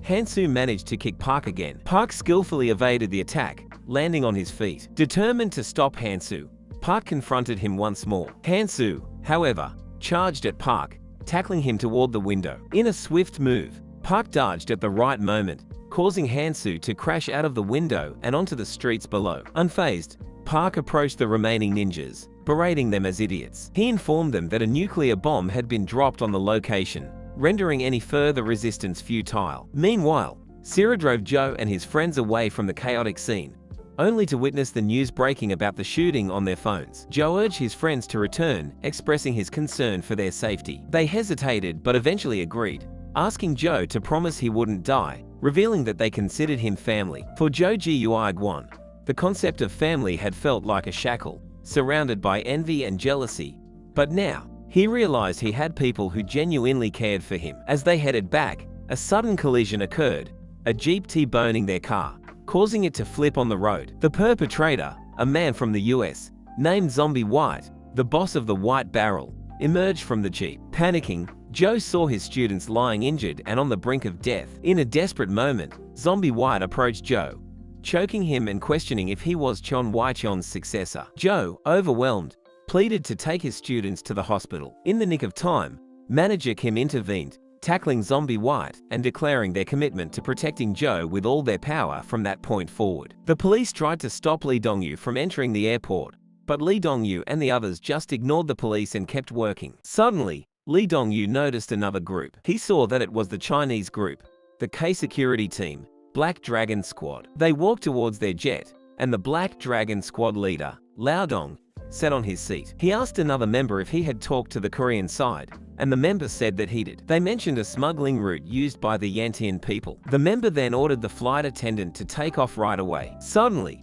they heard a menacing voice, and they saw a huge man entering the flight. It was Lee Dong-yu. He walked in and told them to hand over the plane to him, saying that he would only ask this once. Meanwhile, Manager Kim managed to save Jo Ji-Wan from Zombie White. Manager Kim assured Jo that from now on, the White Tiger forces would protect him with all their power. Sira urgently called Manager Kim, updating him on the situation with the students and stressing the need for evacuation. Jo hurried towards the unconscious students in a state of panic. Zombie White, however, lunged towards Jo to attack him from behind. Manager Kim swiftly intervened, delivering a powerful punch to Zombie White's face. With another punch, Manager Kim aimed near the heart, attempting to finish him off. Despite Manager Kim's efforts, Zombie White became enraged and retaliated with a barrage of punches. Manager Kim valiantly blocked the onslaught, struggling to hold him back. Zombie White, hailing from the US and a former white gang member, earned his nickname for his seemingly immortal-like body. He fought with the readiness to die,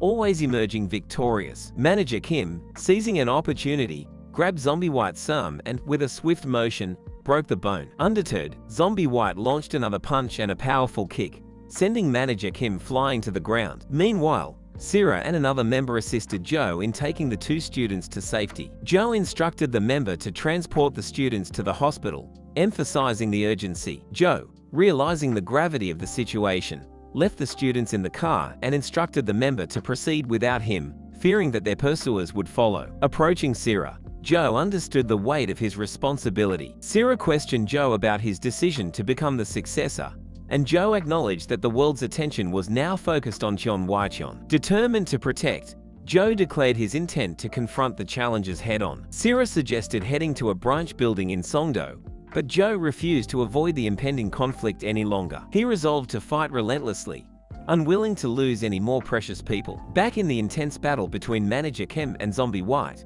the two continued to exchange blows. Manager Kim, realizing Zombie White's formidable strength, understood that prolonging the fight would yield no favorable outcome. Feeling pressed for time, Manager Kim decided to cease the battle abruptly, surprising Zombie White. Manager Kim admitted that he had no other choice and revealed that he needed to utilize what he had learned from Major General to grow stronger. Meanwhile, in a different location, Park confronted a mysterious man. Despite Park's attempts to land a punch, the man effortlessly dodged without even moving his hands. Park managed to connect with one punch, but the man skillfully flipped and kicked Park in the head. The man, introduced as Kim Jung-yu from South Korea, confidently stood up, adjusted his glasses, and taunted Park. Manager Kim recalls a time when he was in the hospital, recovering from a broken arm. The doctor informed him that his arm's condition was the most severe. Curious about how much time he had left in that condition, Manager Kim inquired. The doctor commended him, stating that being able to use his arm despite the severity of the injury was noteworthy. Minji,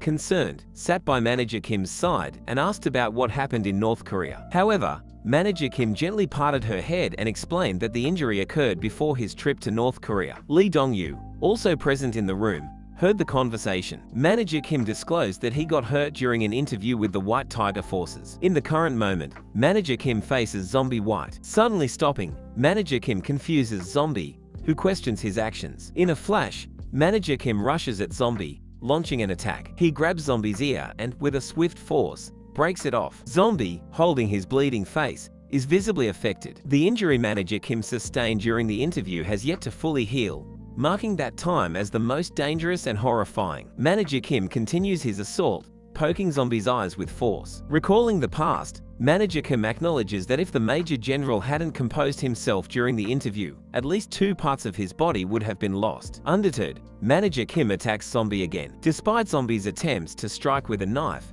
Manager Kim effortlessly dodges each attack, causing Zombie to panic. The battle intensifies, resembling a struggle between beasts, much like hyenas hunting their prey. Manager Kim seizes one of Zombie's feet and snaps it, breaking the bones. Zombie writhes in pain on the ground as Manager Kim, now holding Zombie's knife, prepares to finish the fight. Meanwhile, Park finds himself in a challenging confrontation with Kim Jung-woo, who proves to be a formidable and overly confident opponent. Attempting a punch at Kim Jung-woo's face, Park's attack is effortlessly dodged. Although Park manages to land one punch, Kim Jung-woo flips skillfully and counters with a powerful kick to Park's face. After sliding back, Kim Jung-woo mocks Park, claiming luck is on his side today as he didn't bring a weapon. Undeterred, Park remains confident and asserts to Kim Jung-woo that the presence or absence of a weapon won't alter the outcome much. Mocking his opponent, Park remarks that empty vessels make the most noise. Kim Jong-un, impressed by the banter, acknowledges Park's ability to provoke people and questions if Park would still be alright without a weapon. In a surprising turn,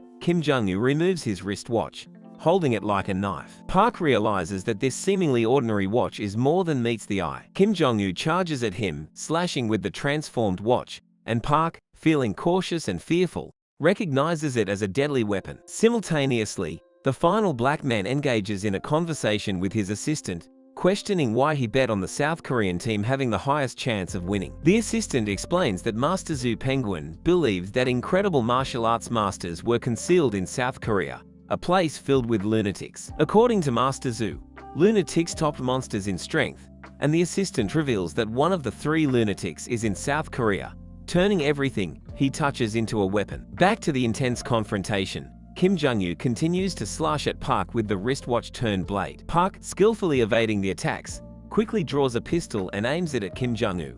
But to his shock, the bullet doesn't leave the gun, leaving it broken in half. Standing there in disbelief, Park realizes the dire situation as Kim Jong-un, once again pointing the wristwatch weapon at him, questions the significance of having a weapon or not. Chinese conglomerate Group K's security team, Black Dragon Squad, and the boss of that Black Dragon Squad, Zihao, who can face hundreds of men in a fight without even taking a scratch. Zihao gets called by the Group K chairman and he informs Zihao that Cheon Waicheon is split and the succession war has begun. He informs Zihao that they put a bounty on Zhu Penguin's second son, and in the black market at that. On top of that, they put the prize as Cheon Waicheon's shares. Right now, the man who put up this bounty, his goal isn't to have Cheon Waicheon.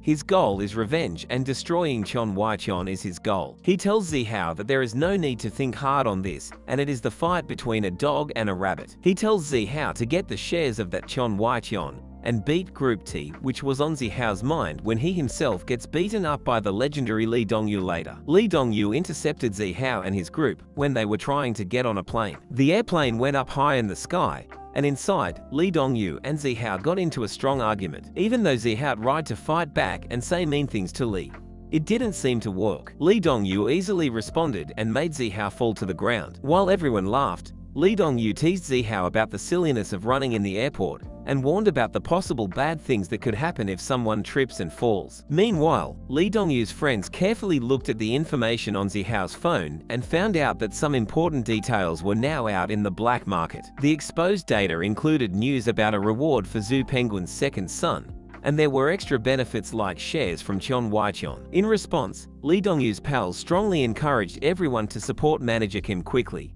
highlighting the increasing number of enemies in these tough situations. Curious about what was happening, Lee Dongyu asked one of his members, Yong Kil, about the White Tiger Force's motto. Lee Dongyu proudly declared, "Never see any loss," and with a little laugh, he asked Yong Kil if he had ever been a part of a business that didn't work out. To ease his friends' worries, Lee Dongyu said they shouldn't be concerned and expressed confidence that they would get the best rewards, no matter what happened in the end. In the midst of everything, Park found himself facing a tough challenge against a strong opponent, Kim Jong-un. Kim Jong-un, known for turning anything into a weapon, had the advantage in their fight, using his wristwatch unexpectedly but effectively. Despite the danger, Park didn't give up. With a quick and powerful kick to Kim Jong-un's face and a strong stomp, Park showed resilience and determination. Among the laughs, Park made an interesting offer, suggesting that Kim Jong-un should join their unit and become a soldier. Kim Jong-un easily escaped Park's grip, retaliating with kicks to Park's legs, making him fall face first onto the ground. Making fun of Park's proposal,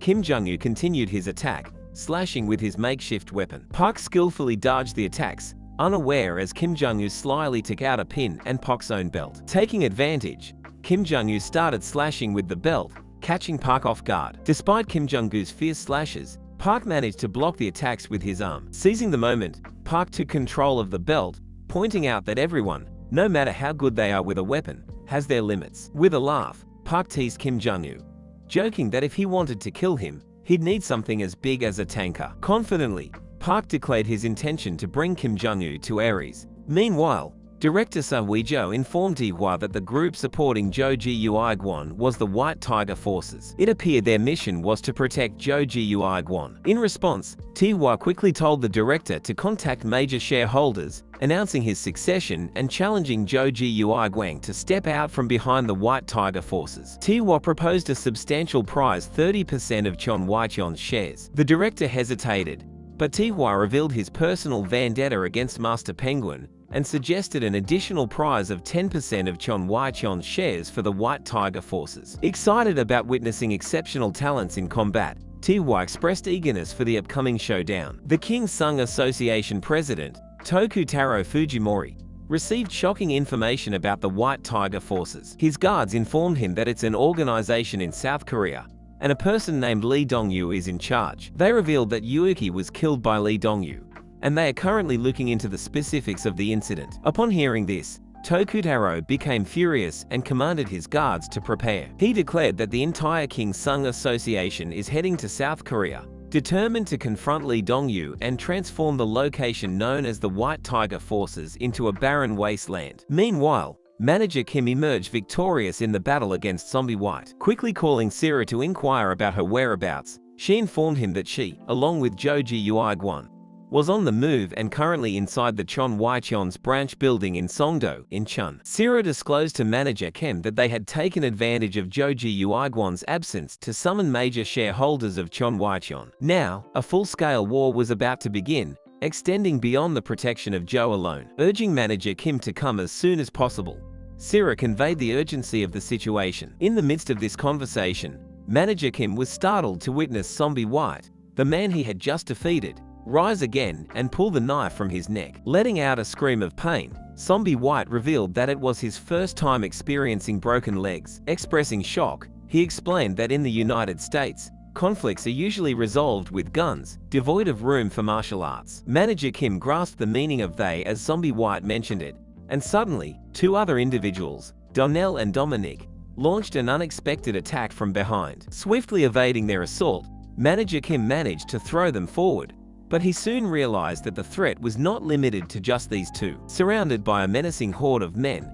all poised for an attack, Manager Kim found himself in a perilous situation. Just as the tension reached its peak, a car careened into the crowd, striking some of the individuals in its path before halting right in front of Manager Kim. The driver, Choi Sang-ho, swiftly informed Manager Kim that the Major General had everything under control on his end and instructed him to hop in. Without wasting a moment, Manager Kim complied, entering the car. As the horde of people began to swarm the vehicle, pounding on its windshield with bricks and unleashing a barrage of attacks, Choi Sang-ho turned to Manager Kim and asked if he had any escape plan. Casting blame on Manager Kim, the situation became more dire until another vehicle approached, halting nearby. Subcontractors from the White Tiger Forces emerged, ready to clear a path for Manager Kim, following orders from the Major General. Seizing the opportunity, the driver informed Manager Kim that they would now accelerate at full speed, while the other reinforcements faced the oncoming horde. The counterattack commenced, with the horde leader, Zombie White, left shocked on the ground. Attempting to rush towards them, Zombie White was abruptly struck by the car, Manager Kim nonchalantly seated in the back, indifferent to the chaos around him. Meanwhile, the ongoing battle between Park and Kim Jong-un continued. Outside the hotel, the commotion attracted the attention of both the police and onlookers. Amidst the growing crowd, a man entered the hotel with the intent to quell the fight. The Blue Dragon Errand Center boss, Kim Hyo-seung. Park and Kim Jong-un were in the midst of their intense battle. Park taunted his opponent, proudly flexing his muscles while Kim Jong-un struggled to fend him off with his belt weapon. Despite Kim Jong-un's swift movements, he felt like he was trying to conquer an enormous mountain in his fight against Park. He couldn't believe that there was another man as strong as Park in South Korea. During the clash, Kim Jong-un's makeshift belt weapon snapped in half. Park seized the opportunity to mock him, holding the broken piece in his mouth and joking about its taste, suggesting it must be a branded belt. Continuing to show off, Park's antics began to genuinely annoy Kim Jong-un. As Kim Jong-un assessed Park's strength, he was surprised and now faced the additional challenge of Park wanting to recruit him, an idea Kim Jong-un was not interested in. The two opponents continued to exchange blows, neither willing to give up or admit defeat. Even when Park was knocked down, he quickly recovered and rushed at Kim Jong-un again. However, Their confrontation took an unexpected turn when boss Kim Hyo-seung appeared in the middle of the fight, catching Park off guard. Seizing the opportunity, Kim Jong-woo grabbed Park and threw him off, causing Park to slam against a window. As Park tried to recover and charged back at Kim Jong-woo, the glass shattered, leaving Park in shock as he realized he had been outsmarted. Boss Kim Hyo-seung, standing behind him, expressed his surprise at seeing Park in trouble and claimed he had come to help. Kim Jong-woo, engrossed in his phone, didn't even notice the towering Kim Hyo-seung behind him. While Kim Jong-woo checked his phone, he discovered a card for Aries, realizing that Park had sneakily placed it there without his knowledge. Meanwhile, boss Kim Hyo-seung contemplated asking for an autograph but quickly reconsidered, recognizing the seriousness of the situation. When Kim Jong-woo inquired if boss Kim Hyo-seung had also come for the bounty, he laughed and explained they were there to assist the successor, Jo Ji-Uigwon. Meanwhile, at the hospital, Woo Sung-sun successfully brought Jo Ji-Uigwon's 2 students to safety and urgently contacted Jo to deliver the news. Assuring Jo that the kids were now secure, Woo Sung-sun pledged to keep them out of harm's way. However, their moment of relief was short-lived as a group of ominous individuals entered the hospital room, led by the formidable Jinshi, also known as the God of Destruction. Without hesitation, Jinshi seized Woo Sung-sun and effortlessly tossed him aside. Advancing towards the students on the hospital bed, Jinshi confronted them. Woo Sung-sun, undeterred, rose to his feet and charged at Jinshi, launching a series of attacks. To his dismay, his efforts proved futile as Jinshi remained unaffected, not yielding even an inch. Climbing onto Jinsai's shoulders, Woo Sung-sun unleashed a barrage of blows to his face, but Jinshi seemed merely annoyed, akin to swatting away an irritating fly. Jinshi seized Woo Sung-sun, slamming him onto the floor and subjecting him to a ruthless onslaught of kicks. Commanding his followers to capture the students and place them in their vehicle, Jinshi faced an unexpected interruption as a nurse worked in. Unfazed, Jinshi, devoid of expression, struck the nurse fatally without a hint of remorse. With the students secured in the car, the group prepared to depart, but Woo Sung-sun, though battered, remained resolute. Standing in front of their getaway vehicle, he was determined to thwart their escape, even if it meant sacrificing his own life. When Jinshi inquired about Woo Sung-sun's motives, the latter explained that true ownership of Chon Waicheon comes to those who sacrifice for others. In response, Jinshi delivered a powerful blow to Woo Sung-sun's chest, mocking him and encouraging him to revel in his loyalty before ultimately ending his life. In Woo Sung-sun's final moments, he found solace in the side of Hansu, trusting that his commitment to Jo Ji-Uigwon would be upheld. Now with only 9% of his remaining personality intact, Hansu confronted Jinshi, who stood perplexed and questioned Hansu's identity, unaware of the impending challenge he was about to face. With only 9% of his original personality remaining, Jinshi questioned the stranger in Chinese, doubting his humanity. Before Jin could comprehend the situation, a brutal kick sent him crashing towards a car. Sung Hansu's bloodlust was evident as he relentlessly attacked Jin, slamming him to the ground. Jin, struggling to rise, questioned Hansu about his allegiance to Chon Waicheon's guard. The reply remained silent as Hansu, consumed by rage, advanced towards Jin. With a swift punch, Jin attempted a one-punch murder attack, only to be met with Hansu's formidable defense. Jin's fist collided with Hansu's feet, resulting in a brutal slam to the ground. Amidst the chaos, Jin's flashback unfolded, revealing his mastery of a family martial art, burst fists. Though intended for non-lethal purposes, Jin had molded it into a destructive force. He urged Hansu to stand, acknowledging the latter's resilience. However, Hansu's counterattack caught Jin off guard, leaving him with broken ribs and a newfound respect for his opponent.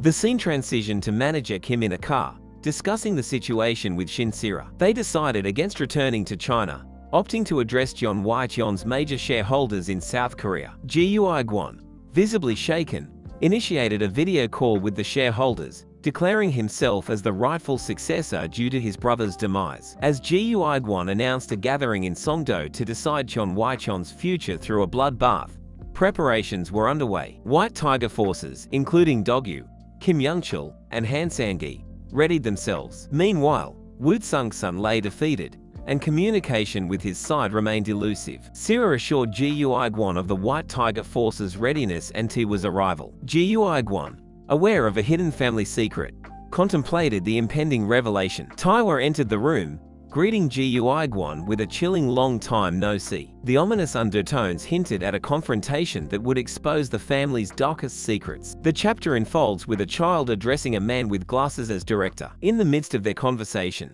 the child seeks advice on dealing with someone larger in a physical altercation. The child reveals a classmate being bullied by an imposing figure named Heichin. The man, presumably a taekwondo instructor, emphasizes that the gym isn't about teaching how to fight, especially against bigger opponents, due to the inherent danger. The scene transitions to a fierce confrontation featuring a bloodlust-driven character named Sung Hansu. He faces off against Jin, who employs a deadly attack named One-Punch Murder. In a flashback, the man with glasses, advising him to overcome the size disparity by getting stronger. The teacher emphasizes the importance of toughening both the heart and body. Returning to the present fight, Hansu successfully lands a powerful punch on Jin, describing the strategy as becoming smaller and tougher. The impact is devastating, with blood gushing from Jin's mouth, resulting in his instant demise. As Hansu contemplates his victory, his phone rings, revealing a call from Taehoon's mom. The narrative shifts to Sira and Ji Yuiguan facing Taiwa. Ji Yuiguan questions Taewa's unexpected presence, to which Taiwa reveals he has been in Korea since yesterday. A new character, So Weijo,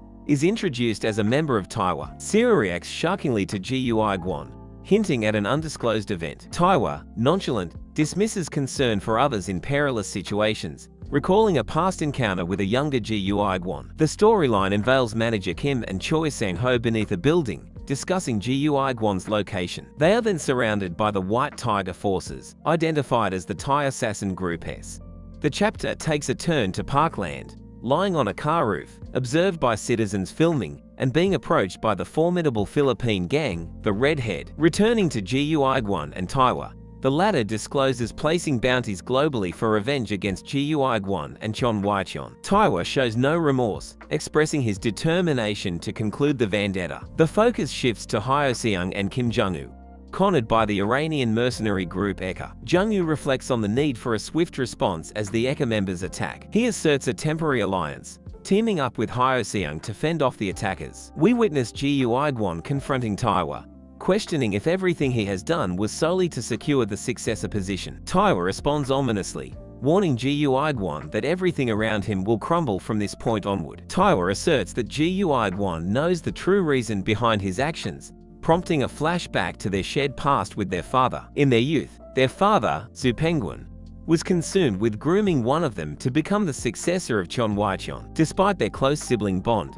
Ji Yuiguan drops a bombshell by expressing his desire to become a painter, rejecting the notion of being the successor. Ji Yuiguan acknowledges their father's playboy tendencies and the possibility of other illegitimate children vying for the succession. Fearful of losing the family legacy to unknown siblings, Ji Yuiguan vows to support Taewa's ascension to the successor position. However, their father dismisses Ji Yuiguan's dreams of becoming a painter and introduces a mysterious figure, a young Taiwa. The father declares Taiwa as the chosen successor, leaving both Ji Yuiguan and Hyang in shock and silenced by their father's authority. Fast forward to the present, Taiwa, with hands on Ji Yuiguan's shoulders, asserts that Ji Yuiguan is finally remembering the past. He urges the director to explain the hardships he has endured due to these circumstances. Meanwhile, Sira stands beside the director, lamenting the White Tiger force's apparent sloppiness. As Sira prods Taiwa to continue his narrative, mercenaries from different countries surround the White Tiger forces. However, an unexpected twist occurs as men in black suits, affiliated with a mysterious organization,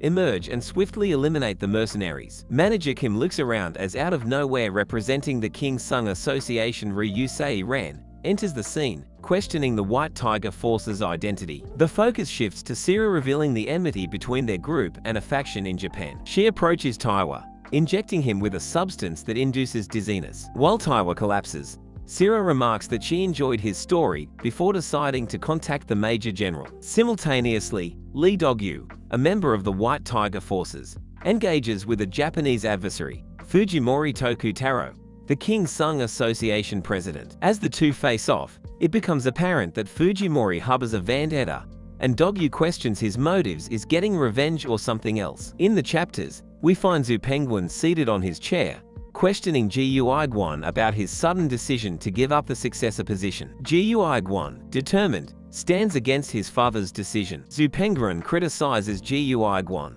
attributing the problem to his personality. Young Taiwa listens from behind a door, sporting a slight smile. Gu Guan attempts to console his father, suggesting becoming a teacher, as in disappointed voice his father tells him to go and pursue his dream of a teacher, but at a condition that he must help his first son to make him worthy of being a successor classes even it takes 20 years, as he calls in Taiwa and tells him that till then he is giving him the responsibility of the Chon Waichon. As the scene shifts to the present, where Sira is trying to contact Major General Lee Dogyu. Suddenly, the subdued director of Taiwa gets up, realizing he let his guard down. He acknowledges the unique skills of the team, specializing in missions. The director, curious about the other staff, approaches Sira, shaking her hand. However, Sira discovers a pin and is stabbed on the hand. The director reveals his main specialty as acupuncture, waking Taiwa with a pinprick. Taiwa expresses curiosity about what they are hiding. Simultaneously, Manager Kim and Choi find themselves surrounded by men in black suits. Choi, engaging in combat, advises Kim on survival. The black-suited boss, Ryusei Ren, confronts Manager Kim, revealing knowledge of his actions. Ren attacks, but Kim dodges and retaliates, surprising Ren with his skills. The scene shifts to Dogyu facing off against Fujimori Tokutaro. Dogyu taunts Fujimori, insinuating a desire for revenge. Fujimori's men attack Dogyu with knives, but he is swiftly assisted by Kim Youngchul and Han. Dogyu breaks Fujimori's katana, praising his loyalty as a pass. The director informs Taiwa of a dire situation. The Allied forces against the White Tigers are stronger than expected, but an even bigger enemy is present, the lunatic of South Korea. Taiwa bites his lip in anger upon hearing this revelation. Kim Jong-un engages in a fierce battle against men in black suits, showcasing incredible knife skills. The enemies are astonished at Jung-gu's power and speed, dubbing him a ghost. Jung-yu declares his intent to lend his power to the White Tiger forces. Considering it a rare opportunity, he signifies his readiness for a decisive confrontation. The man checks the message on his phone, seemingly frowning upon learning the fact, and then calls Tahani to say about how he felt the situation wasn't good, saying one of the three lunatics appeared, shocking him. He then tells him it was the one whose face seemed unknown. The man who attacked the other men questions the old man standing behind him as to where he belonged. The old man with a trembling tone states that he was from the Blue Dragon, which now is white, which Kim Jin-go was unaware of. The old man introduces himself as Kim Hyo-seung.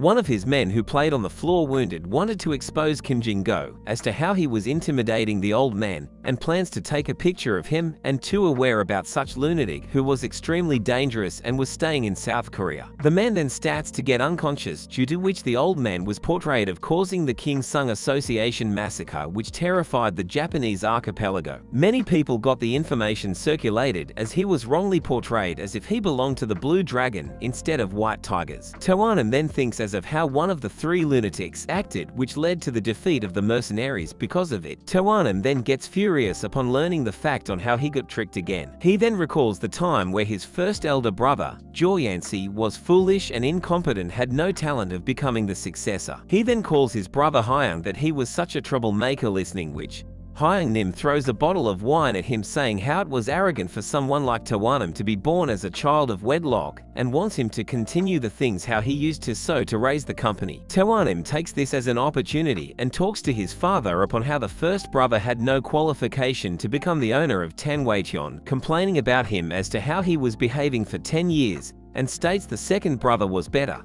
After which he confronts, she was best among all, as he assisted the brothers by working hard all his life, dispute the first brother being helpless and second one being the Ian who lacked will. He then kneels in front of his father as to gain the chance to take him as owner, as he contributed to raise it. The father then apologizes for not being able to take him, saying that the succession of children born in lawful wedlock had that filthy wall of bloodline. Listening this, Tawanem hopes broke and he grew furious seeing his father, who was same after all he pretended to be a good person. Jo Wigwam then enraged, attacks Tawanem as to how him doing such things made his father's name tarnished. Tawanem, with an evil grin on his face, reveals that he was the one to kill his own father the few days before he was called by him, and then was attacked by the bunch of men, leaving his murderers unknown. Then tells Hyun upon how Zhu died due to his carelessness in his hands, and says it was due to the purpose of him wanting to run the company.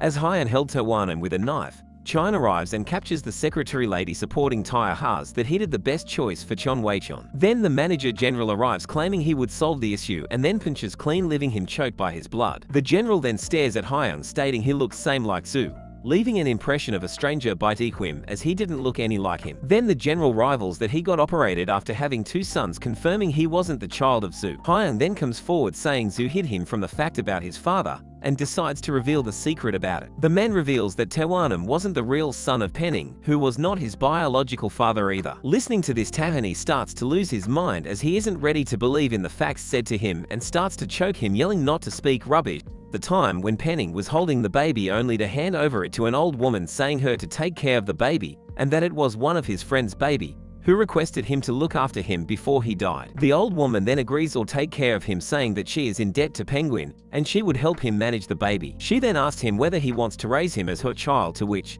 Penguin tells her to raise him as his son as he doesn't want the baby to grow up without a father and says that she doesn't know what his mother was like. Then when Penguin is about to leave, he reminds the old woman to raise the kid righteously, saying he is the blood of a dangerous man. As he grew up, he was doing mischievous things as a kid, such as pulling the girl's hair. Seeing this, the old woman calls out for him and asks as to why was he pull along out his classmate's hair, which he shouldn't do. The boy seems to be enjoying the thing as he tells the old woman he feels good while doing it and asks why he shouldn't do it as such, leaving the old woman with a strange feeling. The old lady then meets Sue Penguin, saying Tahira's condition is serious as he was acting weirdly and questions who was even his father. Ju then tells her that Tiwa's father was such an incredible man who was into arts, and Shai knew the distinctions between life and death, and that he committed many crimes in the name of art, leaving the old woman scared. He was involved in such an activity where human experiments were done, despite them being prohibited in China. Zhu then says that he heard that Tahira's father had challenged the realm of God, after which he completed his study and later was discovered by the government, after which he died, and they could trace his material involved after he died. Zhu then tells the old lady to tell Tawanam that he wouldn't be liked by his father until he does such things, which the old lady tells the boy, after which Tawanam turns weird, asking her what he could do to be liked by his father. The old lady then says to listen to her and to follow how his dad wanted him to be. Technic tries to get a thought of whether he would be liked by his father if he became part of the Chonwei group. He was seemingly obsessed with his so-called father. Listening to this whole story, Tawa's grip loosens from the man as to how he wasn't ready to accept the fact, and he then yells out mad he could have any illegitimate child of Zhu and couldn't accept he was in if such a man who did crimes if human experiments. Hyung then continues to say how Zhu protected his life, recalling the incident of the old lady talking over the phone that she would receive a huge sum of money when Zhu learns that she raised him well, and talks over the phone threatening someone that if she would receive less pay from him, she would then plan to kill Tawanam after Zhu inherited all of his property to him. Zhu and his secretary were listening to this conversation, hiding from her, where she was waiting for Zhu's order to attack her for planning as such. Zhu then stops her, saying that she was the only one who belonged to Tahira's family, who would make the old lady his mother. After seeing her intention, Zhu decides not to hand over his company to Tawanam as long as the old woman is alive. Listening to this, Tawanam trembles and laughs in tears after learning the truth from him, as he had killed the one person who loves and thinks of his life so much. Kim then proceeds to fight the man who was attacking him with a sword swiftly, fighting tough against Kim, who was Ryusei Ren. Kim then manages to knock out Ryusei with a hard punch to his face, and then his attacks leave him lying unconscious on the ground. Kim then watches how Tawanam jumps off the building along with Hug through the window, where Tawanam has whelmed grief of killing his father without knowing the truth about how his grandmother was planning to kill him and was saved by his known father Zhu. He then apologizes Hyung for doing such. The general yells out at him, asking him to help get them to save whatever needs to be taken, to which Kim agrees. Tawanam jumps from the window of the building, apologizing to him along with Hyung, as he wasn't ready to believe the truth he got to know from him and was guilty of how he killed his father despite things were not as he thought. Kim then arrives at the place they are about to fall and sends them flying back and yells out to assistant Cho to catch hold of them, witnessed by how Kim is even crazy at situations and thinks of not leaving him at all. Hyung then whispers to Tahira upon understanding how he feels. Tawanam then learns that he was stabbed by Hyung, and then Tahira subs, recalling the facts of how he killed his father for such a misunderstanding he had about him. He then bursts out asking Hyung whether his father, who gave him his living, addresses him as Master Zhu, if he would be disappointed with how Tawanam had become. Kim then approaches, saying that he saw Master Zhu holding the flowers and Japanese honeysuckles, which symbolize the love given by the parent to his son. Tahira then remains confused as to what Zhu had to say to him as a parent. He then recalls Zhu and cries upon where Kim estimated that Zhu was about to tell him the truth about Tahira along with his true feelings towards him. Hyung then hugs Tafai, telling them that he will always be the son of his father, and by then Kim discovers that Tahira died in his arms. It was about how humans make mistakes to hurt someone who loves them than someone they fear, which eventually led to this kind of tragedy upon the parents who raised them. Kim then prays offerings along with his daughter, saying that this man was her savior, and says he would be indebted to him for the rest of their lives.